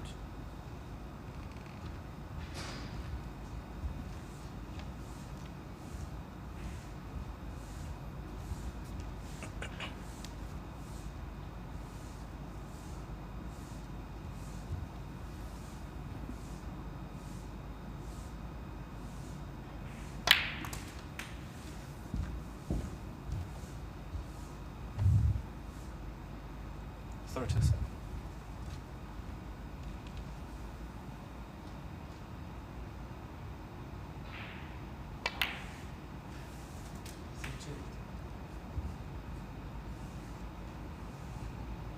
Now, there is an open red. Splitting them, that's a tough proposition, because coming off the top cushion, it always is. Decided to chance his arm. And from his body language, I think he's okay. Doesn't give an awful lot away, though, does he, Dave? No, but as you say, I think this red is possible to left corner.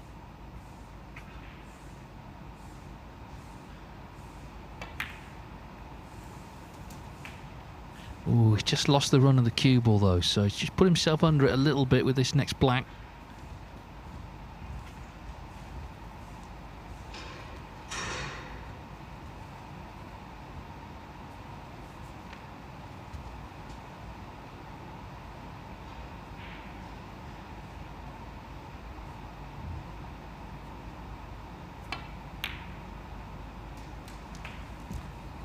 Yeah, nicely done. Fair to say frame 1 was not typical of the match as a whole. It's been much more fluent since Jack Jones scrapped out the opener.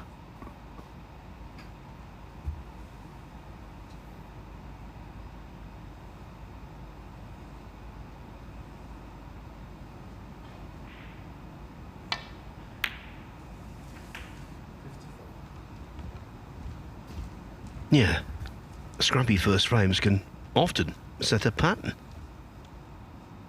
But Dave's word to describe that first frame has proved absolutely correct. Outlier. Anomaly. 6-1. But if it does go 2-2, as seems now increasingly likely, there's always the chance of a scrappy one when the match is on the line. One more red required. This one to right middle. So he's done well here. 69. And another clean frame to set up the decider. And Zhang thus with a chance to end this first session on 2 points out of 2 with the win over Lisowski 3-1 earlier. Jack Jones, the danger for him is he loses a second decider. Of course, Xiao Tong beat him 3-2 on table 2 earlier. 76.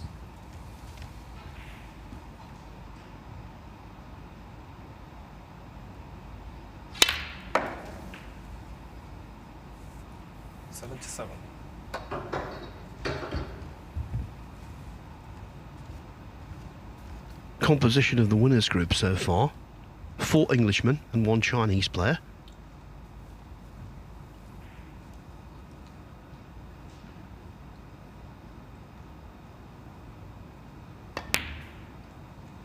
Can Jones break the England-China duopoly? Well, if he loses this frame and the next, it will be a tough task. Having to apply side here to just cajole the red in. Not just swerving around the reds, but the side itself actually straightened the red. Very nicely played.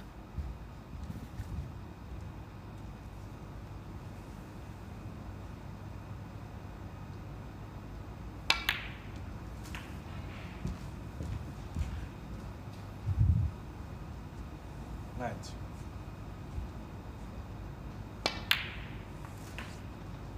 Nine to 1.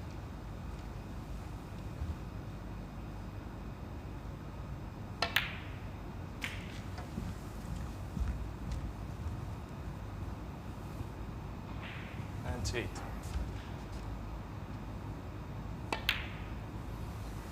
And 9. So this for the 3rd century in as many frames.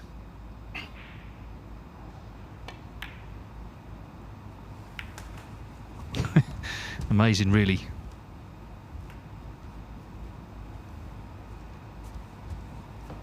$106.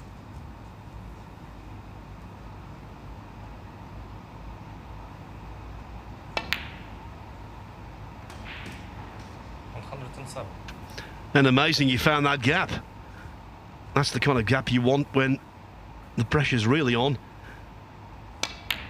in a decider somewhere.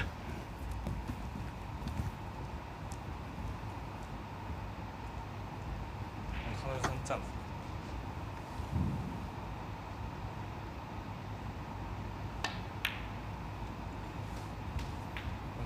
$112. Some time ago, the PGA Tour, the golf in America, they had that slogan which was widely known: these guys are good. It most certainly applies to the World Snooker Tour right now. Exceedingly good. Well, it's 11 centuries in 6 matches in this session, and there's still a frame to come.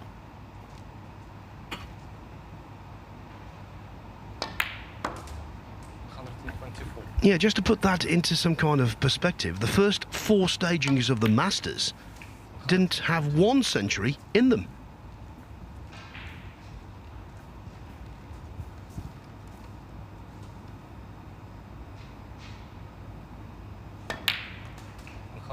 37 and the frame. What a clinical, characteristic way, actually, for Zhang Anda to pull back onto level terms.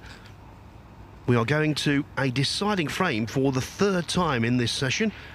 For the first time on table 1, it's happened twice over on table 2 earlier today.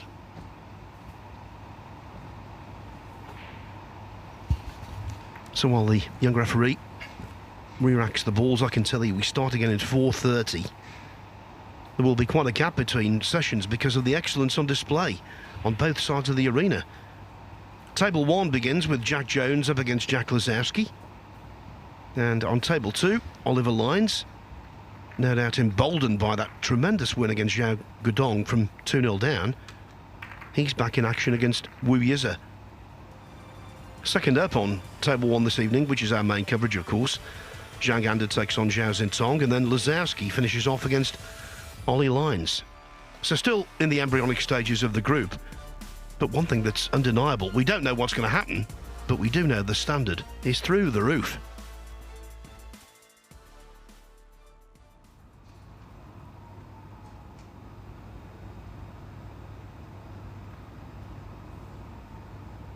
Dave, these young referees from Latvia have done very well, haven't they?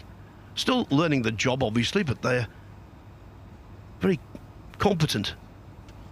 They're doing a great job, and they're out there enjoying themselves as well, getting to referee these top stars of the sport. There's Dimitri setting the table up.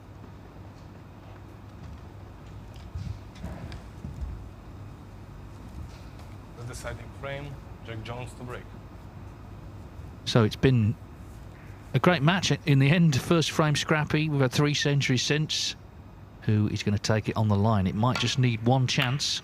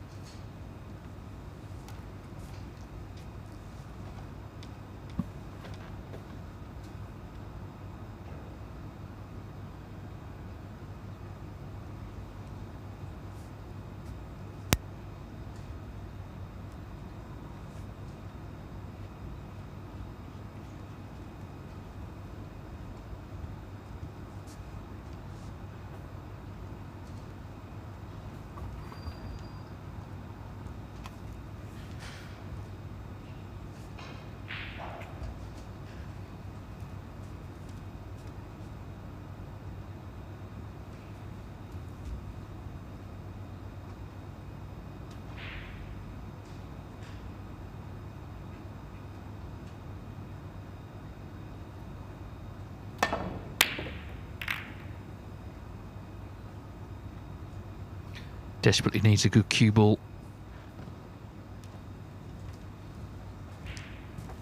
Looks like, well, it looks like he's covered the red on the right-hand side. But there is a chance all the same. You could see he was a bit wary playing it because the sort of match it's been, you know, he's taking one chance to win frames. He might not get another visit.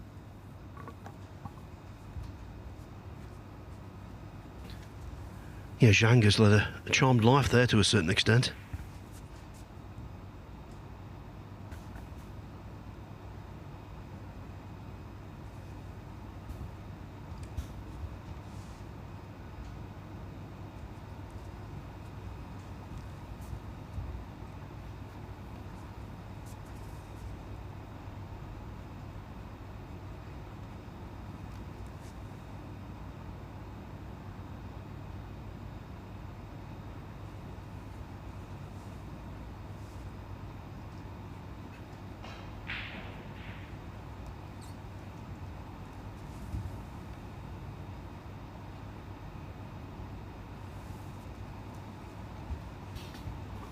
The hesitation is because he knows if a mistake is committed, it could be terminal.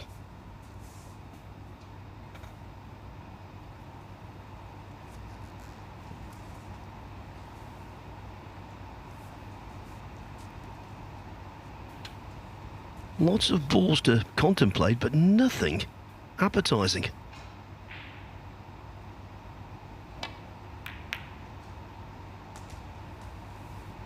Well, he had to rely on a kiss there by potting that red, which was no easy pot in itself. And the kiss has worked out a treat.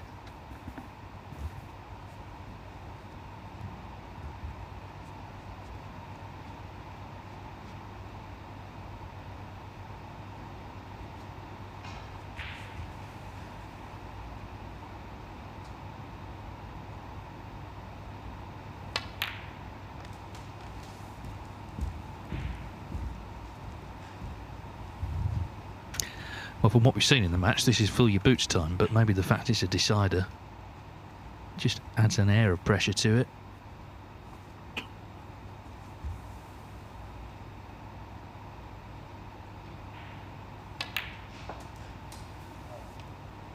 Yeah, especially considering that Jones lost his first match, so can't really afford to lose this one as well.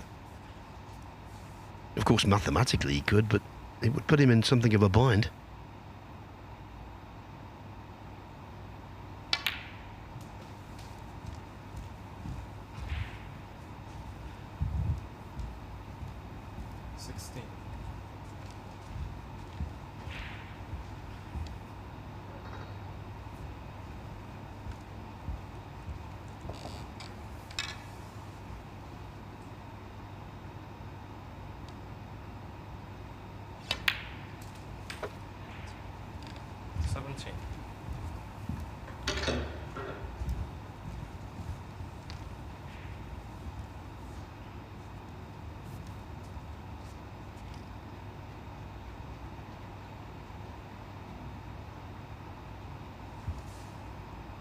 Of course, it won't be long until Jack's home event, the Welsh Open. It's coming up at the end of February. Mark Williams, the only Welshman to have won that.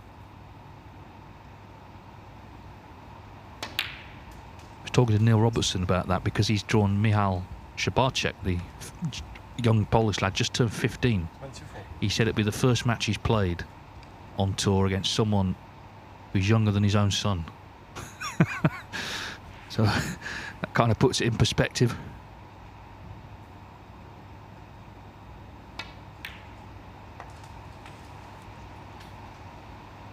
Yeah, little things ring true. When I first realised I was getting old was when it twigged that most of the parents of the players were younger than me, let alone the players.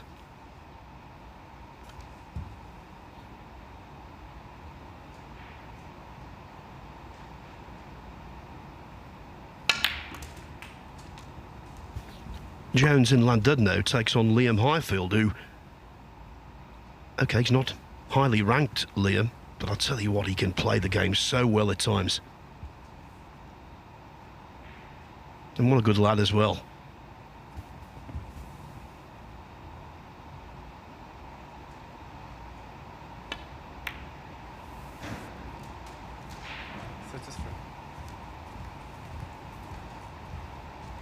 So what a spoil sport.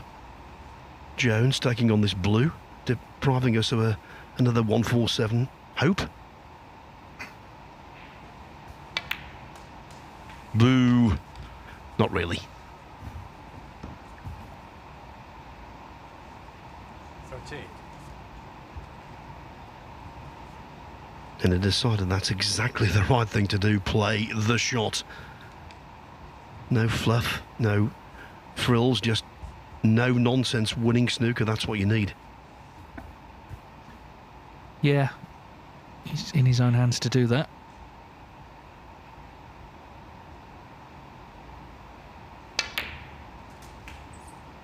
Was noticeable though, and it's true to say standards are high, but at both the Barbican in York for the UK Championship and the Alexandra Palace in London for the Masters, there wasn't a 140 break in either venue stage. So when the pressure comes to bear, it's not quite so easy. There were two maximums in the UK Championship, Liam Pullen and Chang Bing-yu, but they were made in qualifying.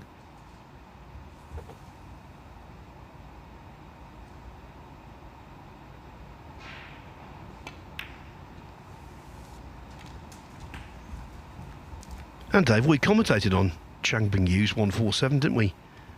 Unusual because he completed it by potting the final black with the rest. Yeah, it was amazing actually. You know, it was one of those where you couldn't have if he'd have just stopped the footage, he wouldn't have wanted to predict whether he would have got it or not, but he did.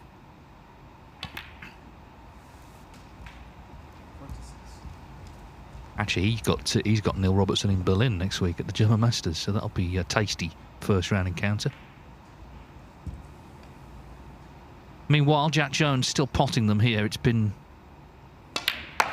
just a familiar story, hasn't it? Whoever's got in basically has won the frames after the first frame, which was not like that, with balls awkward. He's got to stay in though a little while longer here. Hits it.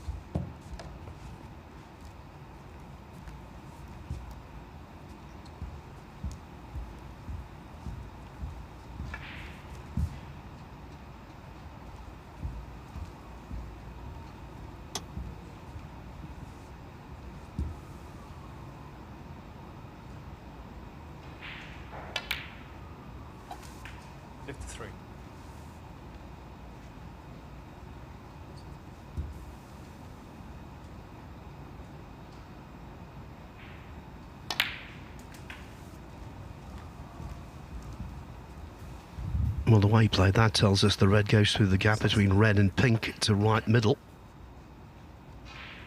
Sometimes angles can be deceptive, but clearly that goes. Yeah.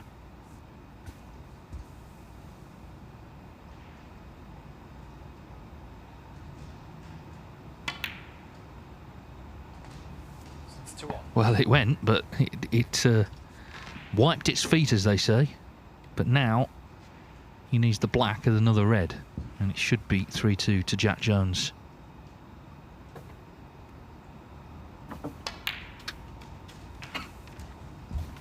Yeah, and potting the previous red freed up entirely this one. 16. Yeah, so effectively match ball.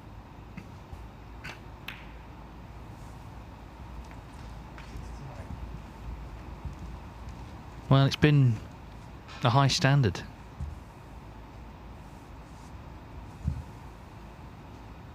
But crucially for Jones, having lost that first match, he has got a point on the board. So it's already, I mean, it's early stages, but it's already a tight table, isn't it? No one has sort of broken free yet.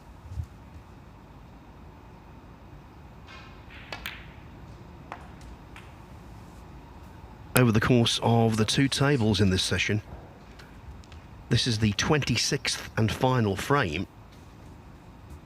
Could Jones make what would be the 12th century? That's a phenomenal strike rate, almost 50%.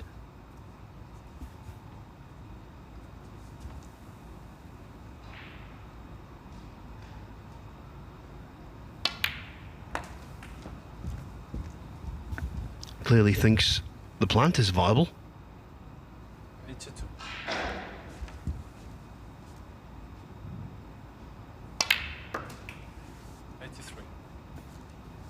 Like shelling peas.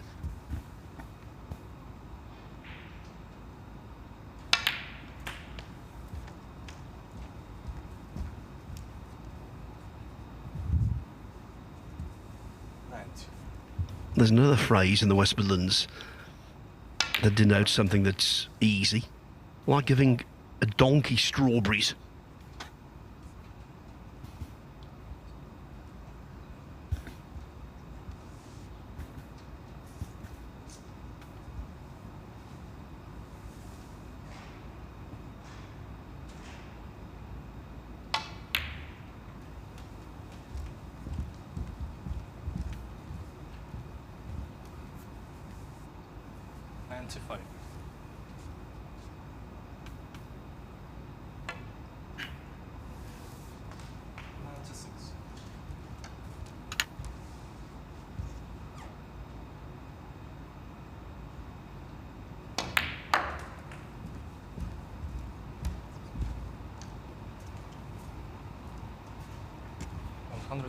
So he wins it with a century, the fourth of the match, 2 each.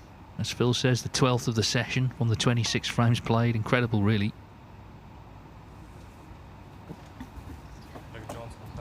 What a good match that was. The first frame was far from good. It was the polar opposite. After that, simply excellent. And so Jack Jones will be delighted not just making a couple of turns, but also getting a win under his belt. 3-2 over Zhang, that after losing his first match narrowly to Xiao Zhintong. So this Group 6 is absolutely wide open. No one's made a massive impression. Obviously, Wu Yize and Oliver Lyons are delighted they've only played one match, and they both won their initial contest, but it really is wide open. The player who clearly is struggling is the Northern Ireland Open champion, Jack Lisowski, with 2 defeats out of 2. But everything can turn around. We're back in just under 2 hours' time at 4:30 local time. On Table 2, the action will resume with Wu Yize against Oliver Lyons. Here on Table 1, it is Jack Jones against Jack Lisowski. Jack will win that one. Which one? I don't know. For now, though, from the Mattioli Arena in Leicester and from the BetVictor Championship League, it's goodbye.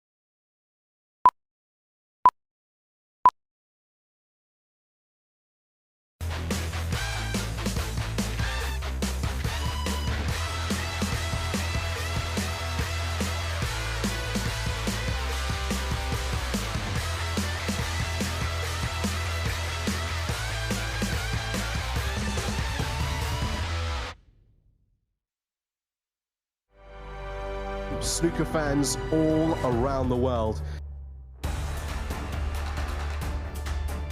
We are here for the battle on the bays.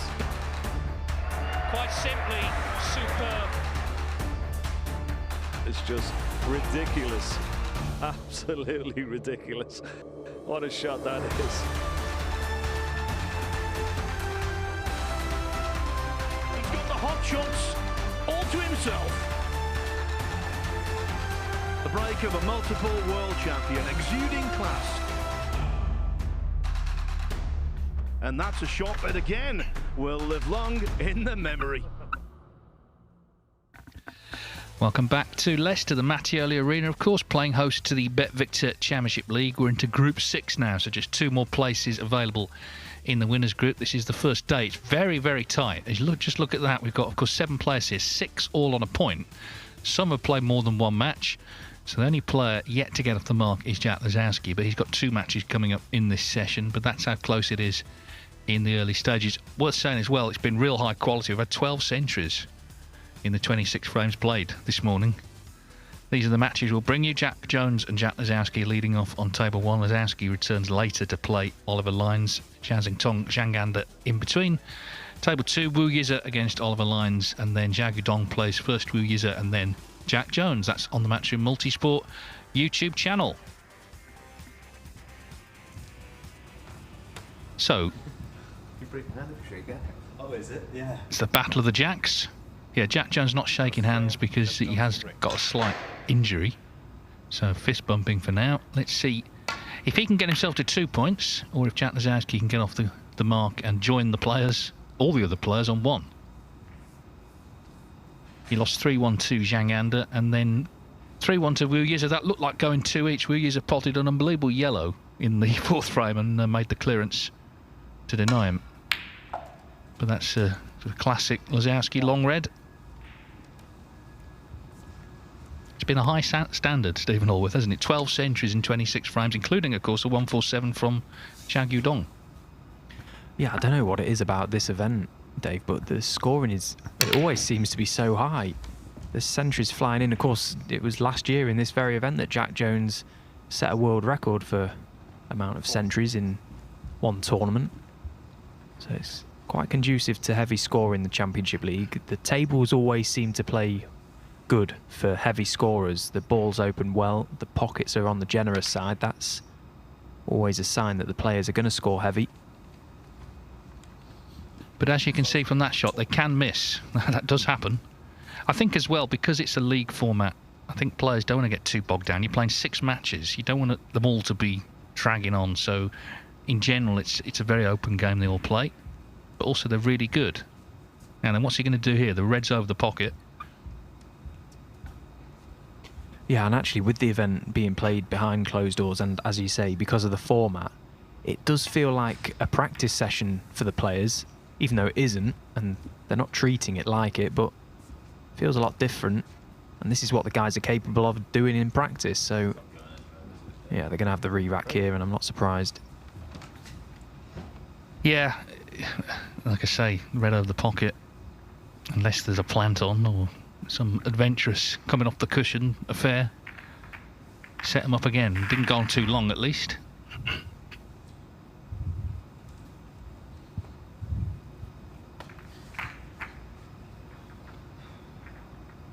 Lisowski's day could be salvaged in the next 2 matches, or it could be pretty much ruined because, as you mentioned, he's got 2 more games to play, so he's one of the players playing 4 matches today. He doesn't want to go 4 games played, 4 games lost. That would pretty much dampen his hopes of getting through to the playoffs tomorrow. So the next 2 games for him are key. He's got to play better than he has done so far today. He's got in with a few chances, but not quite been able to make anything of them. There's been a few sloppy errors from Jack.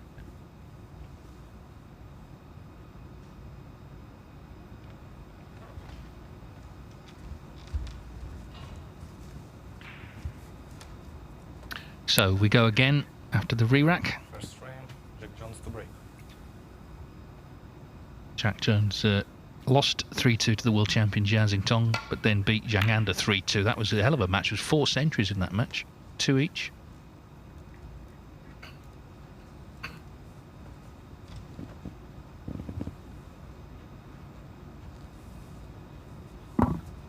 Well, he knocked in a brilliant long red a few moments ago off the break-off. Can he find another?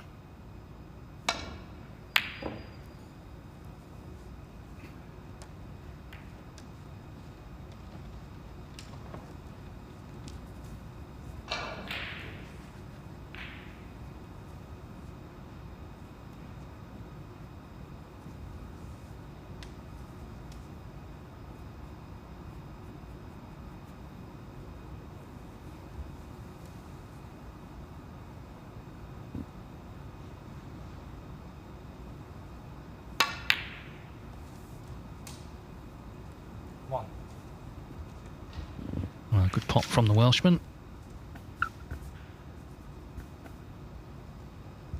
Jack Jones ranked 19. He was in the top 16 last year, largely off the back of getting to the World Final, of course, in 2024, so he's seeded at the Crucible. But, of course, we'll need a strong couple of months if that's going to be repeated. 6. But he's got a sort of reputation as being a giant killer around the World Championship. Players he's beaten there, people like Ali Carter, Neil Robertson,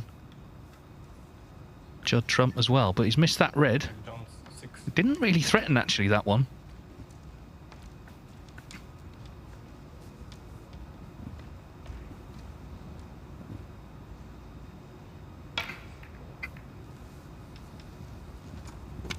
Yeah, and actually, when you look at the end-of-season rankings, Jack Jones, he's down at 35 in the world.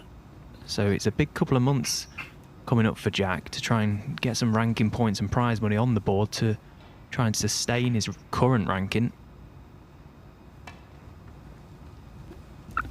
Yeah, because that 200,000 comes off, doesn't it? Runners up per prize from the Crucible 2 years ago. That's, I mean, the clue's in the name. It's a 2-year system, so that does happen.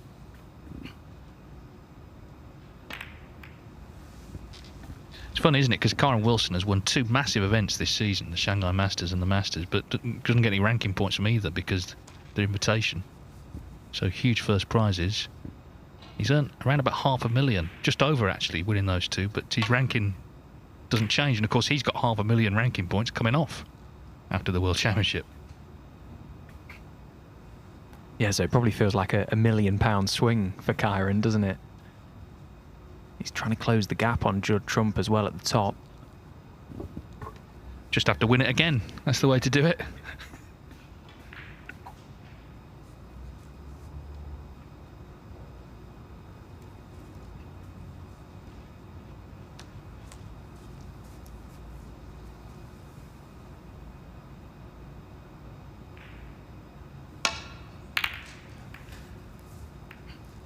Well, this is a mistake. Quite a big one.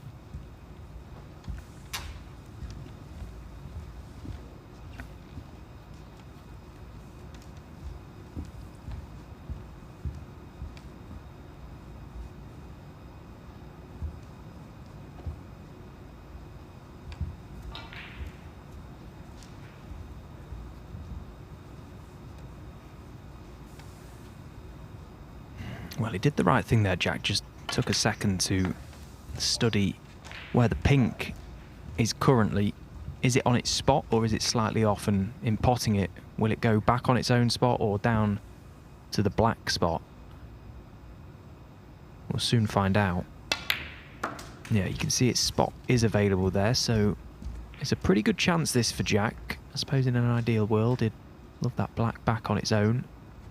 7. I think it is pottable to the left corner pocket.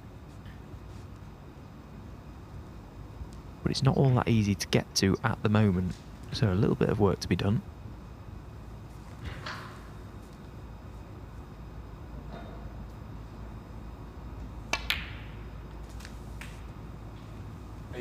The pink is probably the better ball of the 2 to have in play at the minute. Where the reds are currently situated gives him a few more options.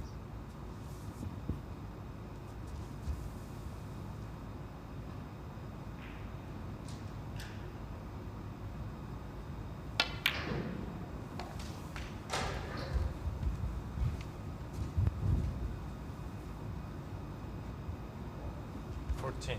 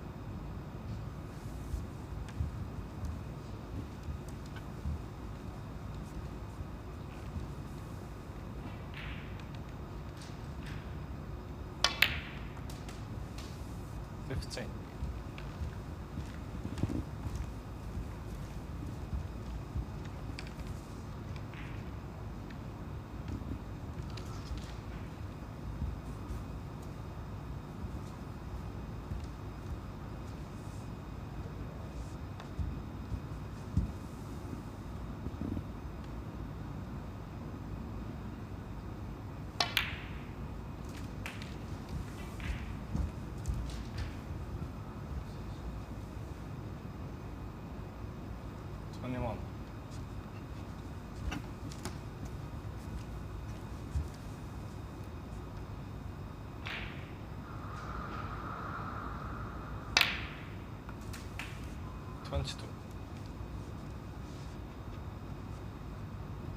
Well, you could see Lisowski was frustrated when he went back to his seat, and this is why.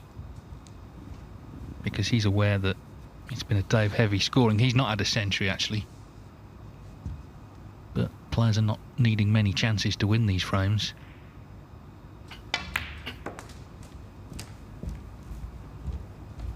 Well, he needs a little bit of help now, Jack Jones. That wasn't a well-played positional shot.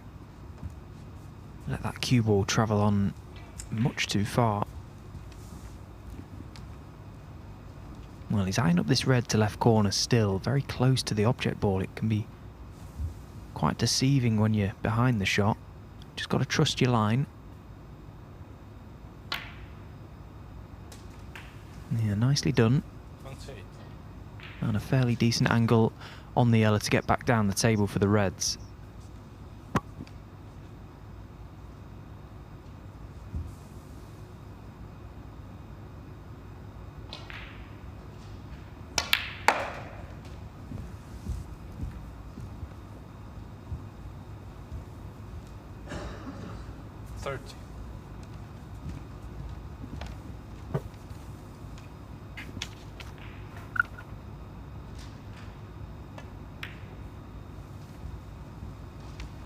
Thirty-one.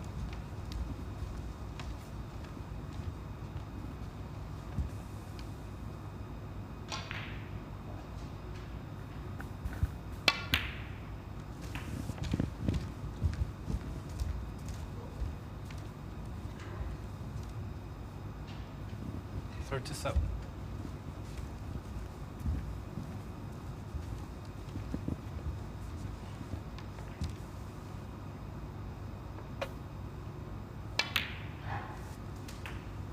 38.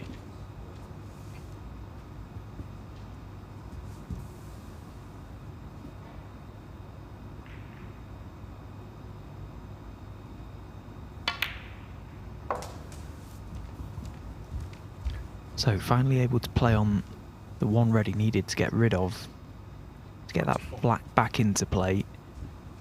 Doesn't seem to be all that pleased with where he's landed. May have a little too much angle on this red. Wanted to be straighter. In an ideal world, wanted to be slightly low on this red.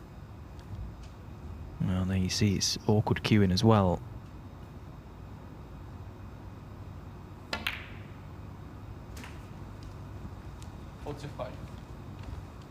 So actually it's not a bad thing that he had to just chip the black safe, which is happy to work off the pink.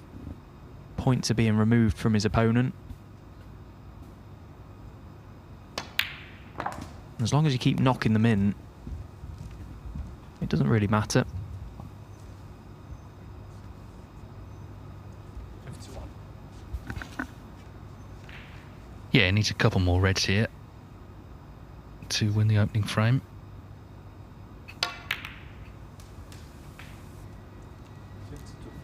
Oh, that was a really nice positional shot there. Well controlled, little screw off the other reds.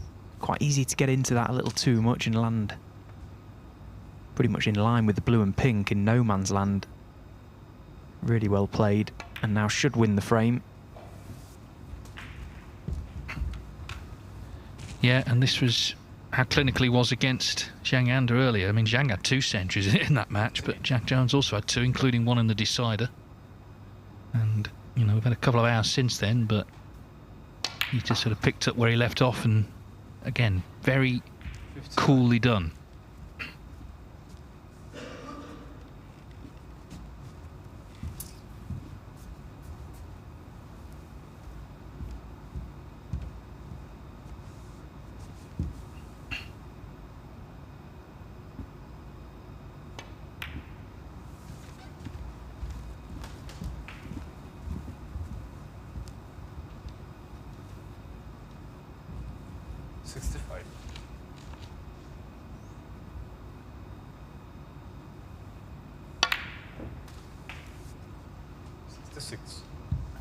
Well, the risk of sounding like a stuck record, chance for another century.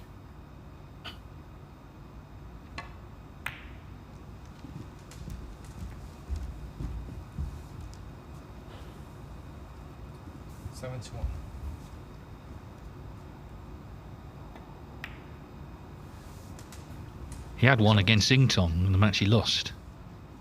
So he's had 3 already in the 2 matches he's played.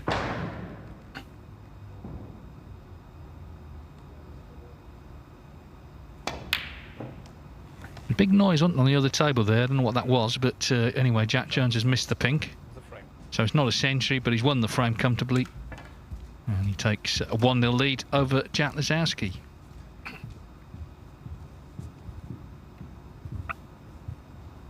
Table 2 is Wu Yize and Oliver Lines, both on a single point. Well, this is what's happening, 16 points in it.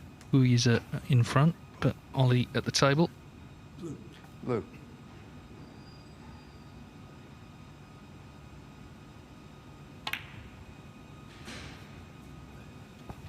Well, it's quite a big game for both players, actually, isn't it? Because they've only played the one. We saw the table at the top of the show. 6 of the 7 players stuck on 1 point. So a chance for either of these to go 2 matches played and 2 matches won. And that feels like quite a big advantage, the way this group is going. 6.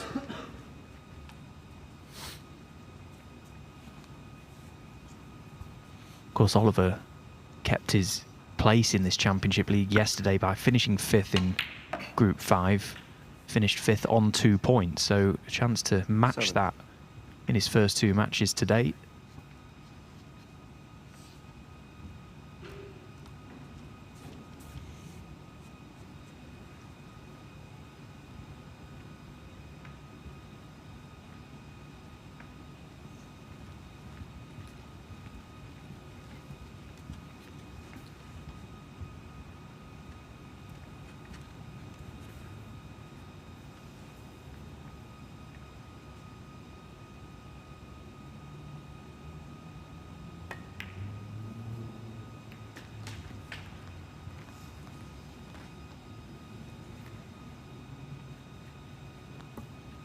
Voltien.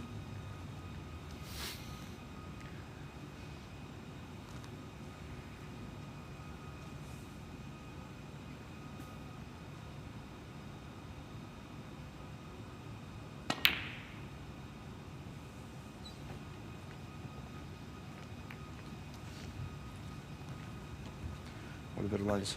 14. So close opening frame. 2 points in it on the last red. Wu Yize will stay on to play Xiao Guodong.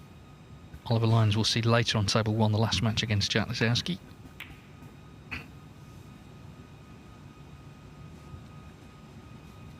Yeah, I mean, we've already said from the previous group, but for Oliver Lines, just great to get the call, to get invited in.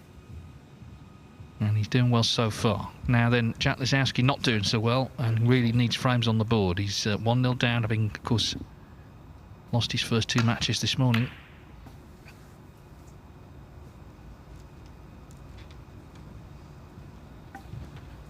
I mean, there haven't been tournaments every week necessarily, but I was looking at Lisowski's record. Obviously, he won that, as we know, the Northern Ireland Open in October. He's not made a century in a tournament since the Champion of Champions in November. That was here, the Mattioli. So the last few events hasn't really scored. He didn't qualify for the UK Championship. lost early at the Scottish Open. Has qualified for the German Masters coming up.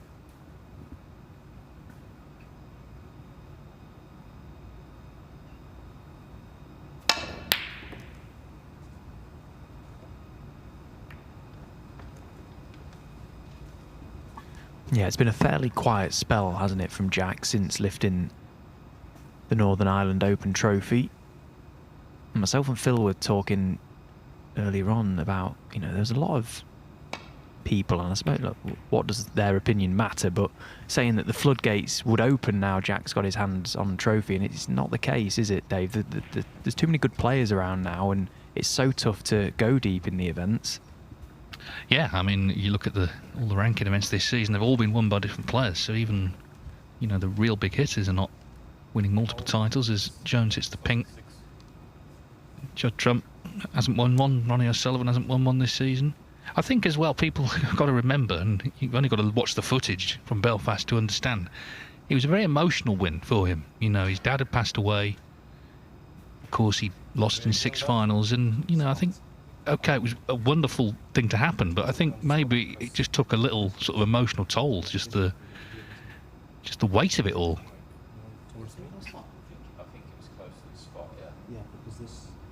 Meanwhile, they've got to get this pink back to where it should be. Yeah, I know, but there was a red here. Here? No, there was a red in the gap between the pink spot and the pack, because I checked to see if it went in there. It's like this red. I could see. Yeah, the red he's pointing at now, the one just right at the pink, I think was just in a line as it would be sort of set up as a normal frame.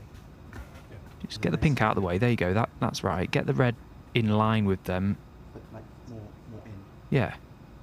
More. Keep going. Keep going. I think that's the top red of the pack, as it would be at the start of a frame. That looks better. It's not far off that now. Just don't hit it again, Jack. Be on the spot. The first shot and just goes. Was the pink like that? Maybe the pink was high. No, it was close to red. It must have been at an angle, though. I don't think it was like. Because how from that position this red can go there? It used to be a thing years ago in the Sunday paper, Spot the Ball it was, and what they did was they removed the football from a picture. You had to guess where it'd be, and this is kind of our version of that. Yeah, I mean, they could stand here all day and discuss this. It doesn't really make any difference whatsoever. Jack's going to play the same shot again, and this time he'll probably nestle into the reds. It's always tough when you're relying on memory, I suppose, but the shot is the same. Oh, he's hit that quite hard. He needs a bit of help. Caught enough of the reds there. Yeah, I mean, you say relying on memory, but I mean, the fact is this is being streamed, isn't it? You know, it's on YouTube. I mean, that wasn't that serious a replacement actually, but if there was something really contentious, you know, we've got iPads here. You've just got to scroll back, haven't you? Seems snooker's not that keen to sort of join the modern age. There was a situation, I can't remember when, it would have been quite recently. Didn't a member of the crowd give their phone to one of the referees at an event to replace some balls? That's right, it's a qualifier or something. Yeah, hilarious. Anyway, that was not so hilarious for Jack Lisowski, that red going in. Yeah, it's in the rules actually. You can ask the audience. It sounds like Who Wants to Be a Millionaire, I know, but you can actually canvass opinion, even from spectators. Don't have to listen to them, but you can ask them. Maybe that's where I've been going wrong all these years, when I've been really struggling searching for a shot. Maybe I should just ask the audience. See if anyone else has got any ideas.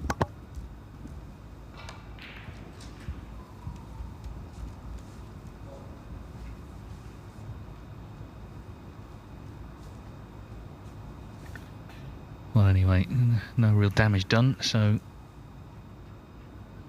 question who gets the first really good chance. because as we know from today, that might be the only chance that's needed.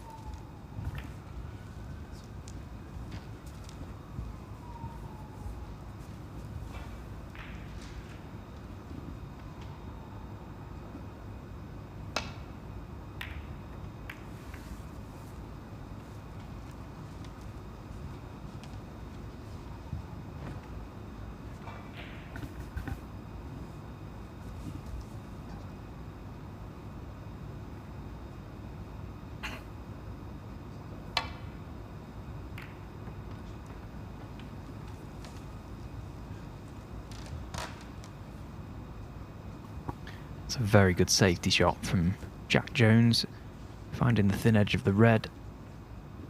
Playing it that way, you're able to control the reds better. Trouble is with the conditions now being so reactive, the balls, they open so easily, and you play a thicker safety shot there, you do lose that control over the object ball. A thinner edge is a good way to keep things in place.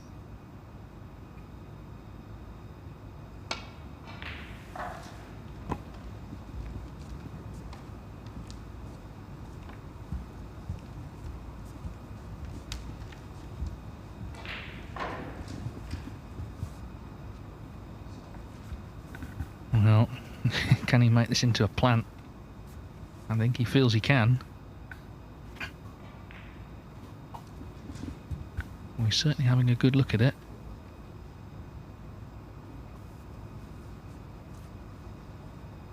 Well, not a shake of the head this time.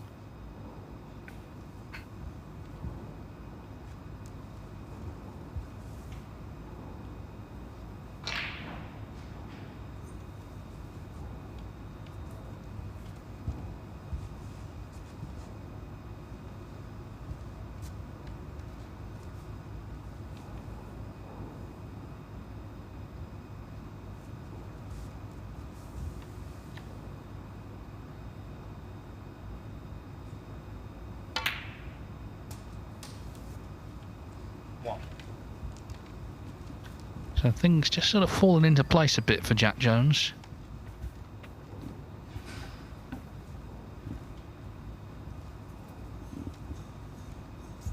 Yeah, well, he was in trouble anyway, Jack Lisowski, but just felt he could have taken a little longer there. You look at sort of a Selby, shall we say, it'd have been round to study what was going on down this end of the table. Jack just almost played into quite a big area, into just a cluster of reds, presuming he wouldn't leave anything. There's no way that Jack Lisowski even saw the plant.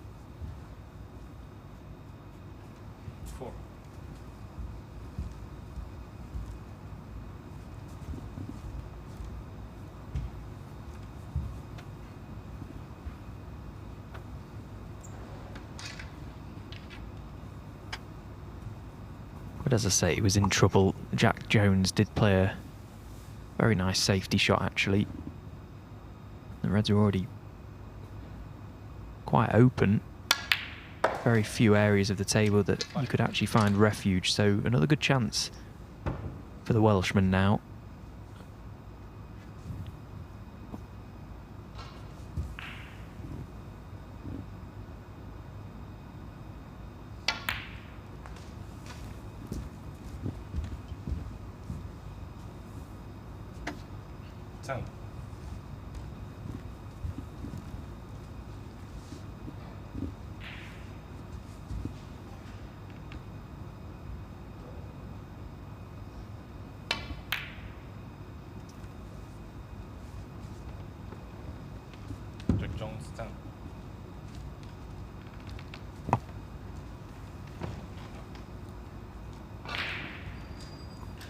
Well, that's a big let-off for Jack Lisowski. That was looking like a really good scoring opportunity there.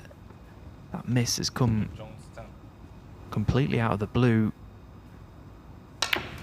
Jack Lisowski has to make this chance count. And he's got some work to do very early on. Yeah, I mean, obviously he played to open them. He couldn't guarantee being on a colour. He does have a shot at the pink, though.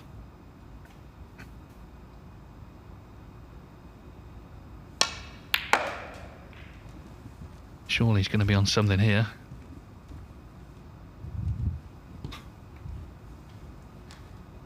Well, it's not great, is it, really? I think he is on this red to left corner, but could have been easier.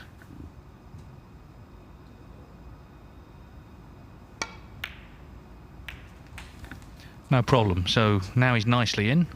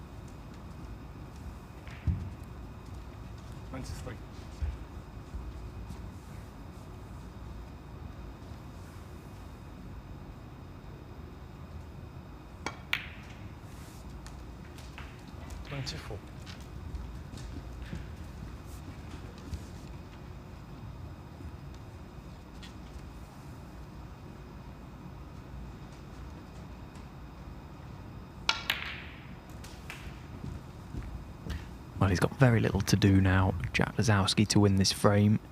31. And it's important he just stays alert in amongst them. Missed a couple of, well, sitters really for his standards in his previous match. Most notably a black from right behind it off its spot on the maximum attempt. And it's those sort of little mistakes that at this level, they go heavily punished. 39. But he's looking good. Williams has potted 6 red, 6 blacks next door. We'll keep an eye on that. Yang Gudong did make one, of course, early. Could have had another in the next frame.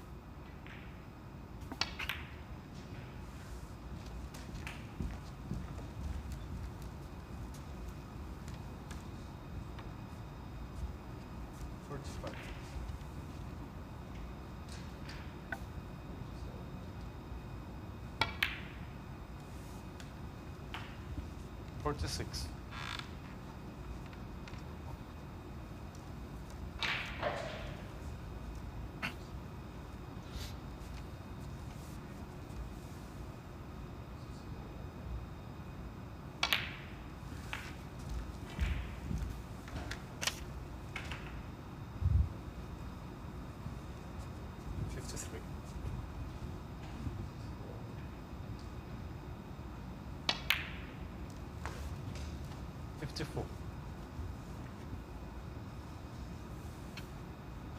49 in front, 55 with the pink, which means this red is frame ball.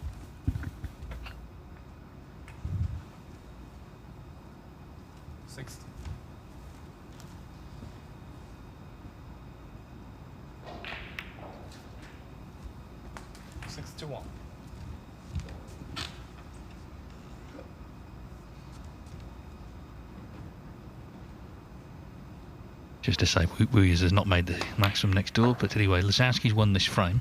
All he's interested in. Typical Jack, wasn't it? You know, the first shot, he immediately, from a red, went into the bunch of reds. Was not guaranteed to be on a colour. Had to pot a good pink. 60. And even then, he had to play a good shot to get on the next colour, but since then, he's not looked back.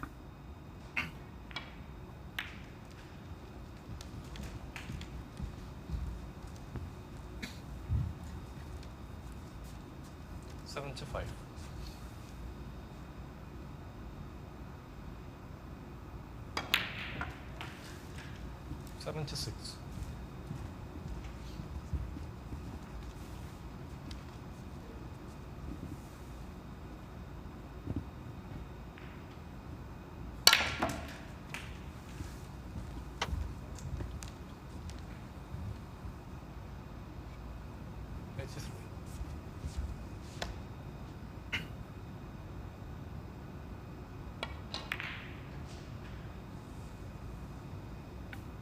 The red stays out, so the break ends at 83, but Jack Lisowski has won the frame and he has levelled the match at 1 each.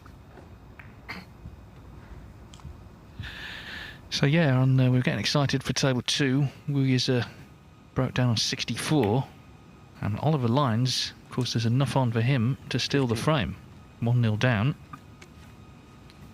Yeah, it was a great chance for a maximum break from Wu Yize. Missed what looked like a dead straight red to left corner, right in behind it. It was quite a bizarre miss. He had the cue ball clean straight away when he came to the table, Oliver Lyons, so presumably Wu Yize had a kick, which feels strange to say nowadays. 23.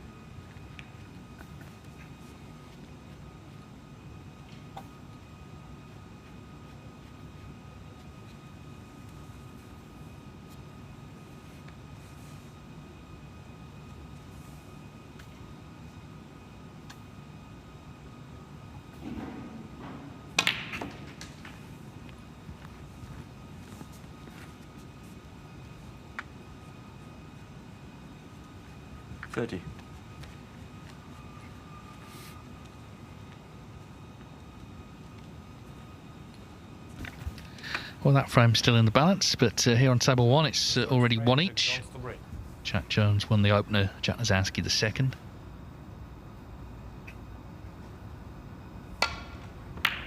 Just 2 places left in the winners group, of course. Tomorrow night the winner of this group, and then on Saturday group 7 will conclude.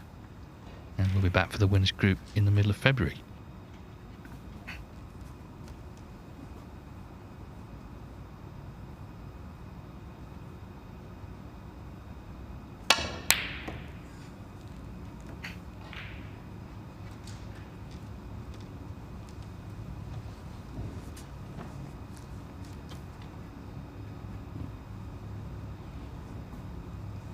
Well, that was a very aggressive attempt at that long red from Jack. Seemed to really bail out on the pot itself, trying to get the cue ball back to baulk.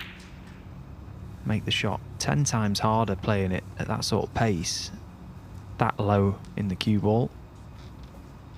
But didn't leave anything. He would have been concerned that the red he missed, he may have left, but good job for him in the end, he didn't.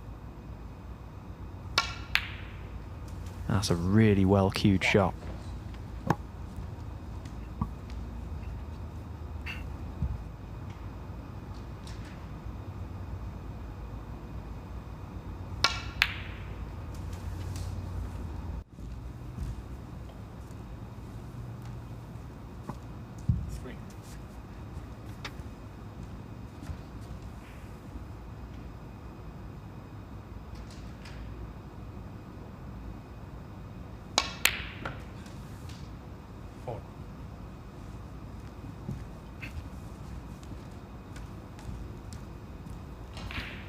Well, doesn't seem to have much angle on this blue. So just rolling through red to right corner. 9.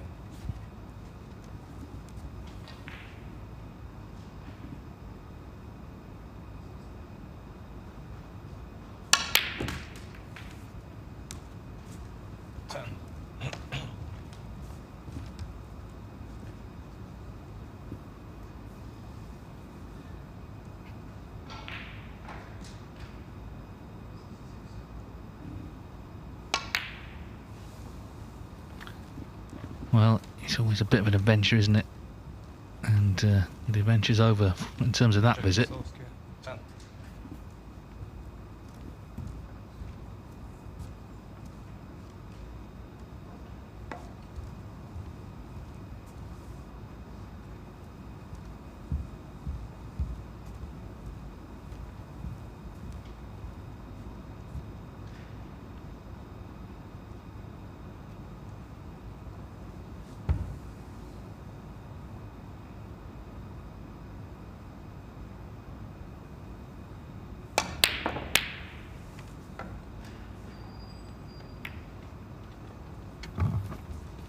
Having to play quite a hard stun run through there, Jack Jones, to just widen the angle off the reds, try and come side cushion, get on that blue to the same pocket. That sort of pace, you've got to be so accurate. That sort of accuracy. Nicely done.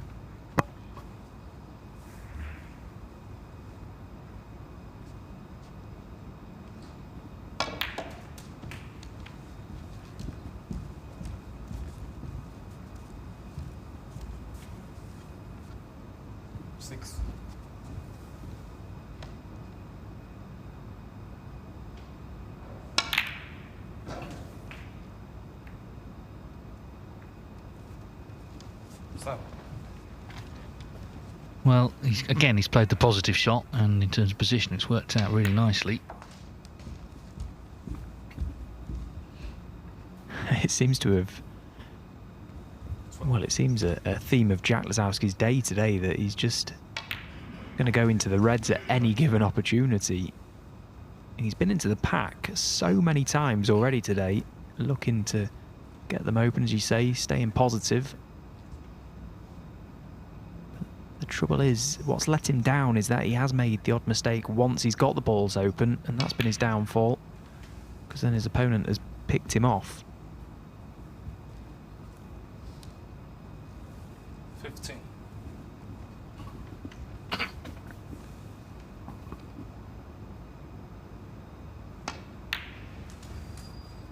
16.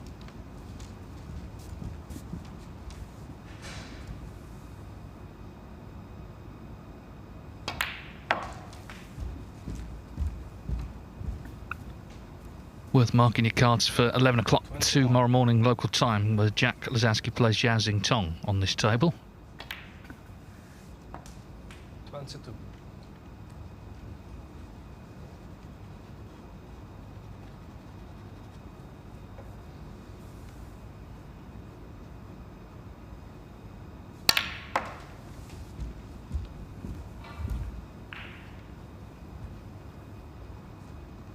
22.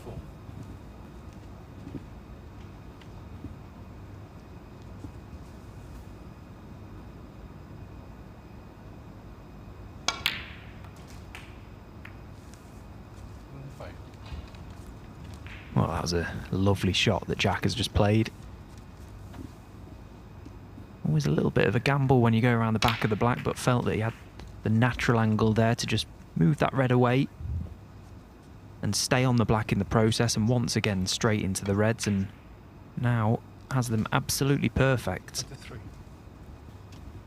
Meanwhile, Oliver Lyons cleared up with 73 from 64-0 down. Uyghurs are on the maximum, but ended up losing the frame. One each. 40.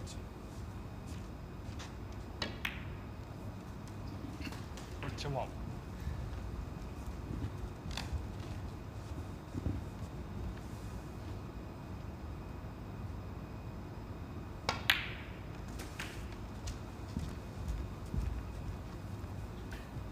'So once again, it's not taken us long to get to frame ball. Just checking the scores. This is the one he needs for a 2-1 lead.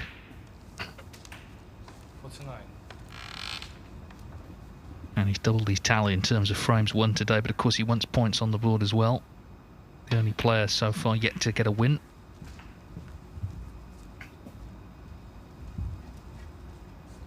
56.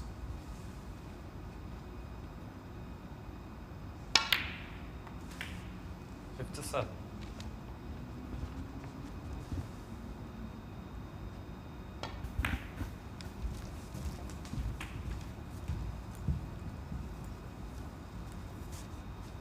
62.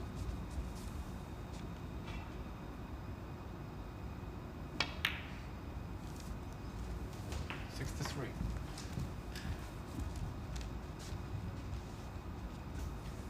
'Just missed out on the century in frame one, broke down on 83.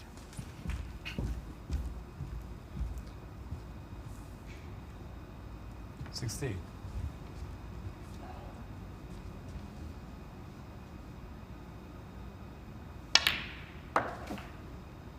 69.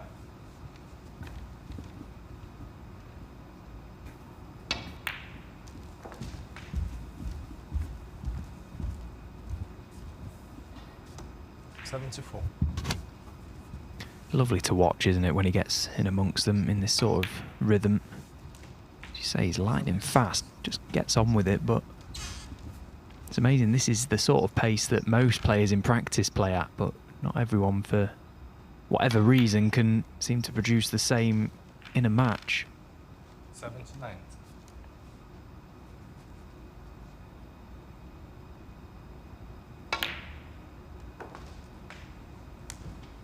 Three.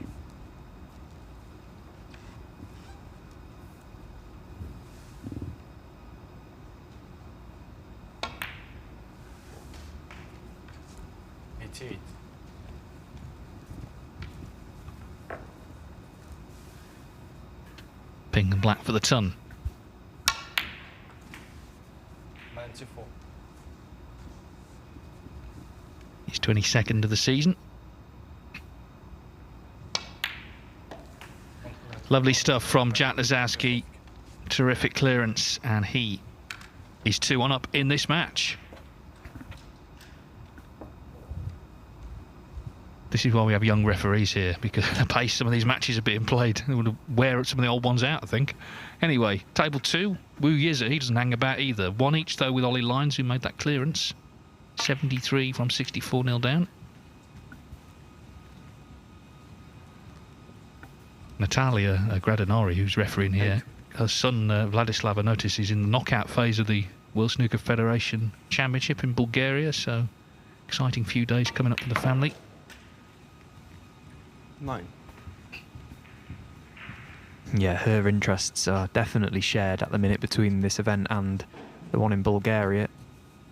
Saw her in breakfast yesterday, and she had one of Vladislav's matches live on her phone. She was a nervous wreck, shall we say. But he's a cracking young talent.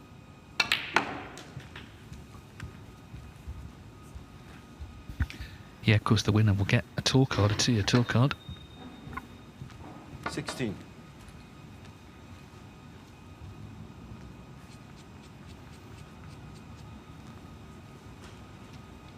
Well, it was Wu Yizi that missed the maximum opportunity in the previous frame. Very, well, easy miss, really, to the left corner from right behind it. It's reds and blacks again, and the reds are nicely spread, so it seems that everyone has got their sights set on that black ball once they get in.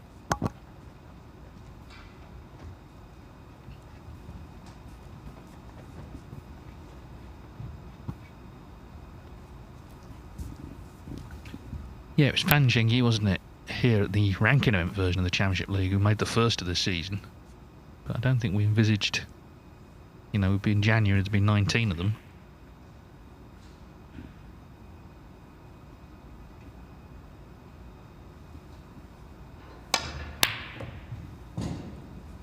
No way. Oh, wow. Well, you can't make it up. At pace as well. It's not even touched the sides. Look at this. Look at how fast it goes into the yellow pocket. It was in all the way as well, wasn't it? You just knew.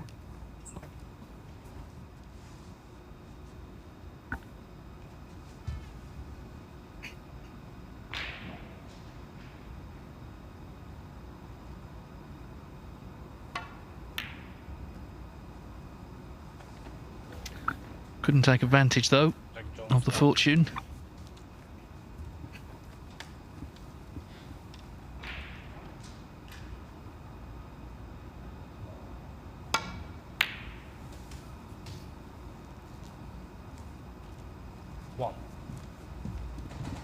Yeah, he looks to be struggling, actually, all of a sudden, Jack Jones, and no doubt the pressure that Jack Lisowski has put on him, winning the last 2 frames in the way that he has done, has increased the pressure on Jack. 4.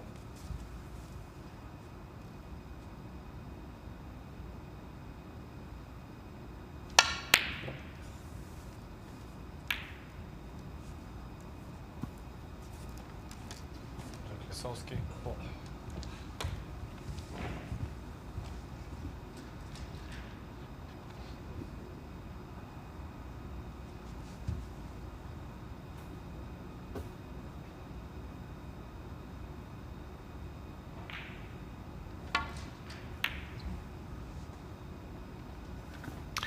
Well, a few balls being missed now.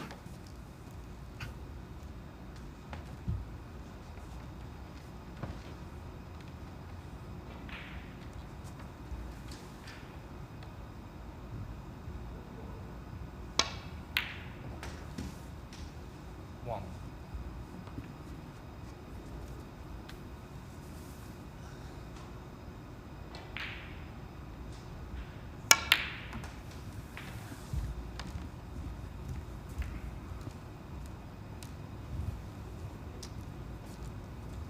Four.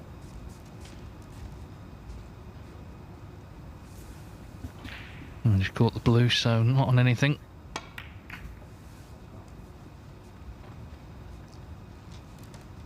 Lisowski. Four. Now there's two reds just north of the black that may be close to a plant to this left corner. Jack Jones round to have a look at them. I think they're just set top jaw.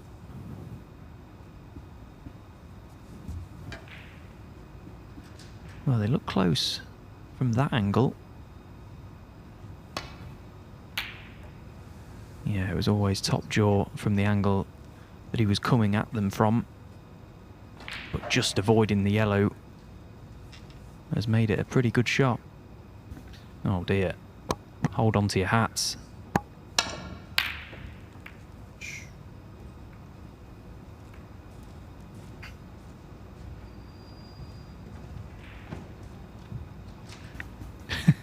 Well, he's ended up with a good cue ball, but I mean, his previous safety wasn't any good, really, was it? He didn't really get anywhere near the bulk cushion, but then he just decided there to have a go. But as I say, white on the cushion.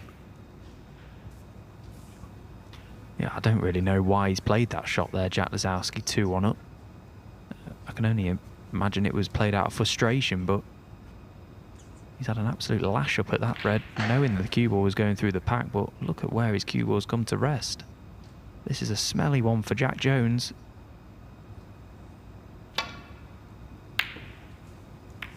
And actually, he really deserved to pot that, Jack Jones, from the shot that Lisowski played. Didn't show any respect whatsoever there.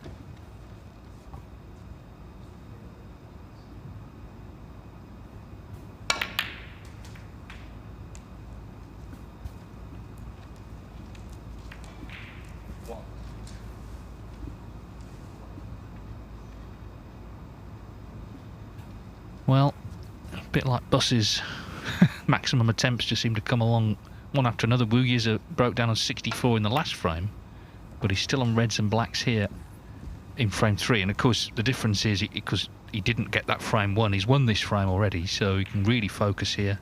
He's never made one in tournament play, so it would be a notable first, much like Chris Wakeland and Matt Selt actually earlier in the event.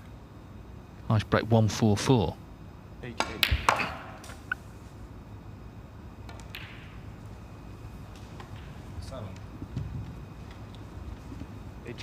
The standard's just a joke, isn't it, Dave, nowadays? Like, is this just what the game has become now? Just players just making maximums every time they come to the table? Nine. Well, we've had a lot of near misses, haven't we, today? You know, we could have had a bundle, but this is a big chance. Gonna have to get on that red in the middle of the table, then back for the black, of course. So if it's going to go wrong, I suspect that's where it'll be. Yeah, and of course there was 2 great attempts yesterday from Neil Robertson and Zhao Gudong, so we could have had 5 in a day and a half. Yeah, it's all about that final red, isn't it, north of the blue. But it's not too bad going up the table from the right side, as Wu Yiza will be. You can just stun up in a line towards that side cushion, left side cushion. Play for it into the middle.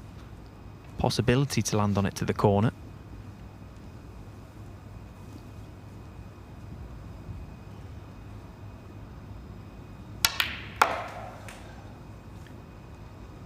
Meanwhile, Jack Lisowski's still flaring them in over on table 1. It's been a very adventurous break over there. Now, how's this line?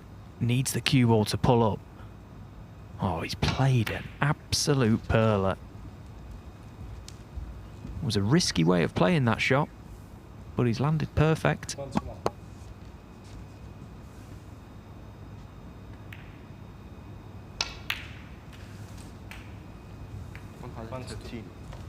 Well, a few years ago there was a prize. If there were 20 maximums in a season, then £1 million would be split between all the players who made them. That prize is no longer in play, but if Wu Yize does pot these 6 colours, it will be 20 for the season. 120. And by the way, it's still January.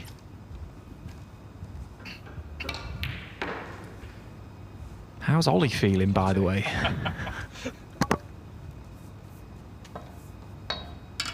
Well, he's a bit of a lucky charm, isn't he? Because Xiao Guodong made his against him, although Ollie Lines won that match from 2-0 down. 125. 29.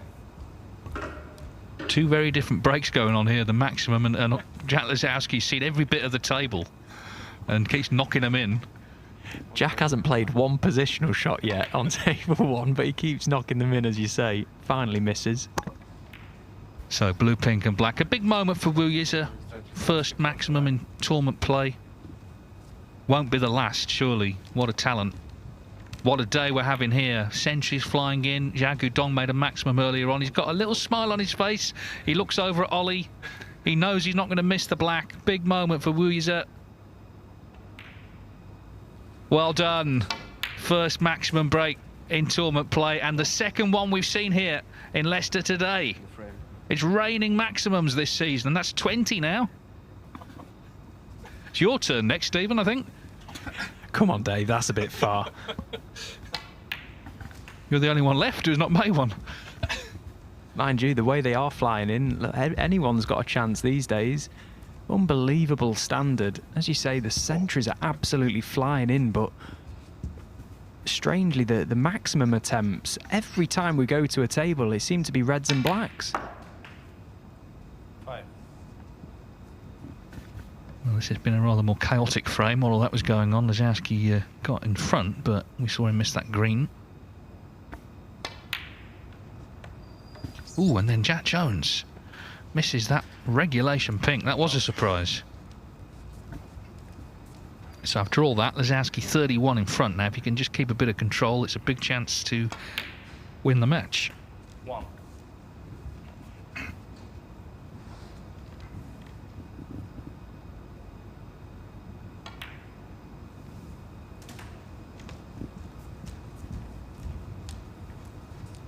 Yeah, just checking the scores. There's another red and a black. 8. And snooker's required. And he'll have his first point. He had the century. 9. He's gone for it. You cannot accuse him of going into his shell. He's done whatever the opposite of that is. That's what he's done.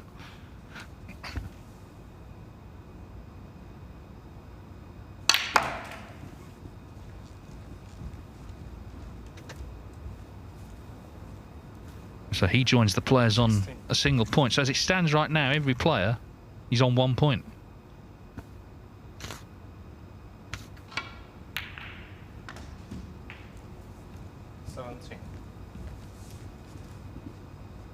He'll be back later to play Oliver Lines.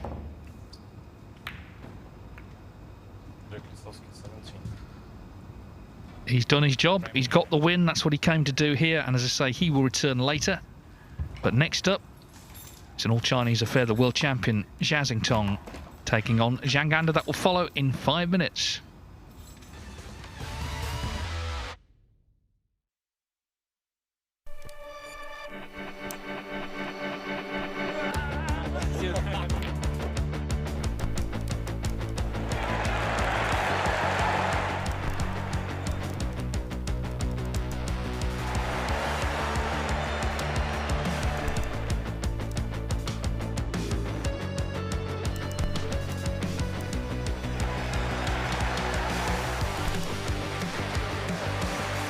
Joshua Filler with an absolute dominating win. Maurice Neuhausen is your new Premier League pool winner. Elisha Schaap makes the ultimate statement. What a journey Paulo Biondo he's made to the pinnacle of a sport. Elisha Schaap has completed a terrific transatlantic double. He didn't want to jump on the table in Florida, but he can't resist this time. Aloysius. You are a superstar. The breakthrough has come for Piers Lamutus.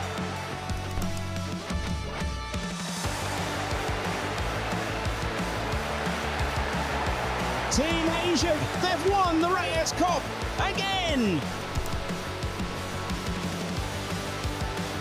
David Arcade, it's your turn again, buddy. Can you believe it? An absolute nightmare for Tyler Steuer. Europe have won the Moscone Cup.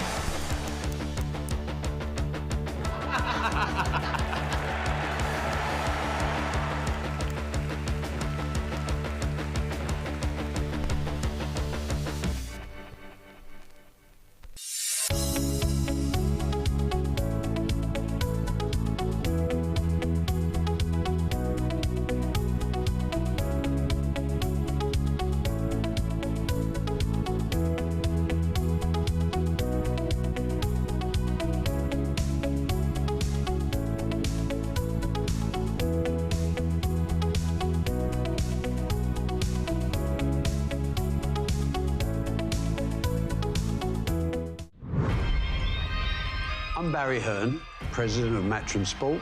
Talk to me. I'm Eddie Hearn, I'm the chairman of Matchroom Sport. My son and heir, I call him my project. He's good, but he's not yet great. I'm fucking watching you. We are the biggest sports promotional company in the world. Matchroom started as a £100 company and now worth north of £1 billion. Look at what the old man has done. I never wanted to work for my dad, but you have to play the hand you're dealt. Eddie, he has ego. It's a weakness, and I won't give up control until I'm sure he's ready. Boxing is an important element of the revenue stream, but only an element. We've got the greatest snooker player to ever play the game.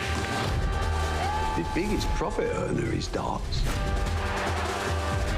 There's no business that has the drama. If I found out you knew about it, you're done. The ego. Jesus Christ. What is that? The aggravation. Oh, shit! You need fair judges next time. The most important thing for my dad is winning.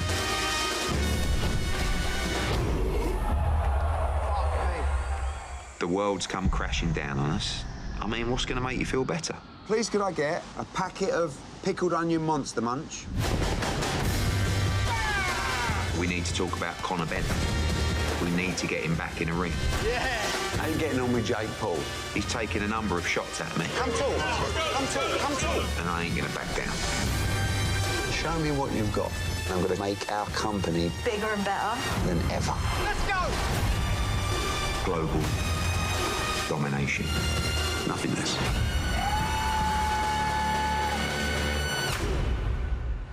I still don't understand why the shirt's off.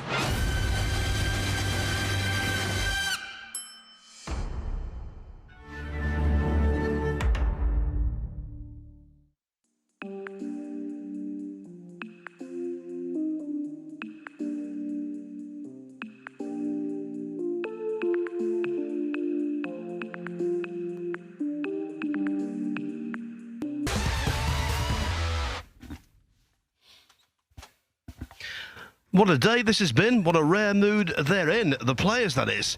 They're all buzzing. We've seen a couple of maximums, a whole host of century breaks, and a really tight group.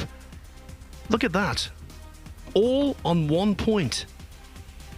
Of course, Wu Yize and Oliver Lyons, who are going head-to-head at the moment, over on table 2. One of them will get to 2 points quite shortly, actually, and go to the top of the table. But that really is a competitive Group 6. Our next match, here on table 1, features another player who could go top. Zhao Xintong or Zhang Anda. I'm just looking, at the 147 chart, Stephen, to see about whether we've had 147s on the same day, and of course we have. In fact, it's happened twice before this season. 15th of August, Ronnie O'Sullivan made the 2.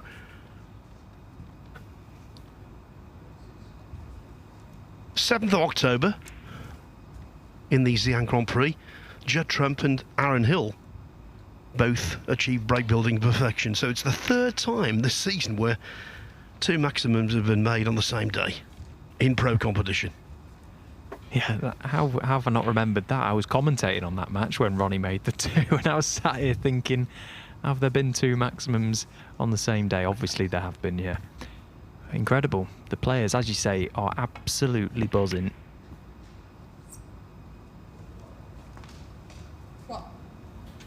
And after that impudent shot, maybe Zhao Zintong wants to get in on the act.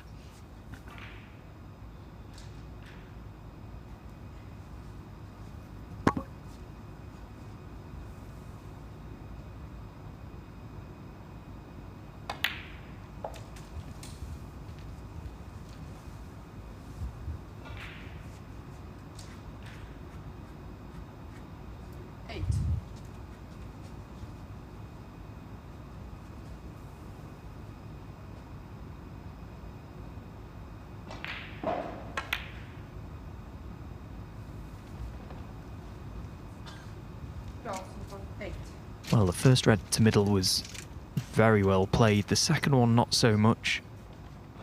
And the first one was arguably more difficult.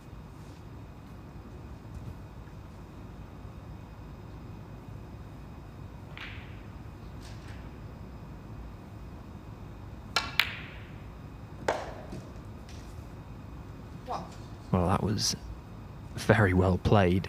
Okay, cue ball, far from ideal on this black, but that was potted with some authority up into the green bag. Can he just float this black in, go up the table for the loose red? Yeah, that's okay. 8.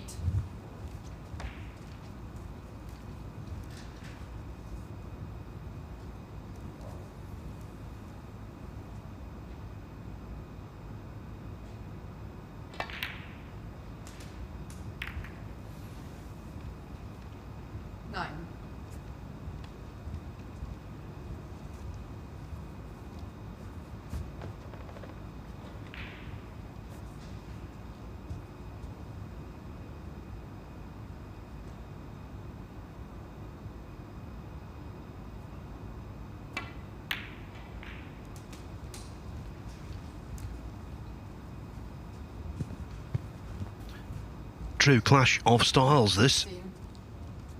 Zhang slower, more measured,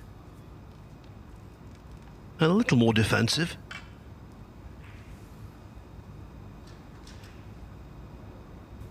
Xiao taking on so much more, floating around the table, playing quickly. Of course, Xiao 16. is the world champion, but in previous meetings between these two, Zhang has been the man.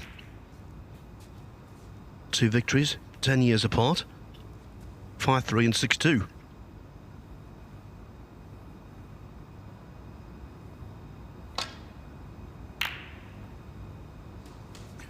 Oh, that helps. That really helps. Yeah, that 6-2 win for Zhang came in the last 16 of the UK Championship this season. And boy, did he play well. He pulled away from 2-2 to win that. In the match, he made breaks of 129, 127, 87, 73 and 69. So Zhao Zintong well aware of just how good his opponent can be.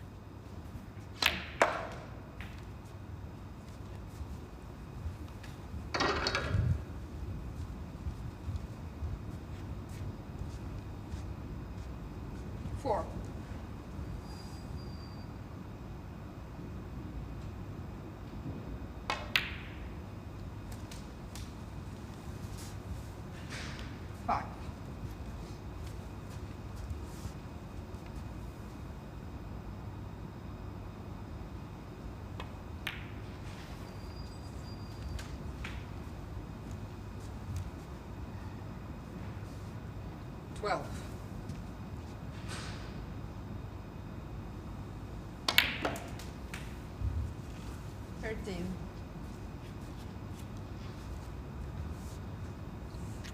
Chance to get into the reds now. Plays this shot usually so well. No problems again. Perfect control. 20. Doesn't go into the main cluster blindly, Zhao. He's very aware of where the reds are going to finish. Perfect knowledge on the pace of which to go into them as well, which is key. Don't just power into them at all times. Sometimes they just need a delicate little tickle. And they'll open nicely.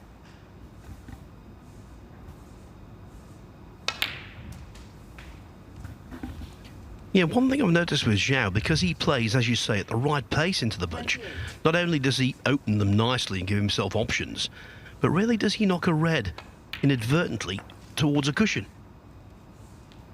29. Yeah, and that doesn't happen by coincidence. It can't keep happening by chance. That's as played.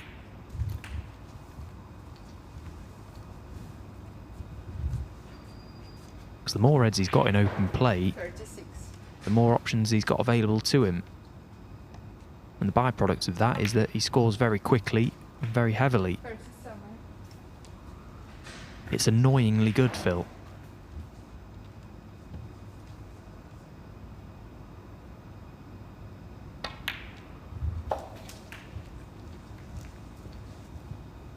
Beautiful again. Talking about scoring quickly, Wu Yize is top of this Group 6 table.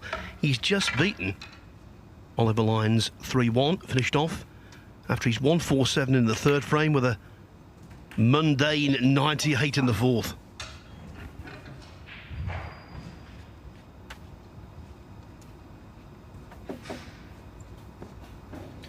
And now the two maximum men of today, Xiao Guodong and Wu Yize, they clash on table 2 in the next match.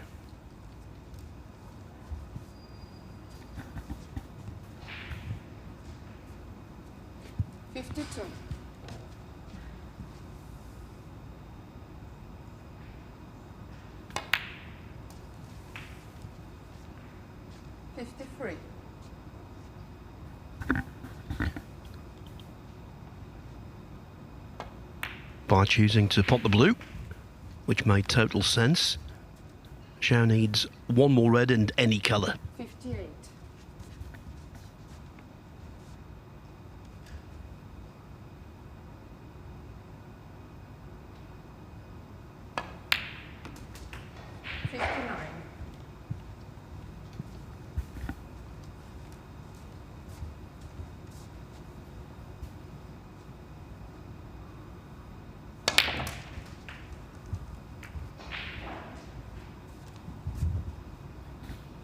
And that colour was the highest value colour there is. So the lead 58, 51 on. And with the disappearance of that plant, Zhao has taken the first frame. Can he make yet another century? Well, he wouldn't back against it now with the way he's playing here. This is beautiful to watch, isn't it? 75.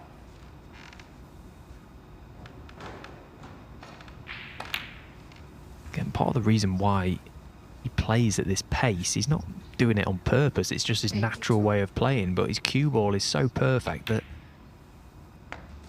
every time he walks around the table, it's exactly where he expects it to be. There's no time wasted looking at shots.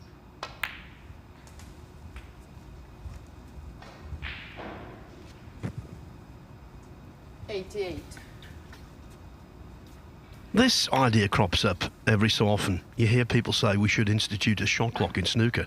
Why? You get a few slow players lower down the ranks, but generally speaking, the pace of play at the top end never been faster. I think the introduction of a shot clock would be totally unnecessary. Why fix something that isn't broken? 97.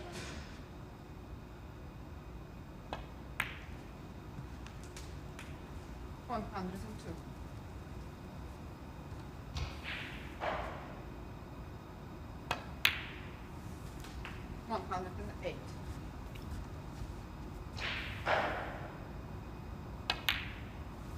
Another silky, speedy century from Zhao Zintong. The world champion takes a 1-0 lead as a consequence. The amount of centuries that have gone in today, even by Championship League standards, off the charts. We had 12 in the first session, starting at 11 o'clock this morning. Already in this session, we've had 2 on this table and 1 on table 2. The one in question being Wu Yi's 147. So 15 centuries in the day.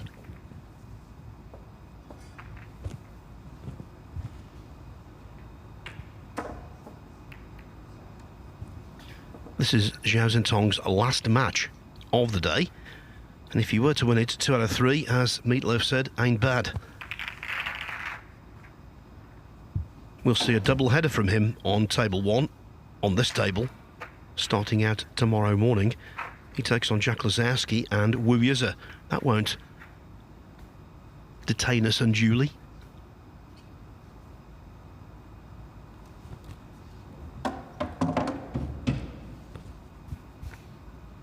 As for Zhang, well, he started off with a 3-1 win over Jack Lisowski earlier today, but then lost 3-2 to Jack Jones.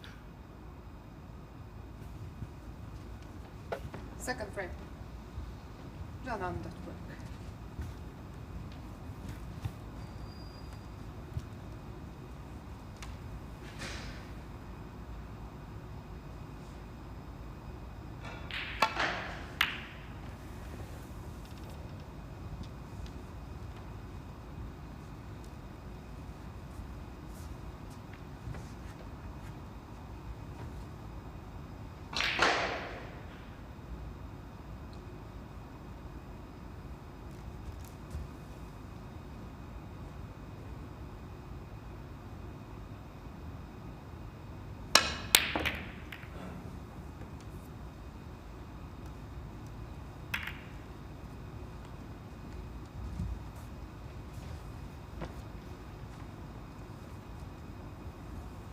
Well, that was quite a wild attempt at that long red from the world champion, and it's done a fair bit of damage, actually.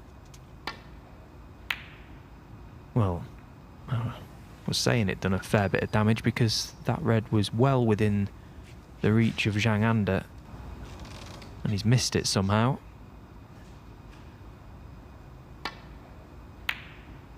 Right then, Zhao. Stop messing around.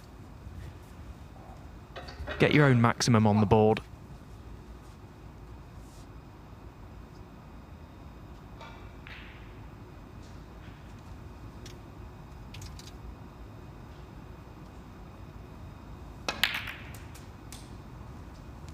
Not the best of splits. They all needed a little touch, those reds, actually. Yes, they looked quite spread, but all kind of congested, covering one another. Can he pop this red to right corner? Well, he can. Cue ball. It's okay. It's okay. He needs a bit of tackle out here.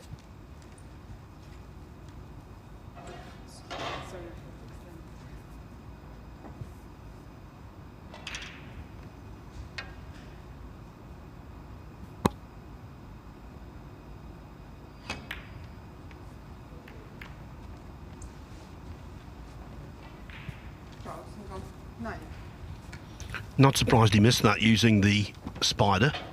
That was a much easier shot for a right-hander to reach than a lefty.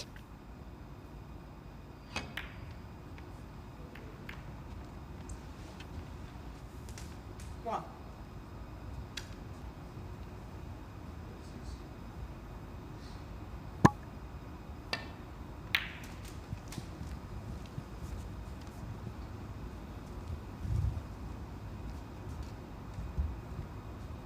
Eight.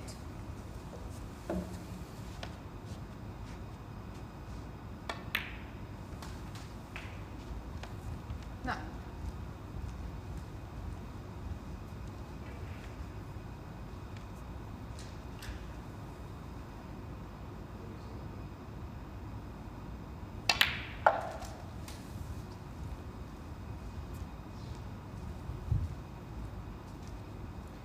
16.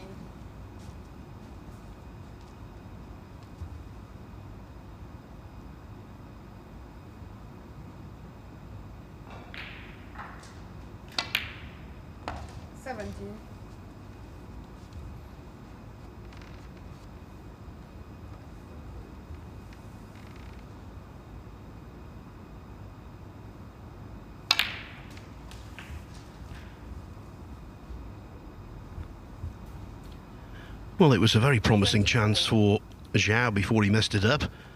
And now it's a wonderful chance for his opponent.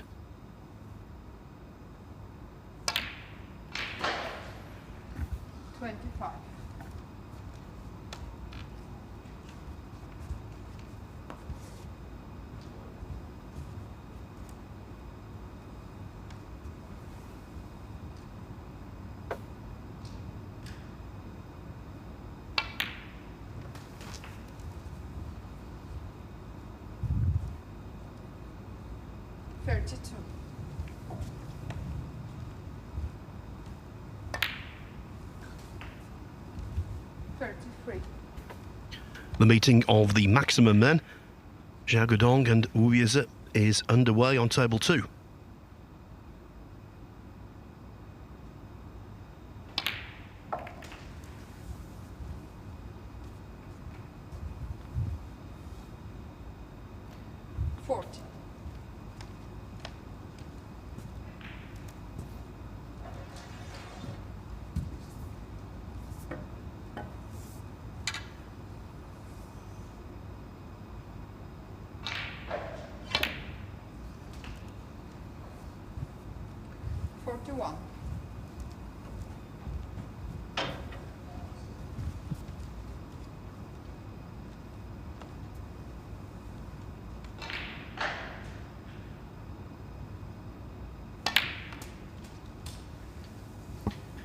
Got enough reds in open play here, Zhang, and you won't need the reds, the safe-ish reds, near the side cushion.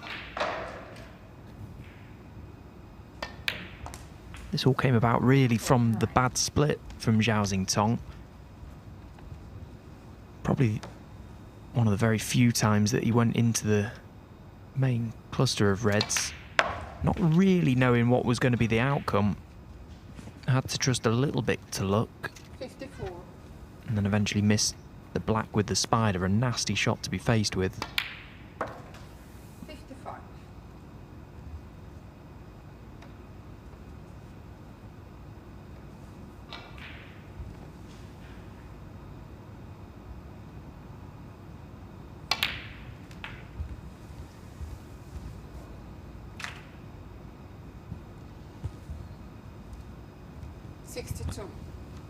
So the lead 53, one more red and a high value colour.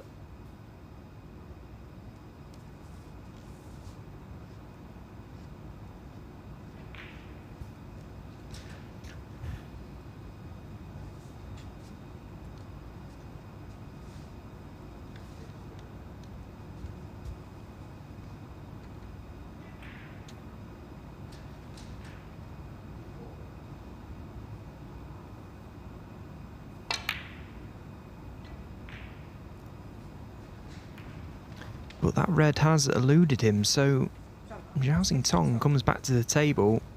Yes, 53 points behind, 67 available. Fairly decent opportunity.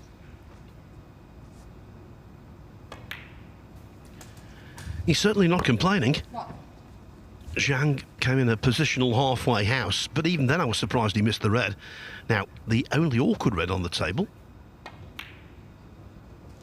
is no more. Look at that. That's just so simple, so effective, and yet so brilliant. 8. Yeah, and he had to play it sooner rather than later, really, while he had reds in open play anyway. It just maximised your chances of landing on one. And again, he's not blindly played that shot hoping for an outcome. The percentages were in his favour with it, so it was a good decision more than anything.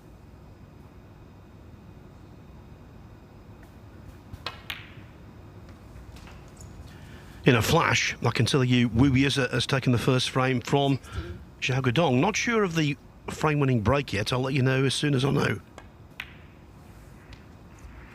17.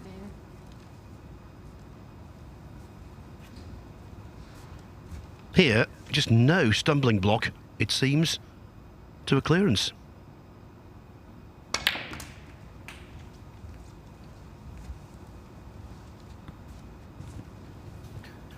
The red 24. just to the northeast of the pink. You'd never say it was ideal, but it's certainly manageable. Yeah, and he's got such a big area to play into, Zhao Xingtong. He's got probably 4 pockets, maybe even 5 to land on it. He's looking at the red to the right middle. It's quite an acute angle there, you see. On screen it looks quite simple, but when you actually get behind it, quite a small opening, so it might be worth screwing in behind this. Oh, goodness me. What a miss that is. Yes, and 28 in front. Jang doesn't have to worry about position on a colour. The red will do. Again, really unexpected.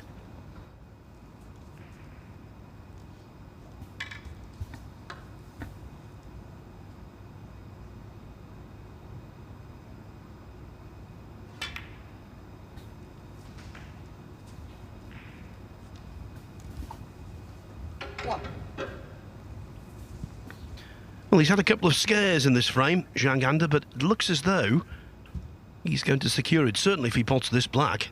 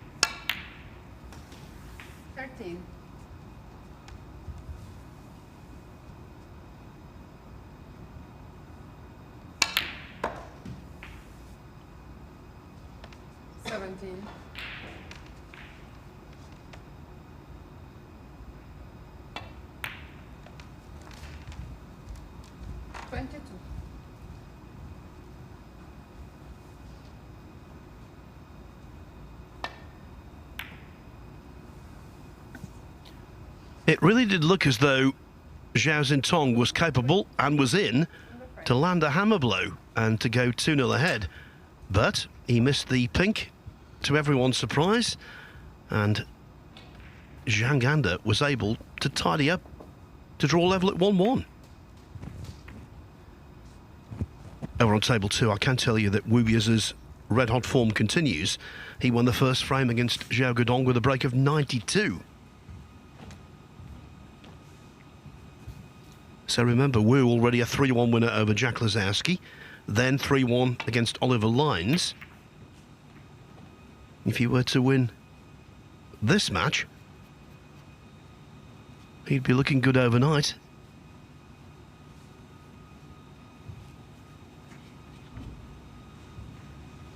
The way it works, 3 points, not a guarantee of a playoff place. But you're unlucky if you don't make it, certainly if you don't finish 5th, at the very worst. Yeah, the only trouble is, because this group is so tightly contested, they're all taking points off one another, so it may be really tight by the time we get to that stage tomorrow. Yeah, over the course of the 18-year history of the Invitational Championship League, I have seen players, once in a blue moon, relegated, having obtained 3 points in a group. But it doesn't happen too often.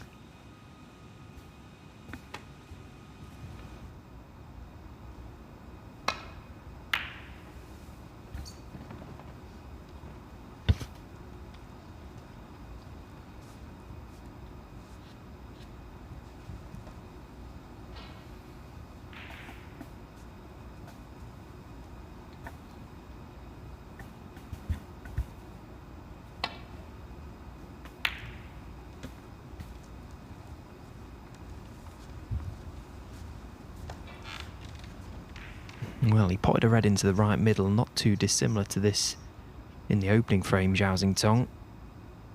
Looks as if he's going to be tempted again.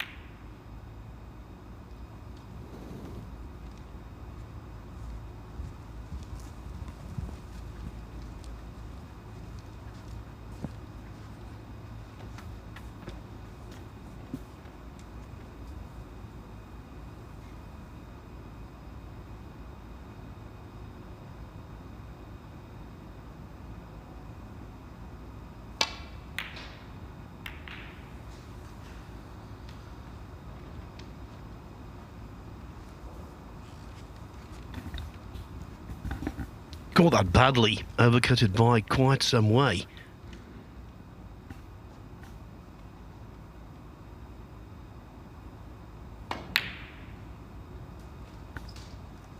There was nothing bad about that pot, but the cue ball being on the side cushion does restrict his options. Restrict them severely. I just wonder if he's got a plant available to right corner at the back of the main cluster. Oh, they must be close because he's played for them. 6.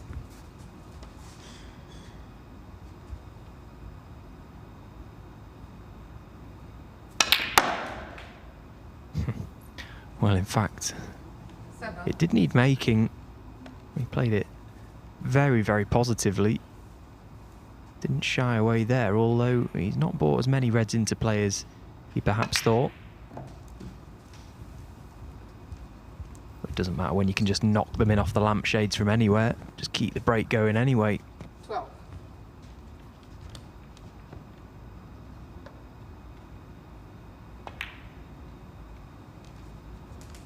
13.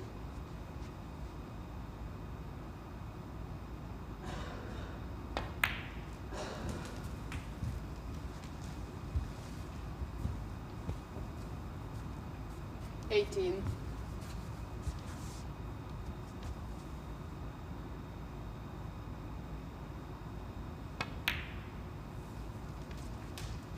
19.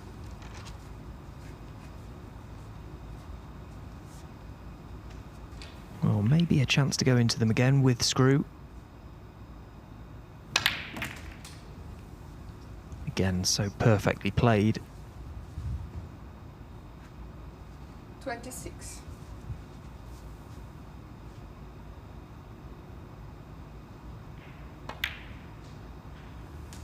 27. They call football the beautiful game. When he plays snooker, Xiao Zintong, he renders it beautiful also. And all the neutrals out there, I'm sure they would be hoping for Zhao to win either group 6 or 7, because they, like I, would love to see him in the winners group. 35. Well, there really just hasn't been many players ever that hit the ball as softly as Zhao Zintong and get the amount of work on the cue ball that he gets. 42. And if you take it a further level, the pace he goes into the pack is just always spot on. Never ever overhits that shot, and he always seems to land.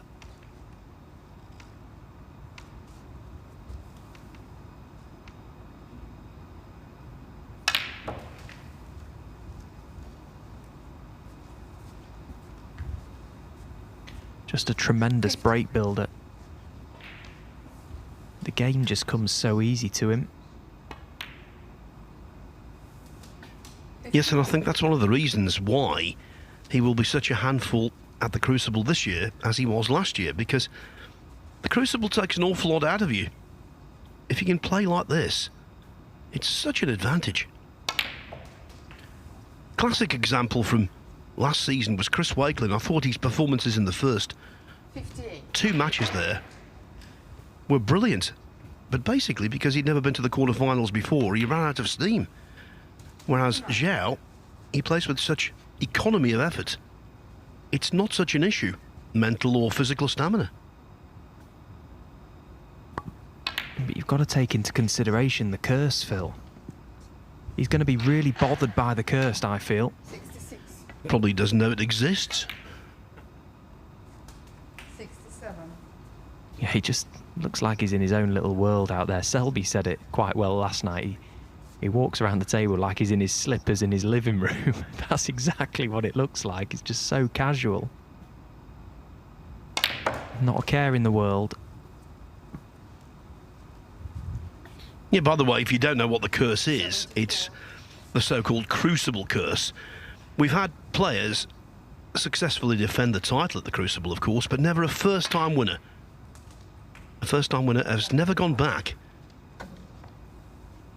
and lifted the title the following year. Had players come close, like Ken Doherty, who won it and then got to the final in 98. Joe Johnson, 86 winner and runner-up in 87. 83.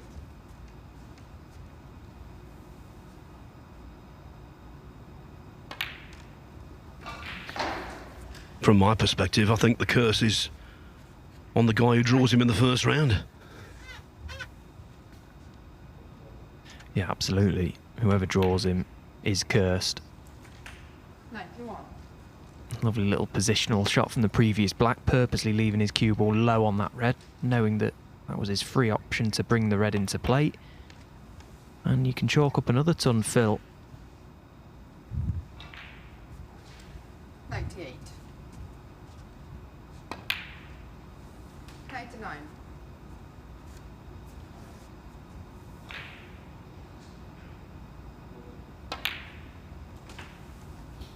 These centuries, they're 10 a penny. Anyone who's played the game knows how difficult it is to make one.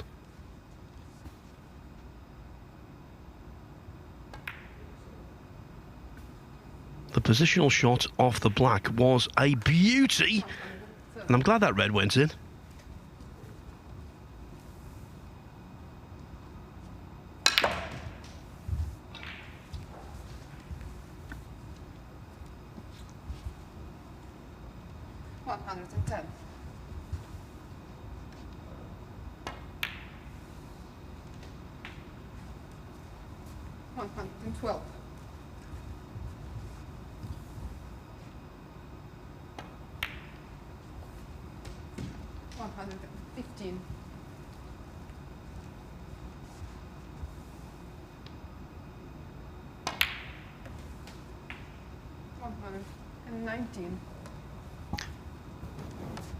It's amazing to think what he must be feeling inside when he's just making the game look so stupidly easy.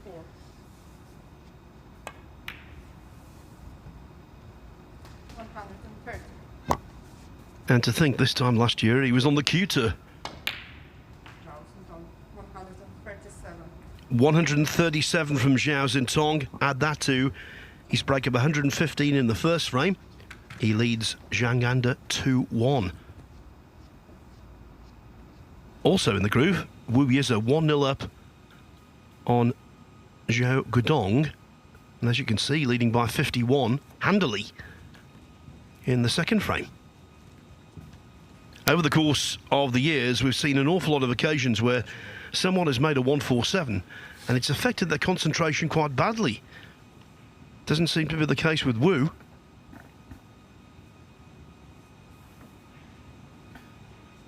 I remember Stephen Hendry, no less, made a 147 at the Crucible, and then I think he lost the next 4 frames. Not best pleased he was when he came into the press conference.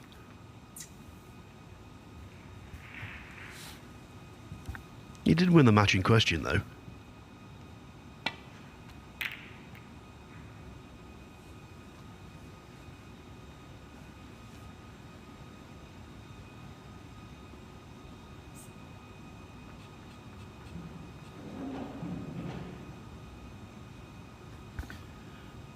And one of my summer projects, Stephen, is to work out how many times someone's made a 147 and lost the match.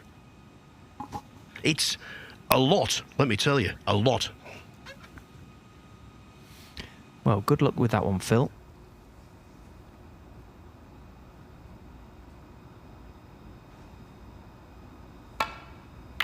It is true, though, when you see a player make a 147, particularly if it's their first, the adrenaline that's pumping inside does affect their confidence going forward. course, the players that have made multiple, it doesn't seem to affect them as much.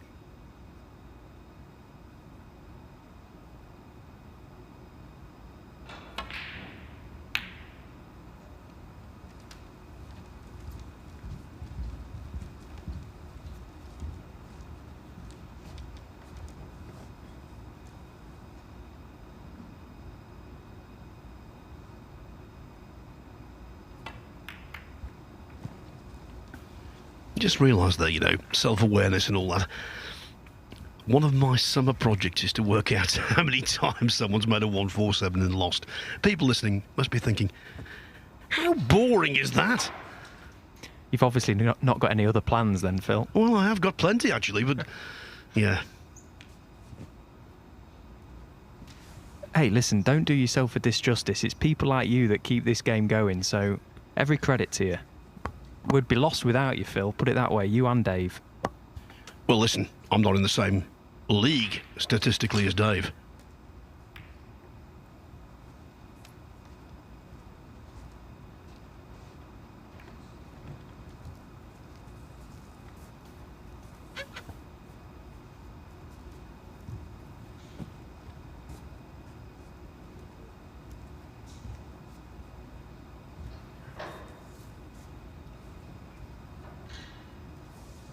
Yeah, with 147s, there have been instances where someone's made one and that's the only frame they've won in a match.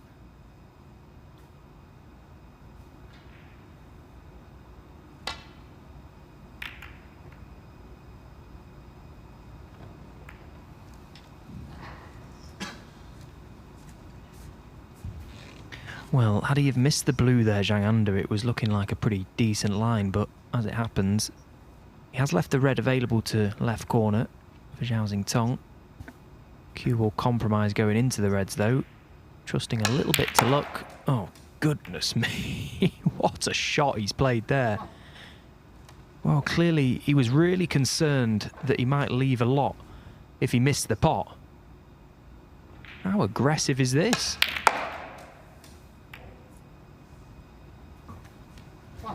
The word sweet in terms of his contact with the cue ball just doesn't cover it. But the yellow was asking a lot. That's the way he plays. We're not going to criticise him, but that really was a big shot to take on. Yeah, now look at the chance that Zhang under is presented with.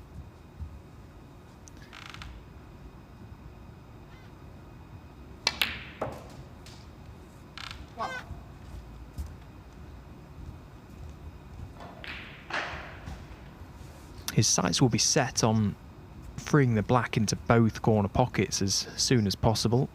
Looking to remove the reds just left of it. Makes it more of a conventional scoring chance.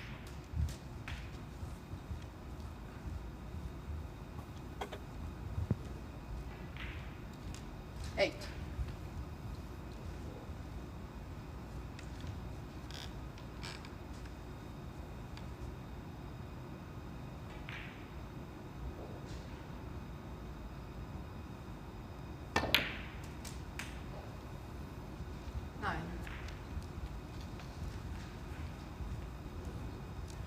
This is spectacular against steady. But Zhang goes about things in his own way, his own particular way, and it's worked well, certainly over the last 3 or 4 years.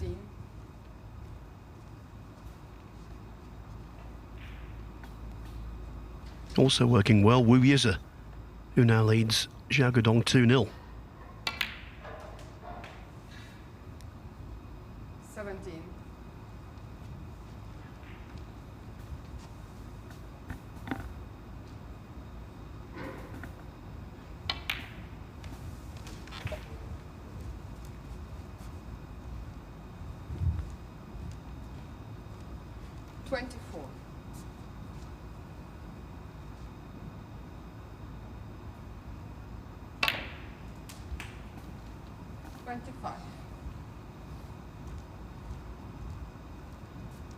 Well, that's the black now available into both corner pockets, so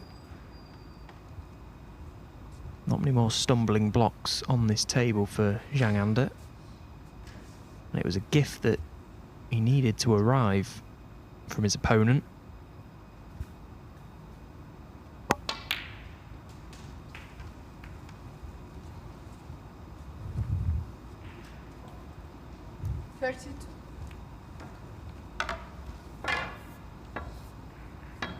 I think the key for someone like Zhang, when he's playing someone like Xiao, is not to be caught up in just how stylish his opponent is. Forget all that. Just mind your own. Concentrate on your own game. Okay, you might not be as easy on the eye as the other guy, but you can score just as heavily.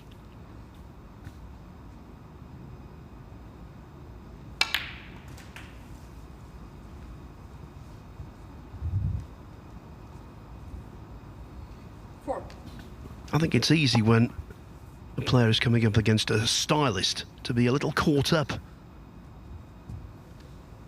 in the way the other player plays.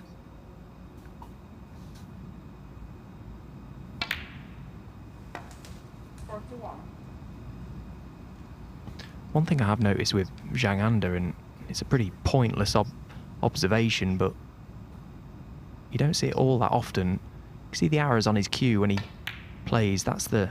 Oh, as he misses that one. That was an unexpected one. Yeah, he cues down the arrows of his cue, but when he uses the rest, he turns the cue the other way around. Not sure what that really means, but there you go. Well, after that miss, it could be the slings and arrows of outrageous fortune. Could have cost him the match. What? And no excuse. Yeah, that's criminal, isn't it, when you're nicely in amongst them to miss a routine black off the spot like that. Now, Zhao Xingtong comes to the table. 2 safe reds, yellow off its spot, which is slightly awkward. 8. But a good chance to at least get back involved in this frame. 9.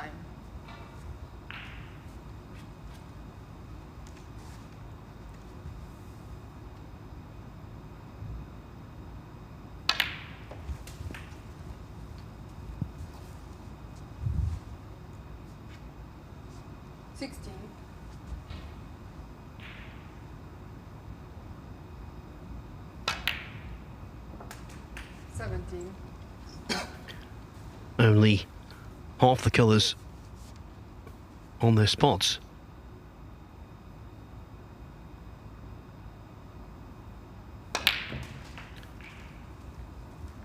And he didn't catch that one quite as he wanted to. Okay, the pot went in, but he didn't hit it to the centre pocket, and that's why, or the centre of the pocket, and that's why the cue ball is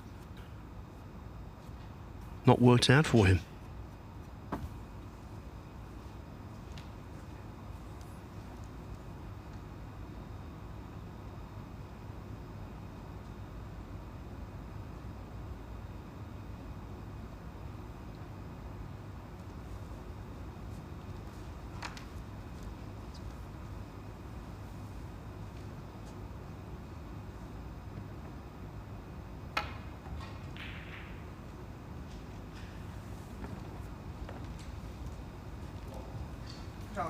Well, that shot didn't work out either. Cue ball not quite in bulk. Zhang, hand on table. Out and red.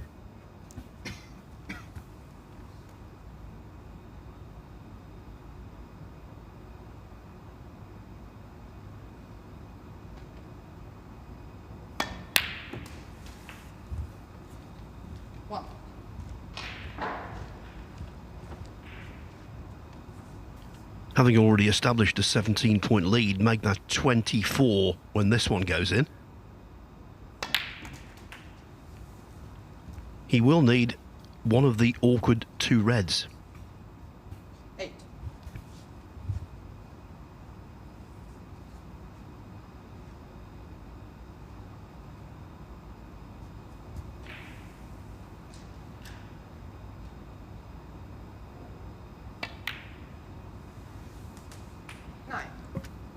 Yeah, good decision that from Zhang to play for this yellow, because it gives him the nice angle to dislodge that red from the side cushion, knowing that there's every chance he lands on the red in the middle of the table as well.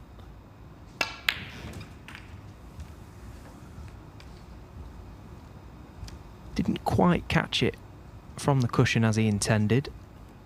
11. More of a quarter ball flick than a full. Hence the cue ball has stayed close to this side rail. Now this red needs cueing well.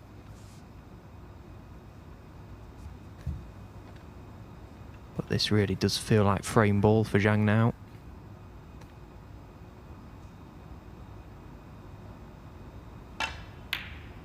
And he's missed it by quite some way. Down under. 11.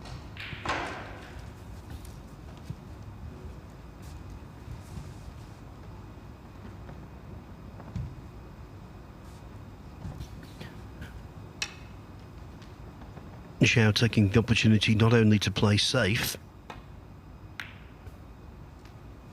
but also to remove the obviously troublesome red. But is there a gap past the green to pot it? If there is, that's sloppy.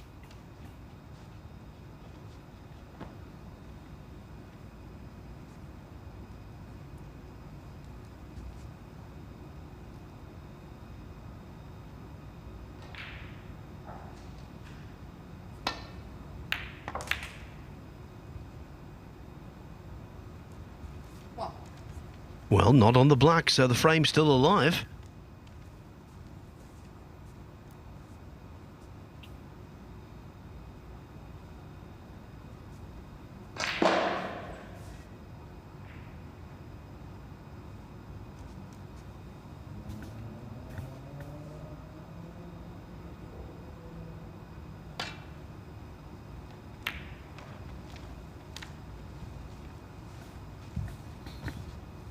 And just knocking the green closer to the side cushion makes life more difficult for Xiao should he get the chance to clear.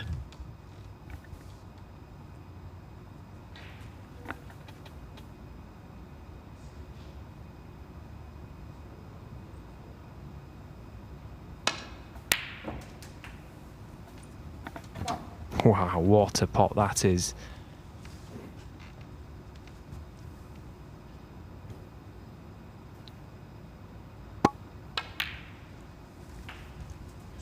Another one to add to the collection of 8.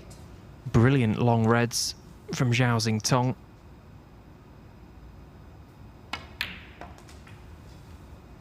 Well, how has Zhang Anda not already won this frame? It's not as though he got the green in a stone cold certain safe position. And bear in mind, Zhao Xintong is left-handed, so if he drops behind it, playing the shot shouldn't be too difficult. 15. But knocking in the green from where it is, that's a higher tariff than off the spot, obviously. 17. Wanted a slightly bigger bounce than that. This is missable.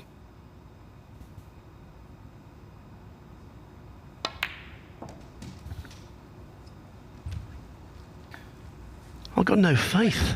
I've got no faith in him. Ye of little faith, Phil. That was as good as over the pocket for this boy.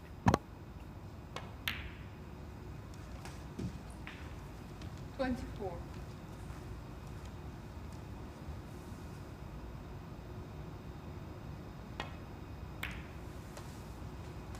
29. Pink and black needed for his second win of the day. 35.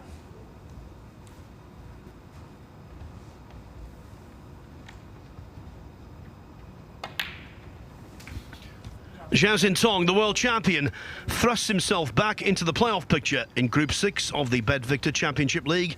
He had 2 centuries in that match, breaks of 115 and 137, and he won the final frame on the final ball. He defeats Zhang Anda 3-1. Next up on table 1, it is an all-English affair between 2 good pals, Oliver Lyons and Jack Lisowski.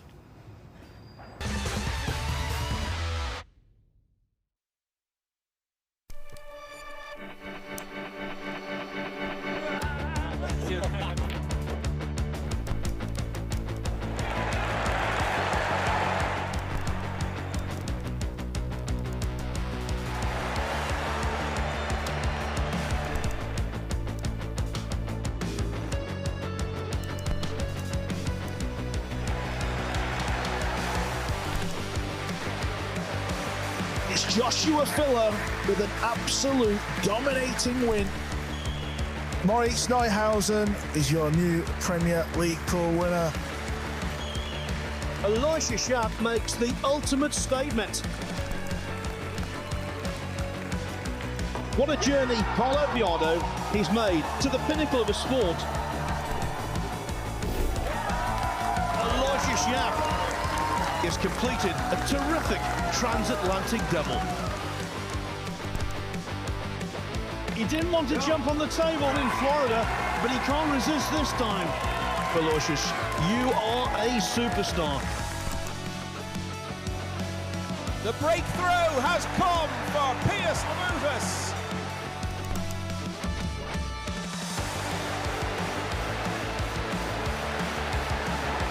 Team Asia, they've won the Reyes Cup again. David Alcade, it's your turn again, buddy.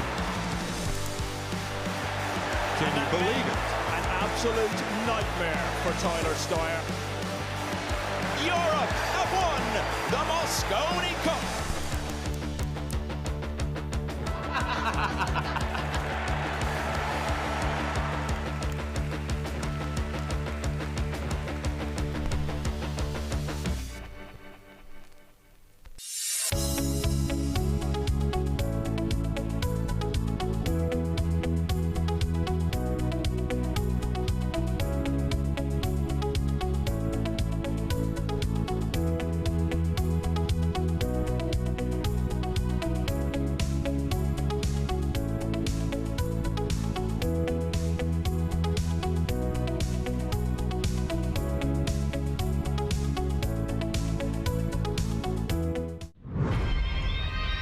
I'm Barry Hearn, president of Matchroom Sport.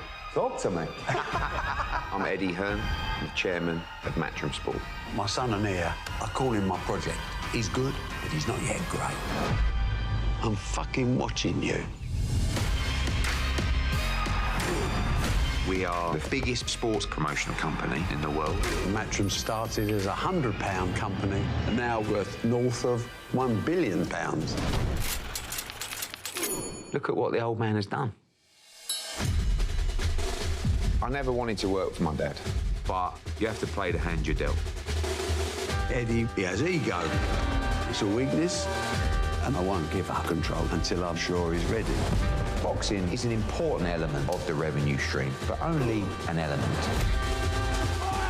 We've got the greatest snooker player to ever play the game. The biggest profit earner is darts. There's no business that has the drama. I found out you knew about it. You're done. The ego. Jesus Christ. What is that? The aggravation.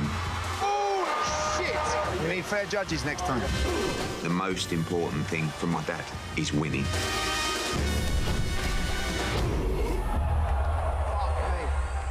The world's come crashing down on us. I mean, what's going to make you feel better? Please, could I get a packet of pickled onion Monster Munch? We need to talk about Conor Benn. We need to get him back in a ring. Yeah! How you getting on with Jake Paul? He's taken a number of shots at me. Come talk. Come talk. Come talk. And I ain't going to back down. Show me what you've got. I'm going to make our company Bigger and better. than ever. Let's go! Global domination. Nothing less.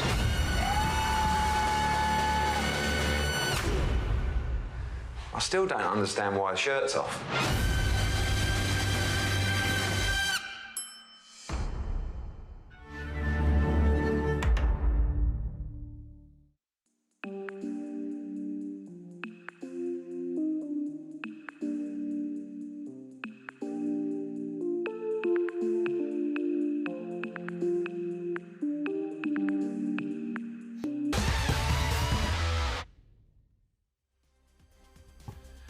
So we've got one more match to bring you on table one. It's an all-English affair. Jack Lisowski and Oliver Lyons. It's a tight group, this. Group 6. We've got two players now on 2 points. Wu Yize and Zhao Xingtong. And everyone else on 1. Zhang Anda, Jack Jones, Xiao Gudong, Jack Lisowski and Oliver Lyons. But of course, whoever wins between Lisowski and Lyons will be on 2. Of course, it's Jack's 4th match. So if he were to lose this, he would be in trouble overnight. Oliver Lyons, it's his third match, so he would be in good shape actually if he could win it. Very tight. It's going to come down to every frame played when we do the count back tomorrow. So here they are. They know each other well, these two good friends, and I'm sure it'll be an entertaining match because that's how they play. Oliver Lyons has made good use of being called up. Remember on Monday morning because Karen Wilson withdrew. Came down from Leeds. Got 5th place in Group 5.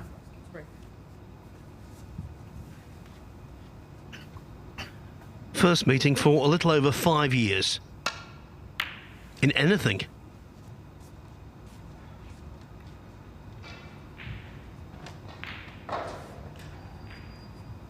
Lisowski leads the head-to-head 6-2. That doesn't include the Championship League. One meeting previously. Lisowski won that 6 years ago.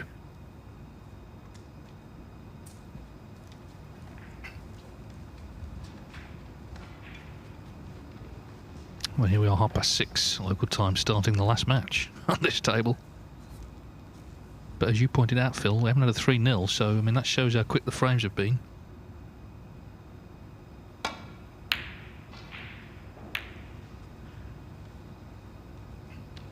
Well, that kiss, not good for Lisowski.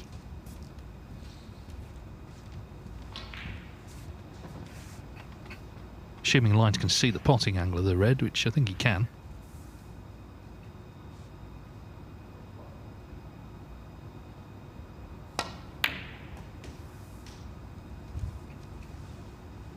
What? And now a really good split here would be just what the doctor ordered. Full ball into the pink, send them everywhere. Well, he went into the pink, it wasn't full ball, and that's why the cue ball got away, didn't stay in mid-table. 6. And barring a very risky red to middle, I think that's it. End of break.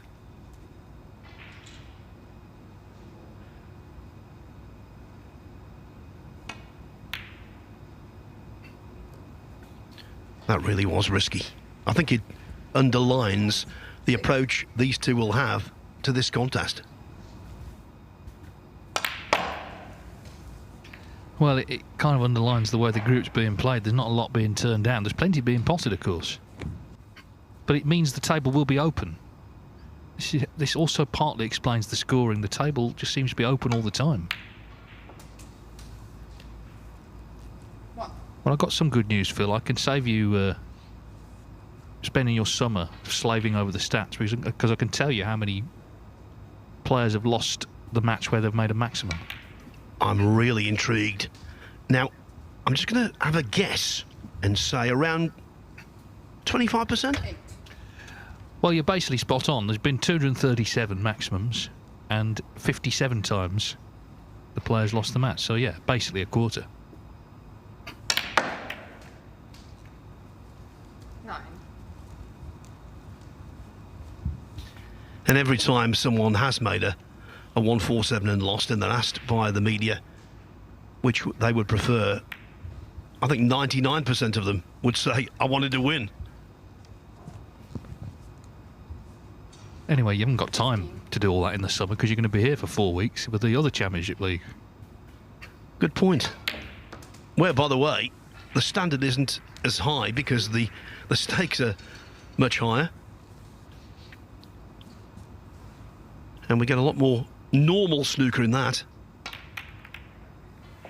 A lot more dogfights, drama, because ranking points are at stake. And for the lower ranked players, it's an opportunity to get their campaign off to an agreeable start. 24. Yeah, and also it's right at the start of the season, so people aren't as played in as they clearly are right now. I mean, Lisowski here is just in a glorious position to win this frame. But as I say, because the style of play has been so attacking, it seems that players are not sort of forcing openings, they just seem to have them. If one player misses, then the balls are there. Obviously, they've still got to be potted. It's not been...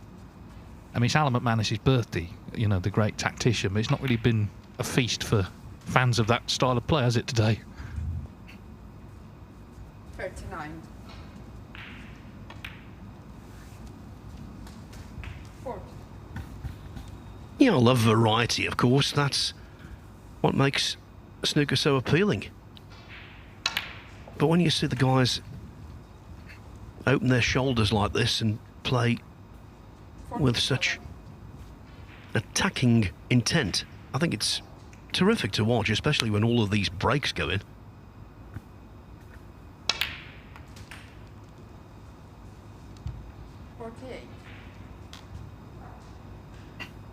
Lisowski could certainly do winning this match for reasons we've explained. He's only got 2 left to play tomorrow. 53. All the signs are it's going to be a real scrap to get in the top 4 with all the players so evenly matched as it stands right now. 54. Yeah, and the 2 matches he's got tomorrow are not easy. Zhao Zintong first up and Xiao Guodong to complete his campaign. 61.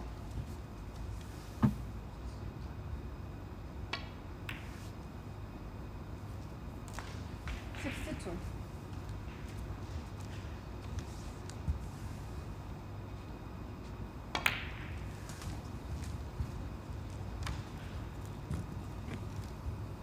67. Frame ball in the blink of an eye. Lines went for that tough red to right middle, didn't get it.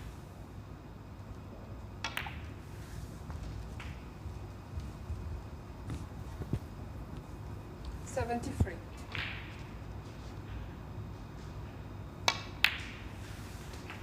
74.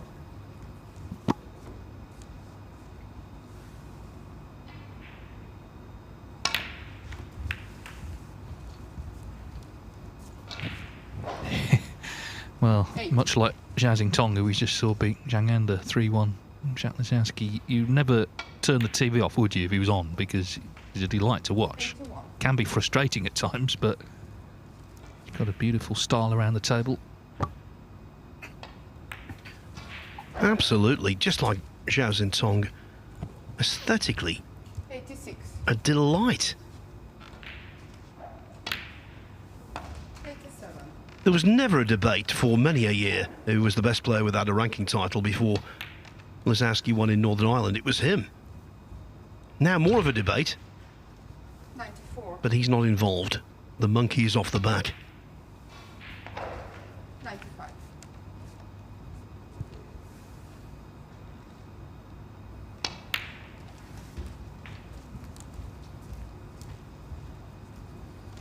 So it's another century if the yellow goes in.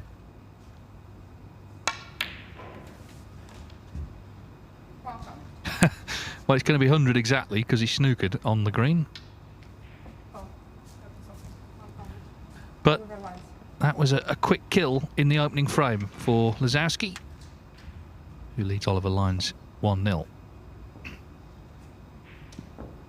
6. He is in the balls here, looking to complete a 3-1 victory over Xiao Guodong. Both of these players, of course, have made maximum breaks today. Well, it's Wu Yu's responsibility to try and chalk up yet another century. Well, he's actually on blacks here, Phil. He is. 64. Change century to maximum. Although it would be difficult with one rogue red down towards bulk. 65.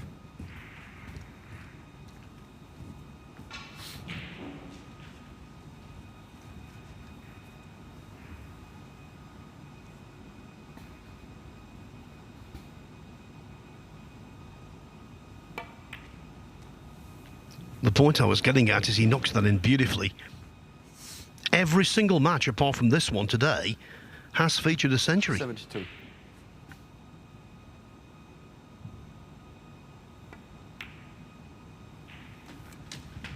73. Well, that secures the frame, so that red you mentioned down the table is going to be the issue in terms of the 147. Be quite something though, wouldn't it? Because the one he made earlier was the first of his career. He made 2 in a day. It's almost ridiculous, really.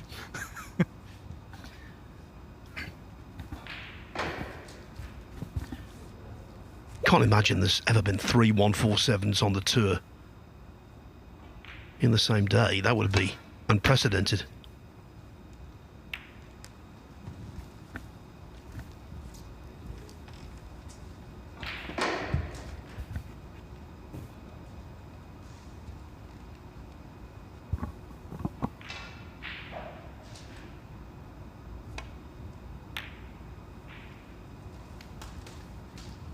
1.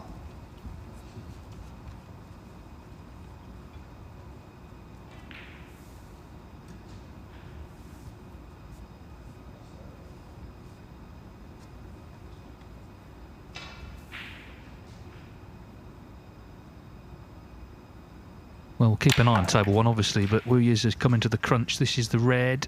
He's trying to move. Didn't work out, but some of the balls we've seen go in today, you feel it's break over, but we'll see, because he's got to be on the black as well. If he makes it now, especially as he's taking this one, he deserves it. Hang on. Look at him. He's willing it in. So not to be, but he'll have to settle for a mere 104. And, of course, victory at 3-1. So the next match on there will be Zhao Guodong staying on to play Jack Jones.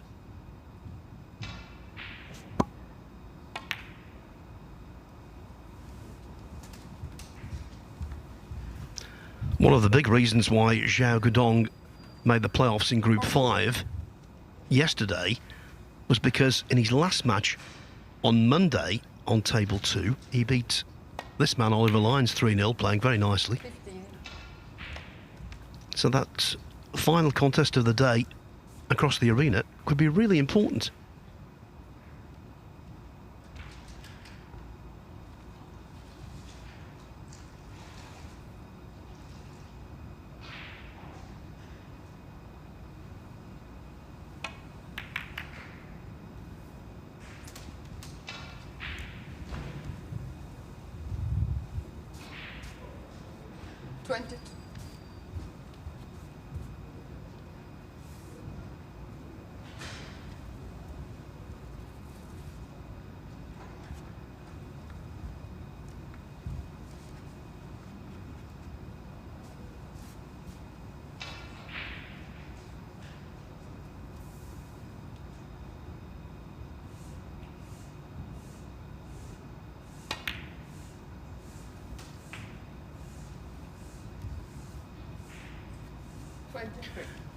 Really was serendipity yesterday when Oliver Lyons got the call. I think others were contacted before him to take Karen Wilson's place. Either the tournament director, Marcel Lecourt, couldn't get through or they weren't available. 26. Lyons was, and I think he's done really well, made the most of his opportunity.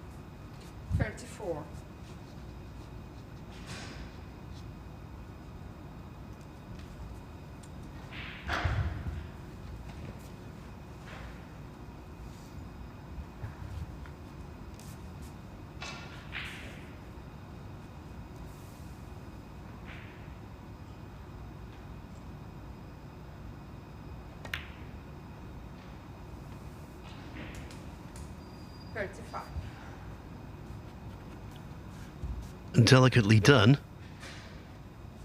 but there's still work to do to bind this break together.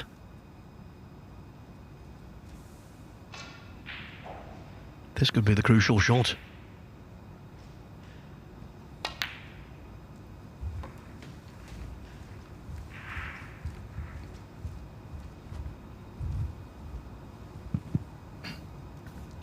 Well, if he's not on anything there, that is wildly unfortunate. I think he put so much effort into the pot. Yeah, the cue ball got away slightly.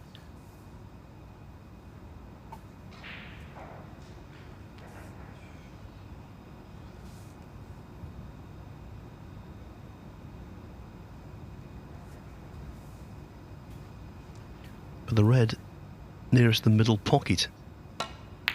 We saw from the overhead was just slightly past the middle, which meant it wouldn't cut. So Lyons has to settle for 40.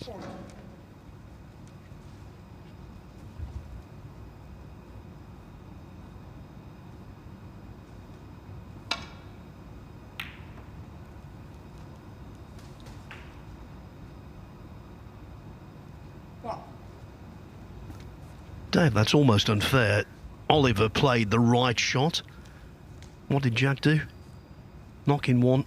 It was a very low percentage, and what's more, cue ball comes in and out of balconies nicely on the colour.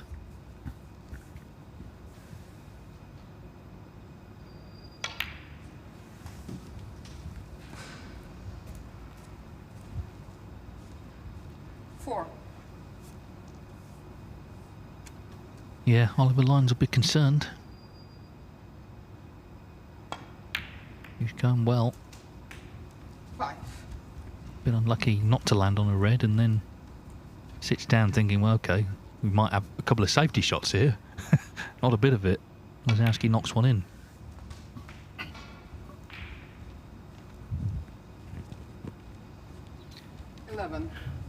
Yeah, I think tomorrow a couple of environmentalists might turn up, because there is an endangered species here at the Mattioli Arena. A safety exchange. We've not seen one. We know they might be out there, but we're not seeing much evidence of them. 19.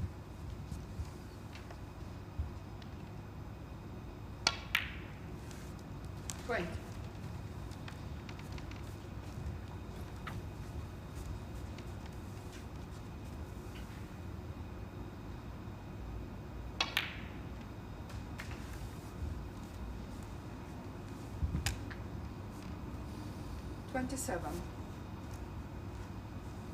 Well, basically everything's on, so it's just a question of working out the best plan here.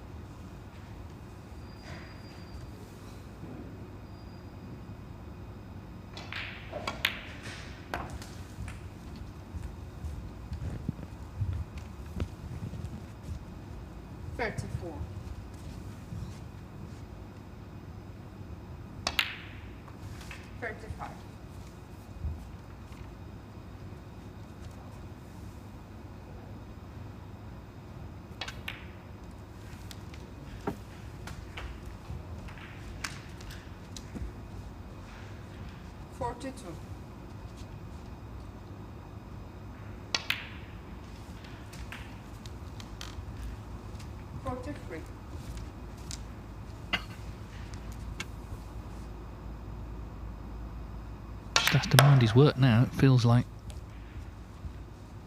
he's done all the hard work. A lot of the hard work was done by Oliver Lyons. Actually developed the balls in the first place, but couldn't ultimately reap the rewards. 49.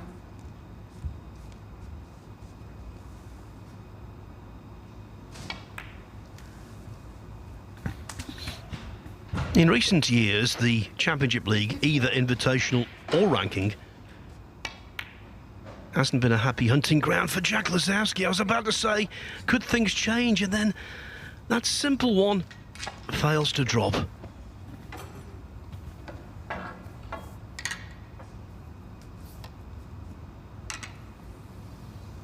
Well, it's just a massive reprieve for Oliver Lyons. It should have been 2-0 there. How important will that miss be in the wider context of the group when we have the final placings tomorrow? Could be massive.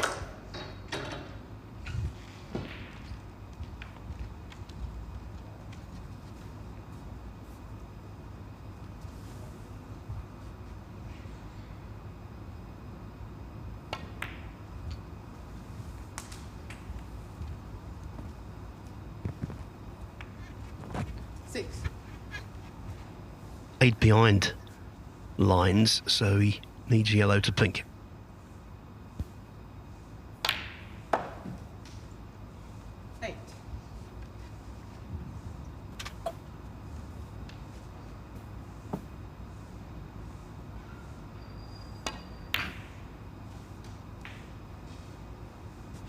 11.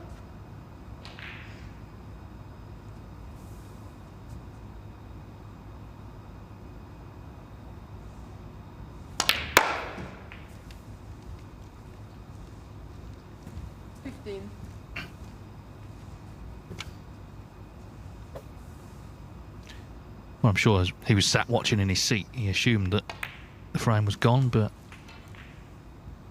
Lisowski just lost a bit of focus maybe. Pink is needed here for Oliver Lyons to level the match at 1 each.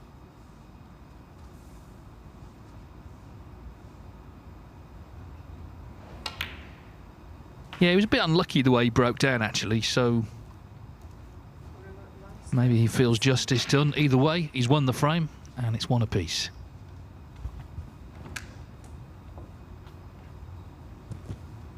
Now they're underway on table 2. The last match there is Xiao Guodong and Jack Jones. Jones 25-0 up in the first frame at the table. 9. They've all sort of cancelled each other out so far, but as we move through tomorrow we'll get a better idea of how it's all shaping up. Jack Jones, he'll actually play the last group match on table 1 at 4:30 local time tomorrow, so he will by that point know exactly how it all stacks up in terms of the placings.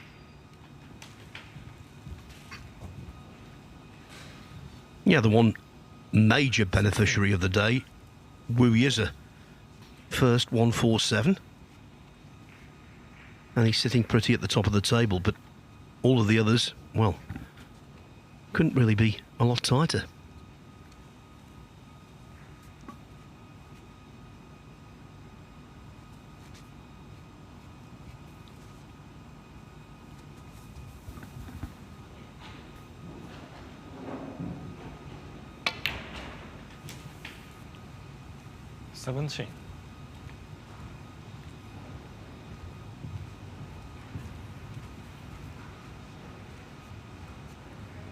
Matchroom Multisport YouTube channel, as I'm sure you're aware, has table 2. Jack Lisowski on table 1 must feel he should be 2-0 up, but it's 1 each with Oliver Lyons.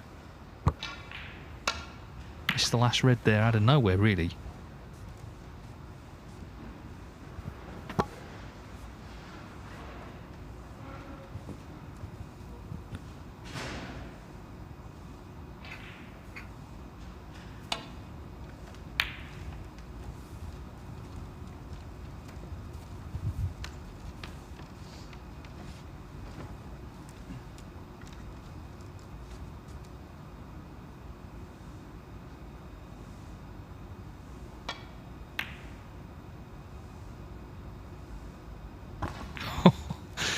Wow.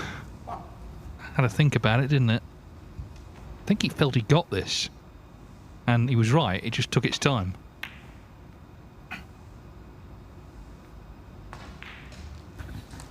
Well, that was the okey-cokey shot. In, out, shake it all about. Eventually it dropped. And now, again. I know I sound like a broken record, but what an opportunity. Dave was absolutely right at the start of this match. Today, frame after frame, you see really early chances with the balls superbly positioned.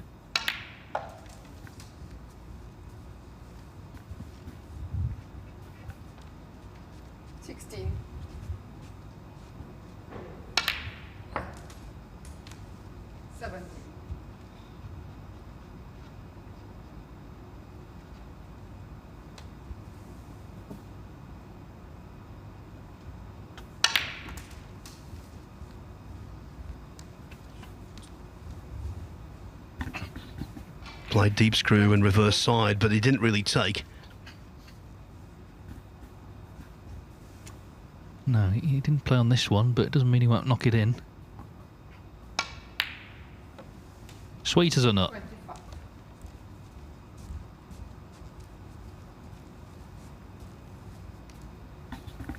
I think for a fleeting moment he had designs on a 147. Of course, that's gone now.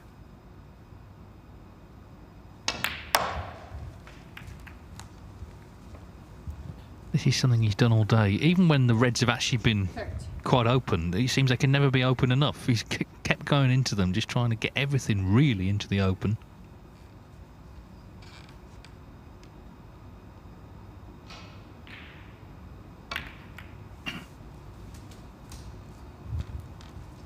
31. The days of sort of nicking 40 before you disturb the Reds are long gone, aren't they? Yeah, they're about as obsolete as a camera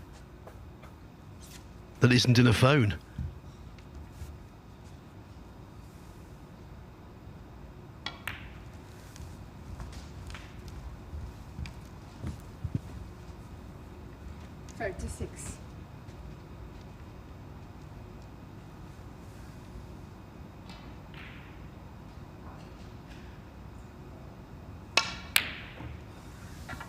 It's that pocket again. Now, that one was more difficult than the red he missed on 54 when steaming towards a 2-0 lead. But nevertheless, missing it, annoying for Lisowski.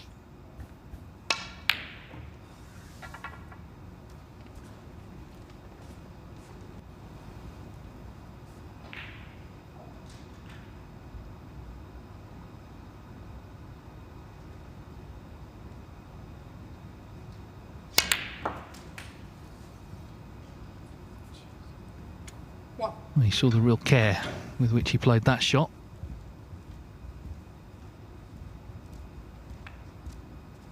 Oliver Lyons could win this group, or indeed the next one, get in the winners group. What a massive bonus that would be for someone who wasn't in the event a couple of days ago.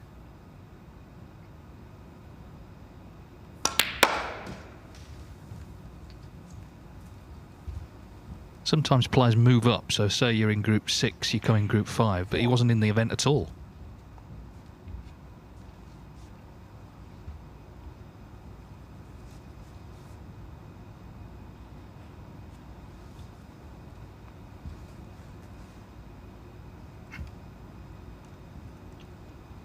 Well, shaking his head.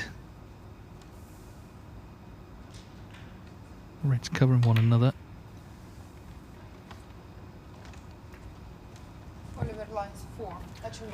Not saying he's playing defensively, of course he isn't, but he's much more measured than his opponent, and why not?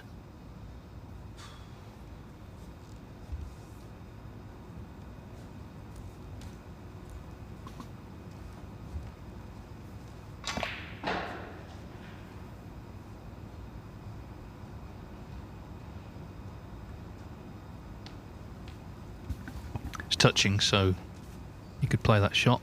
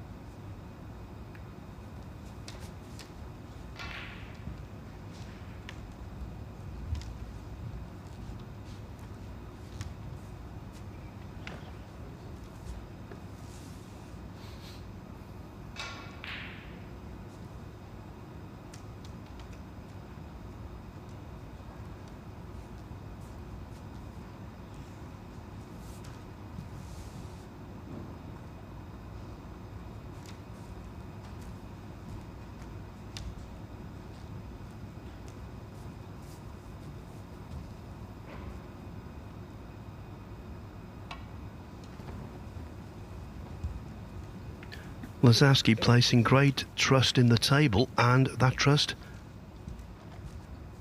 entirely justified. The cue ball did not veer off at all.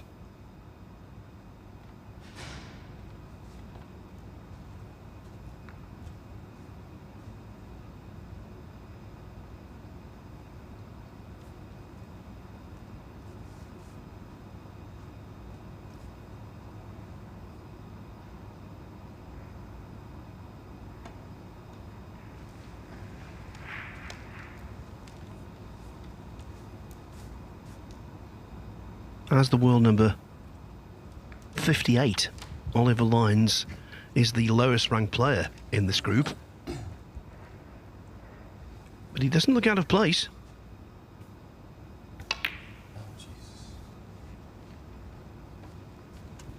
Well, he didn't reach Oliver Lyons, as we saw.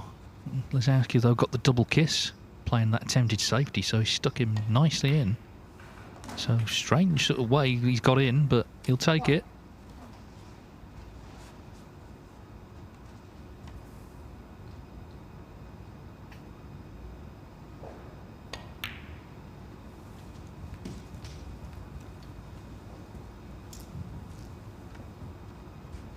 He was only a couple of years old, Oliver Lyons, when his dad Peter played at the Crucible in 1998. I'm sure he would love to get there and have his dad come and watch him.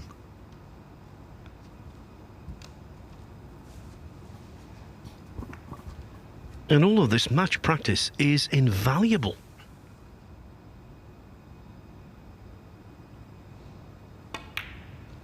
He has qualified for next week's German Masters. He will travel to Berlin, where he will take on Mark Allen.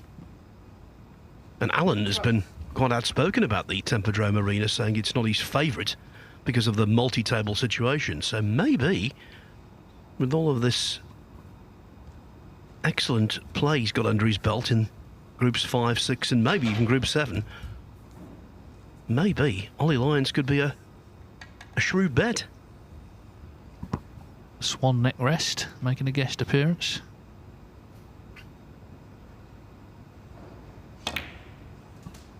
Yeah, he seems to have more steel about him the last couple of years. He got to that semi-final last season at the British Open. This season he beat Judd Trump in Saudi Arabia. So just getting those sort of results that maybe were eluding him for a while. I think he's playing his best snooker of his career right now. Absolutely agree. I think when he got to that semi-final at the British Open, he was swamped. Looked very nervous and as though he was a rabbit in the headlights. But 21. Rather than have a negative effect on him, I think actually getting that far, and he played really nicely to make the last four, I think getting there made him realise just what was on offer in the game. We played John Higgins, who's probably lost count of how many semi-finals he's been in. Meanwhile, was dead straight on the blue, couldn't do really anything with the white in terms of getting nearer the reds. 26.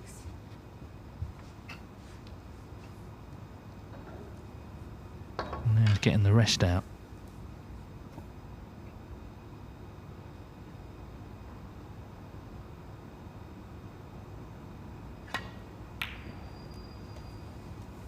That's really well done. 27. And now he does have an angle on the blue.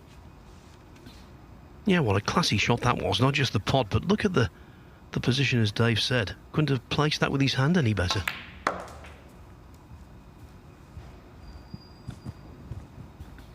Not quite so accurate this time, though.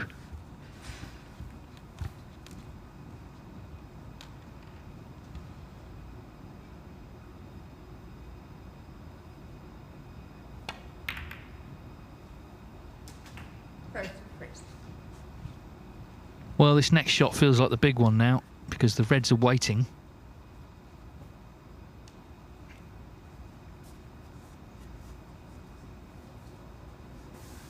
But they'll be waiting for Jack Lisowski if he doesn't pot the blue.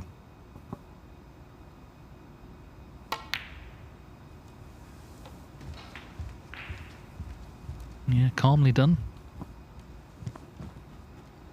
38. Such an innocuous shot Lisowski played. Just a little sort of thin safety, but he got the double kiss 39. and just stuck the red up to left middle.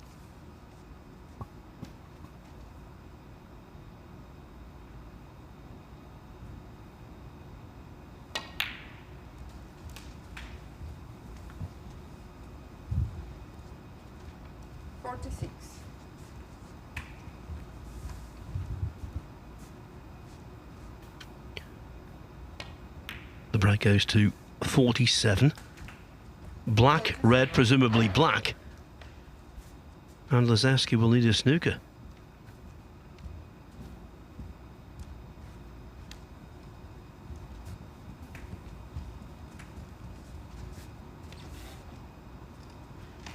The reason I'm saying black after this, the quieter you hit the last red along the top cushion, the more chance it falls in. Why take the risk of playing for any other colour?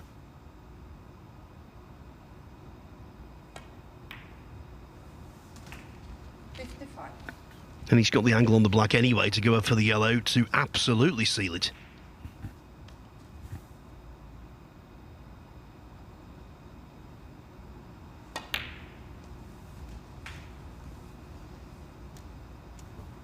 He's playing some good stuff. These Oliver lines. He sat out 2 maximums from Zhao Gudong and Wu Yize, but when he's been at the table, he's been impressing as well. 64.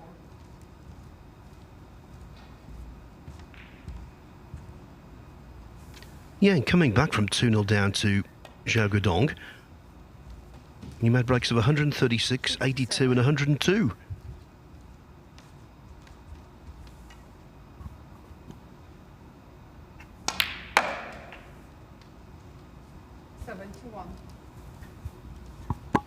So, Lisowski has paid the price for that shot he played. And he's going to be in trouble. Remember, if he loses this match, he'll have played 4, won only 1.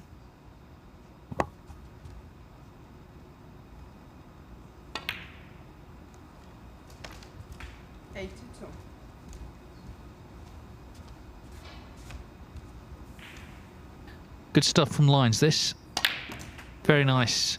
A clearance of 89 from the Leeds man to lead Jack Lisowski 2-1.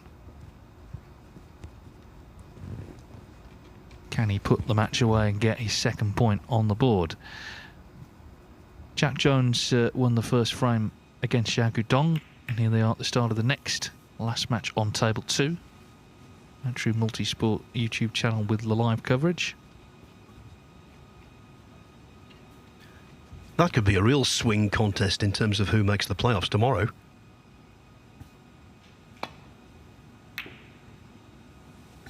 Jack Jones coming into the tournament today, whereas Zhao Gudong is playing his 4th group. He's made the playoffs in the first 3 in which he's been involved. He'd love to make that a quartet.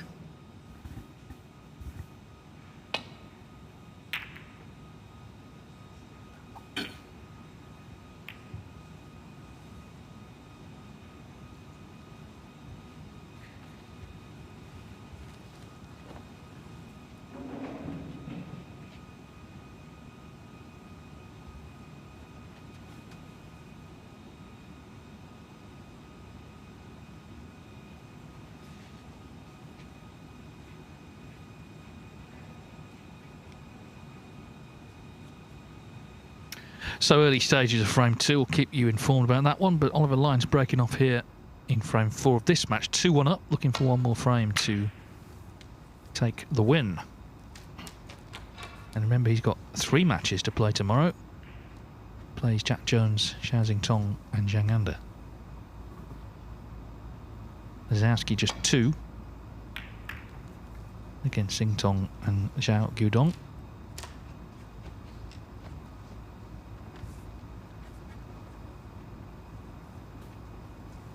Haven't seen a lot of Ollie on table 1 this week, but this has been pretty impressive as he attempts to build the bank balance. He definitely badly wanted to finish in 5th last night. That was the goal, to just scrape through and give it his all in Group 6 today. But always remember, Lisowski is dangerous.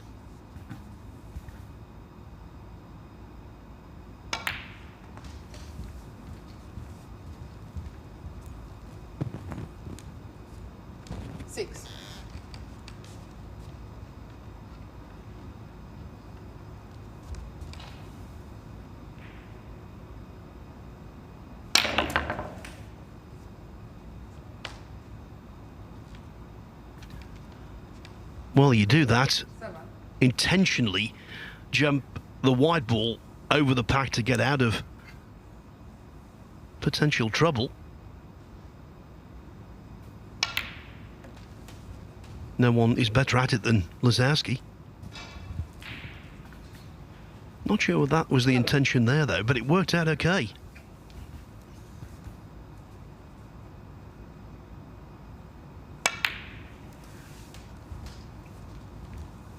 Well,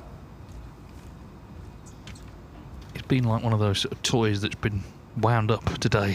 Lisowski, he's just been determined every visit to try and get everything into the open and kill frames off. With mixed success, it's got to be said. Of course, the problem is if you break down, you're leaving 19. the balls in open positions.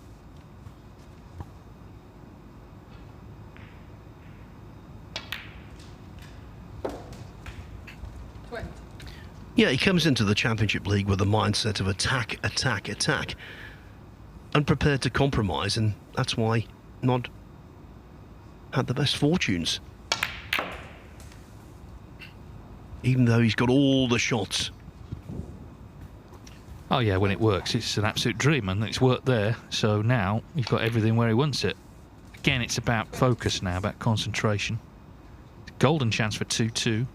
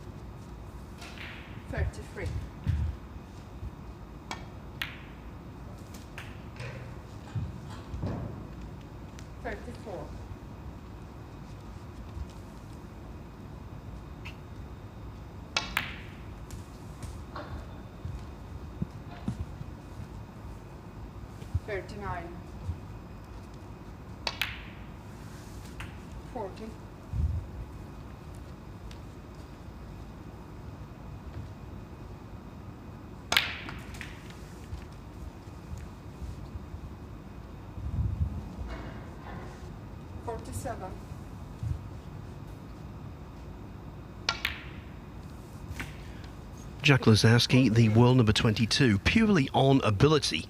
He really should be higher than that. But of course, ability isn't the only criteria.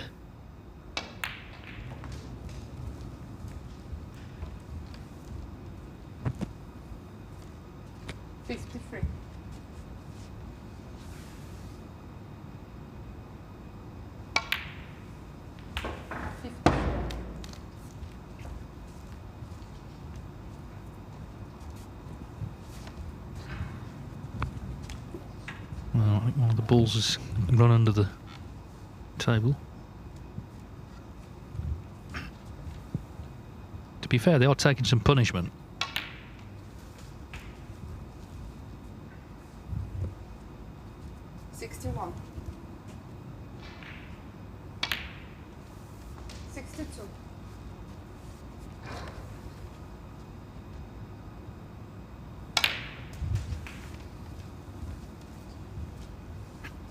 Natalia Gradinari, very professional referee and concentrating fully on this match, but her son Vladislav is playing right now in the World Snooker Federation Junior event, which carries a tour card. He's 2-0 up in the last 32, so a long way to go, but he's doing good.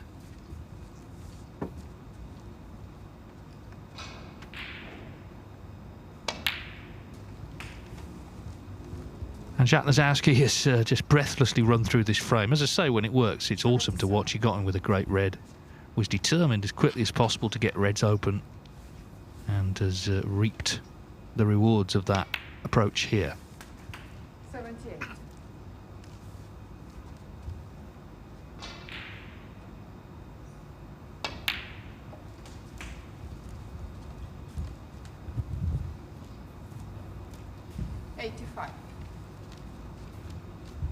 And the decider that's coming up could have a huge impact on who makes the playoffs and who misses out.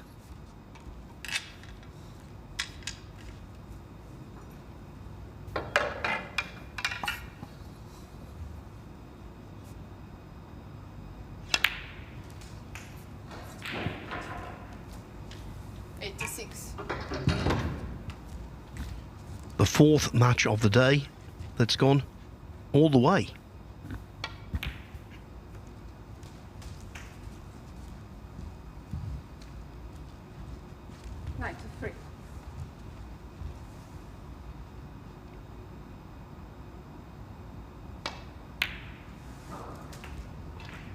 24.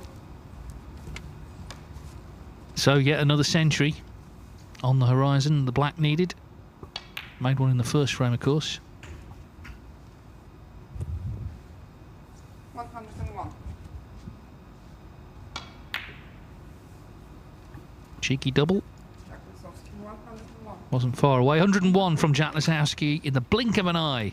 He levels the match at 2-2 and sets up a fascinating deciding frame finish with Oliver Lyons.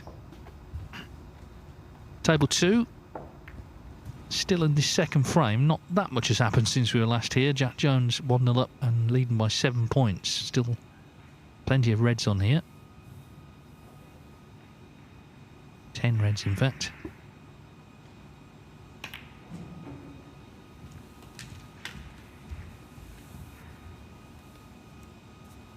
Six.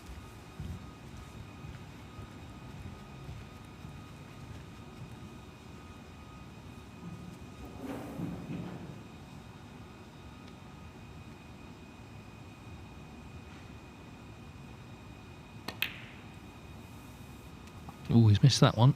Anyway, this is the decider. It's not taken long to get here. 2-2.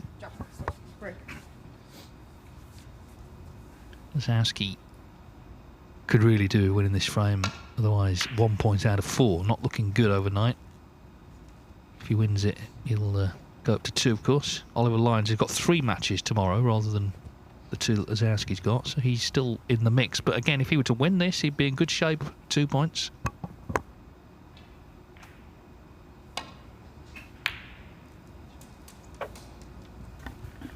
Well, that shot, we've seen it an awful lot. Beautifully floated in by Lyons. Would have liked the cue ball to bounce slightly more off the top cushion.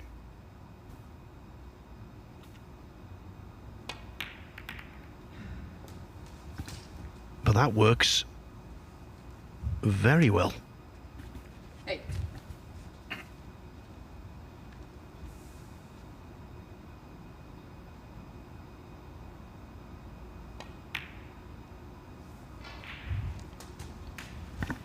Did he catch the incorrect red there?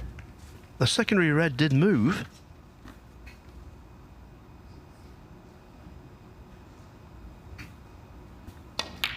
There was no apology.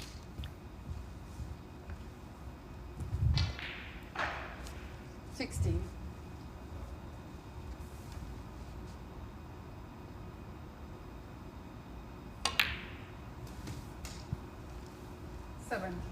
Now the back of the pack here is rather flat, which is not a good thing when you're going into it. Of course, a couple of open reds remain.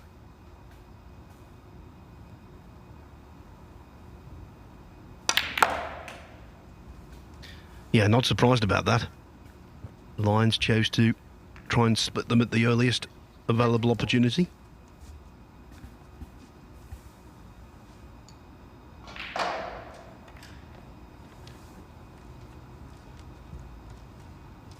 Lyons 24.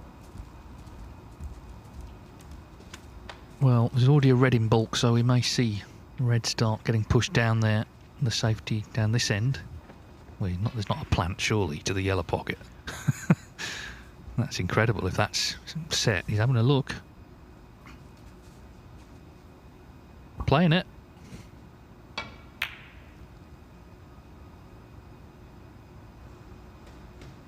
Amazing.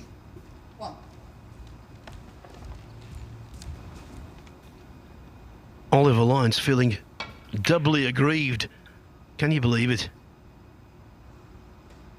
It's quite an unlikely plant as well, isn't it? So here we go. Lyons has been in. This is Lisowski's chance. And we know he's not going to shirk from trying to get into these reds.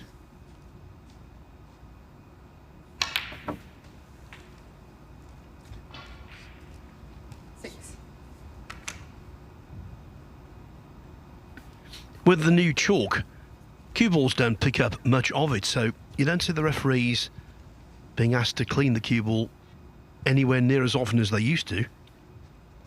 But Lisowski felt the need there.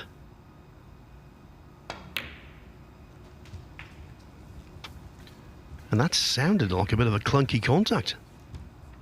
Done.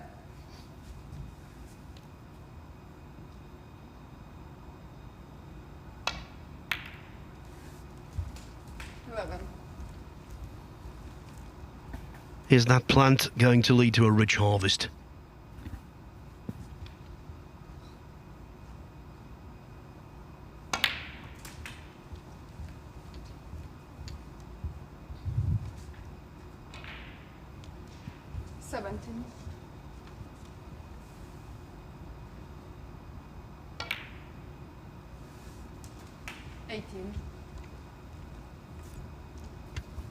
Well, he kind of has waited in this frame to try and get into them.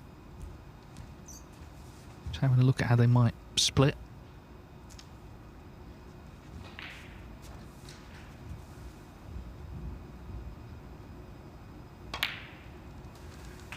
Well, this red obviously pots to left corner, so as long as he lands nicely on the colour off this, he's going to bring other reds into play.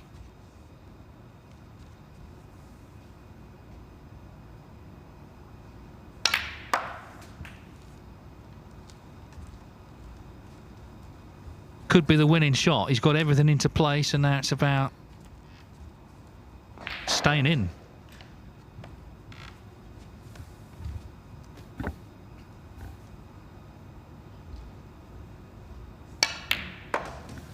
Yeah, could be.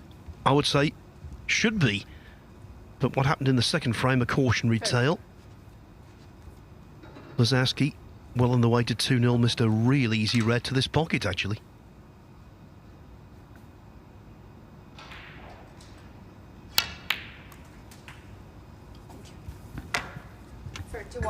Spare a thought for Oliver Lyons. Didn't feel like he's done much wrong. That plant was an unexpected bonus for Lisowski. Well executed. And typically kind of gutsy shot. But he was convinced it went, and it did. 39. Yeah, because the second red had to travel so far. It's the kind of plant you could actually not twig was on. 46.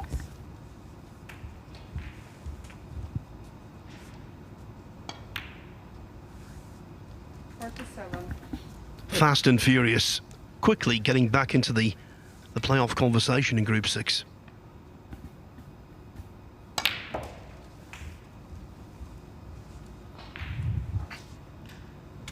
It's a group, you don't want anyone to be relegated, do you? They've all entertained us today in different ways, this man included. 55. So it's going to be some day tomorrow when we find out who exactly is where in the shake-up. But Jack Lisowski's playing himself into contention. As long as he closes this frame out now, he'll be in the mix on 2 points with 2 matches left to play. 62. Check of the scores, 38 in front. So this is the ball that will leave Lyons needing a snooker. And as I say, it doesn't feel like he's done anything wrong in this decider.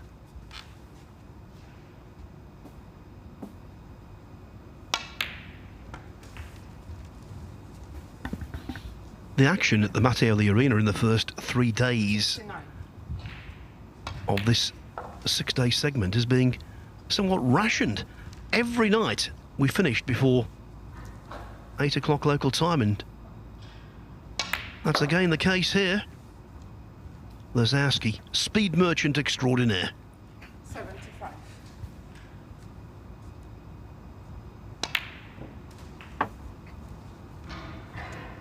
May as well make a 3rd century of the match to bring it home.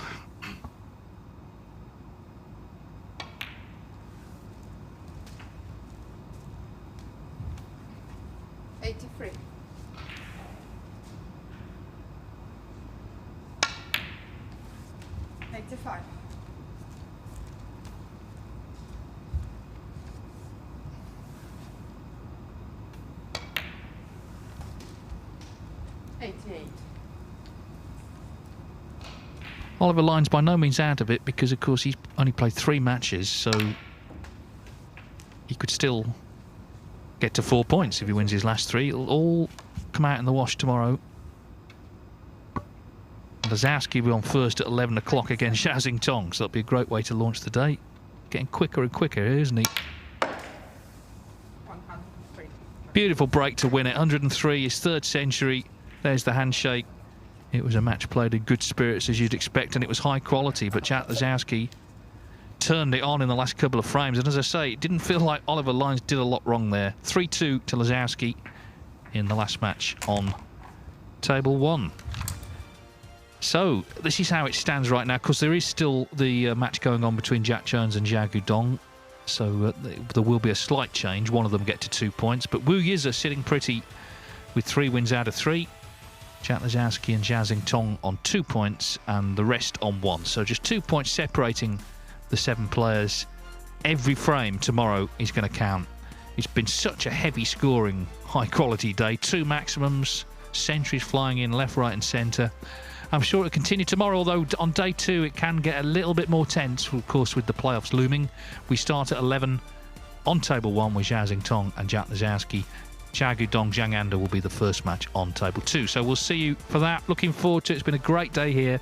We do it all again tomorrow. But from us all here at the Mattioli Arena in Leicester, it's good night.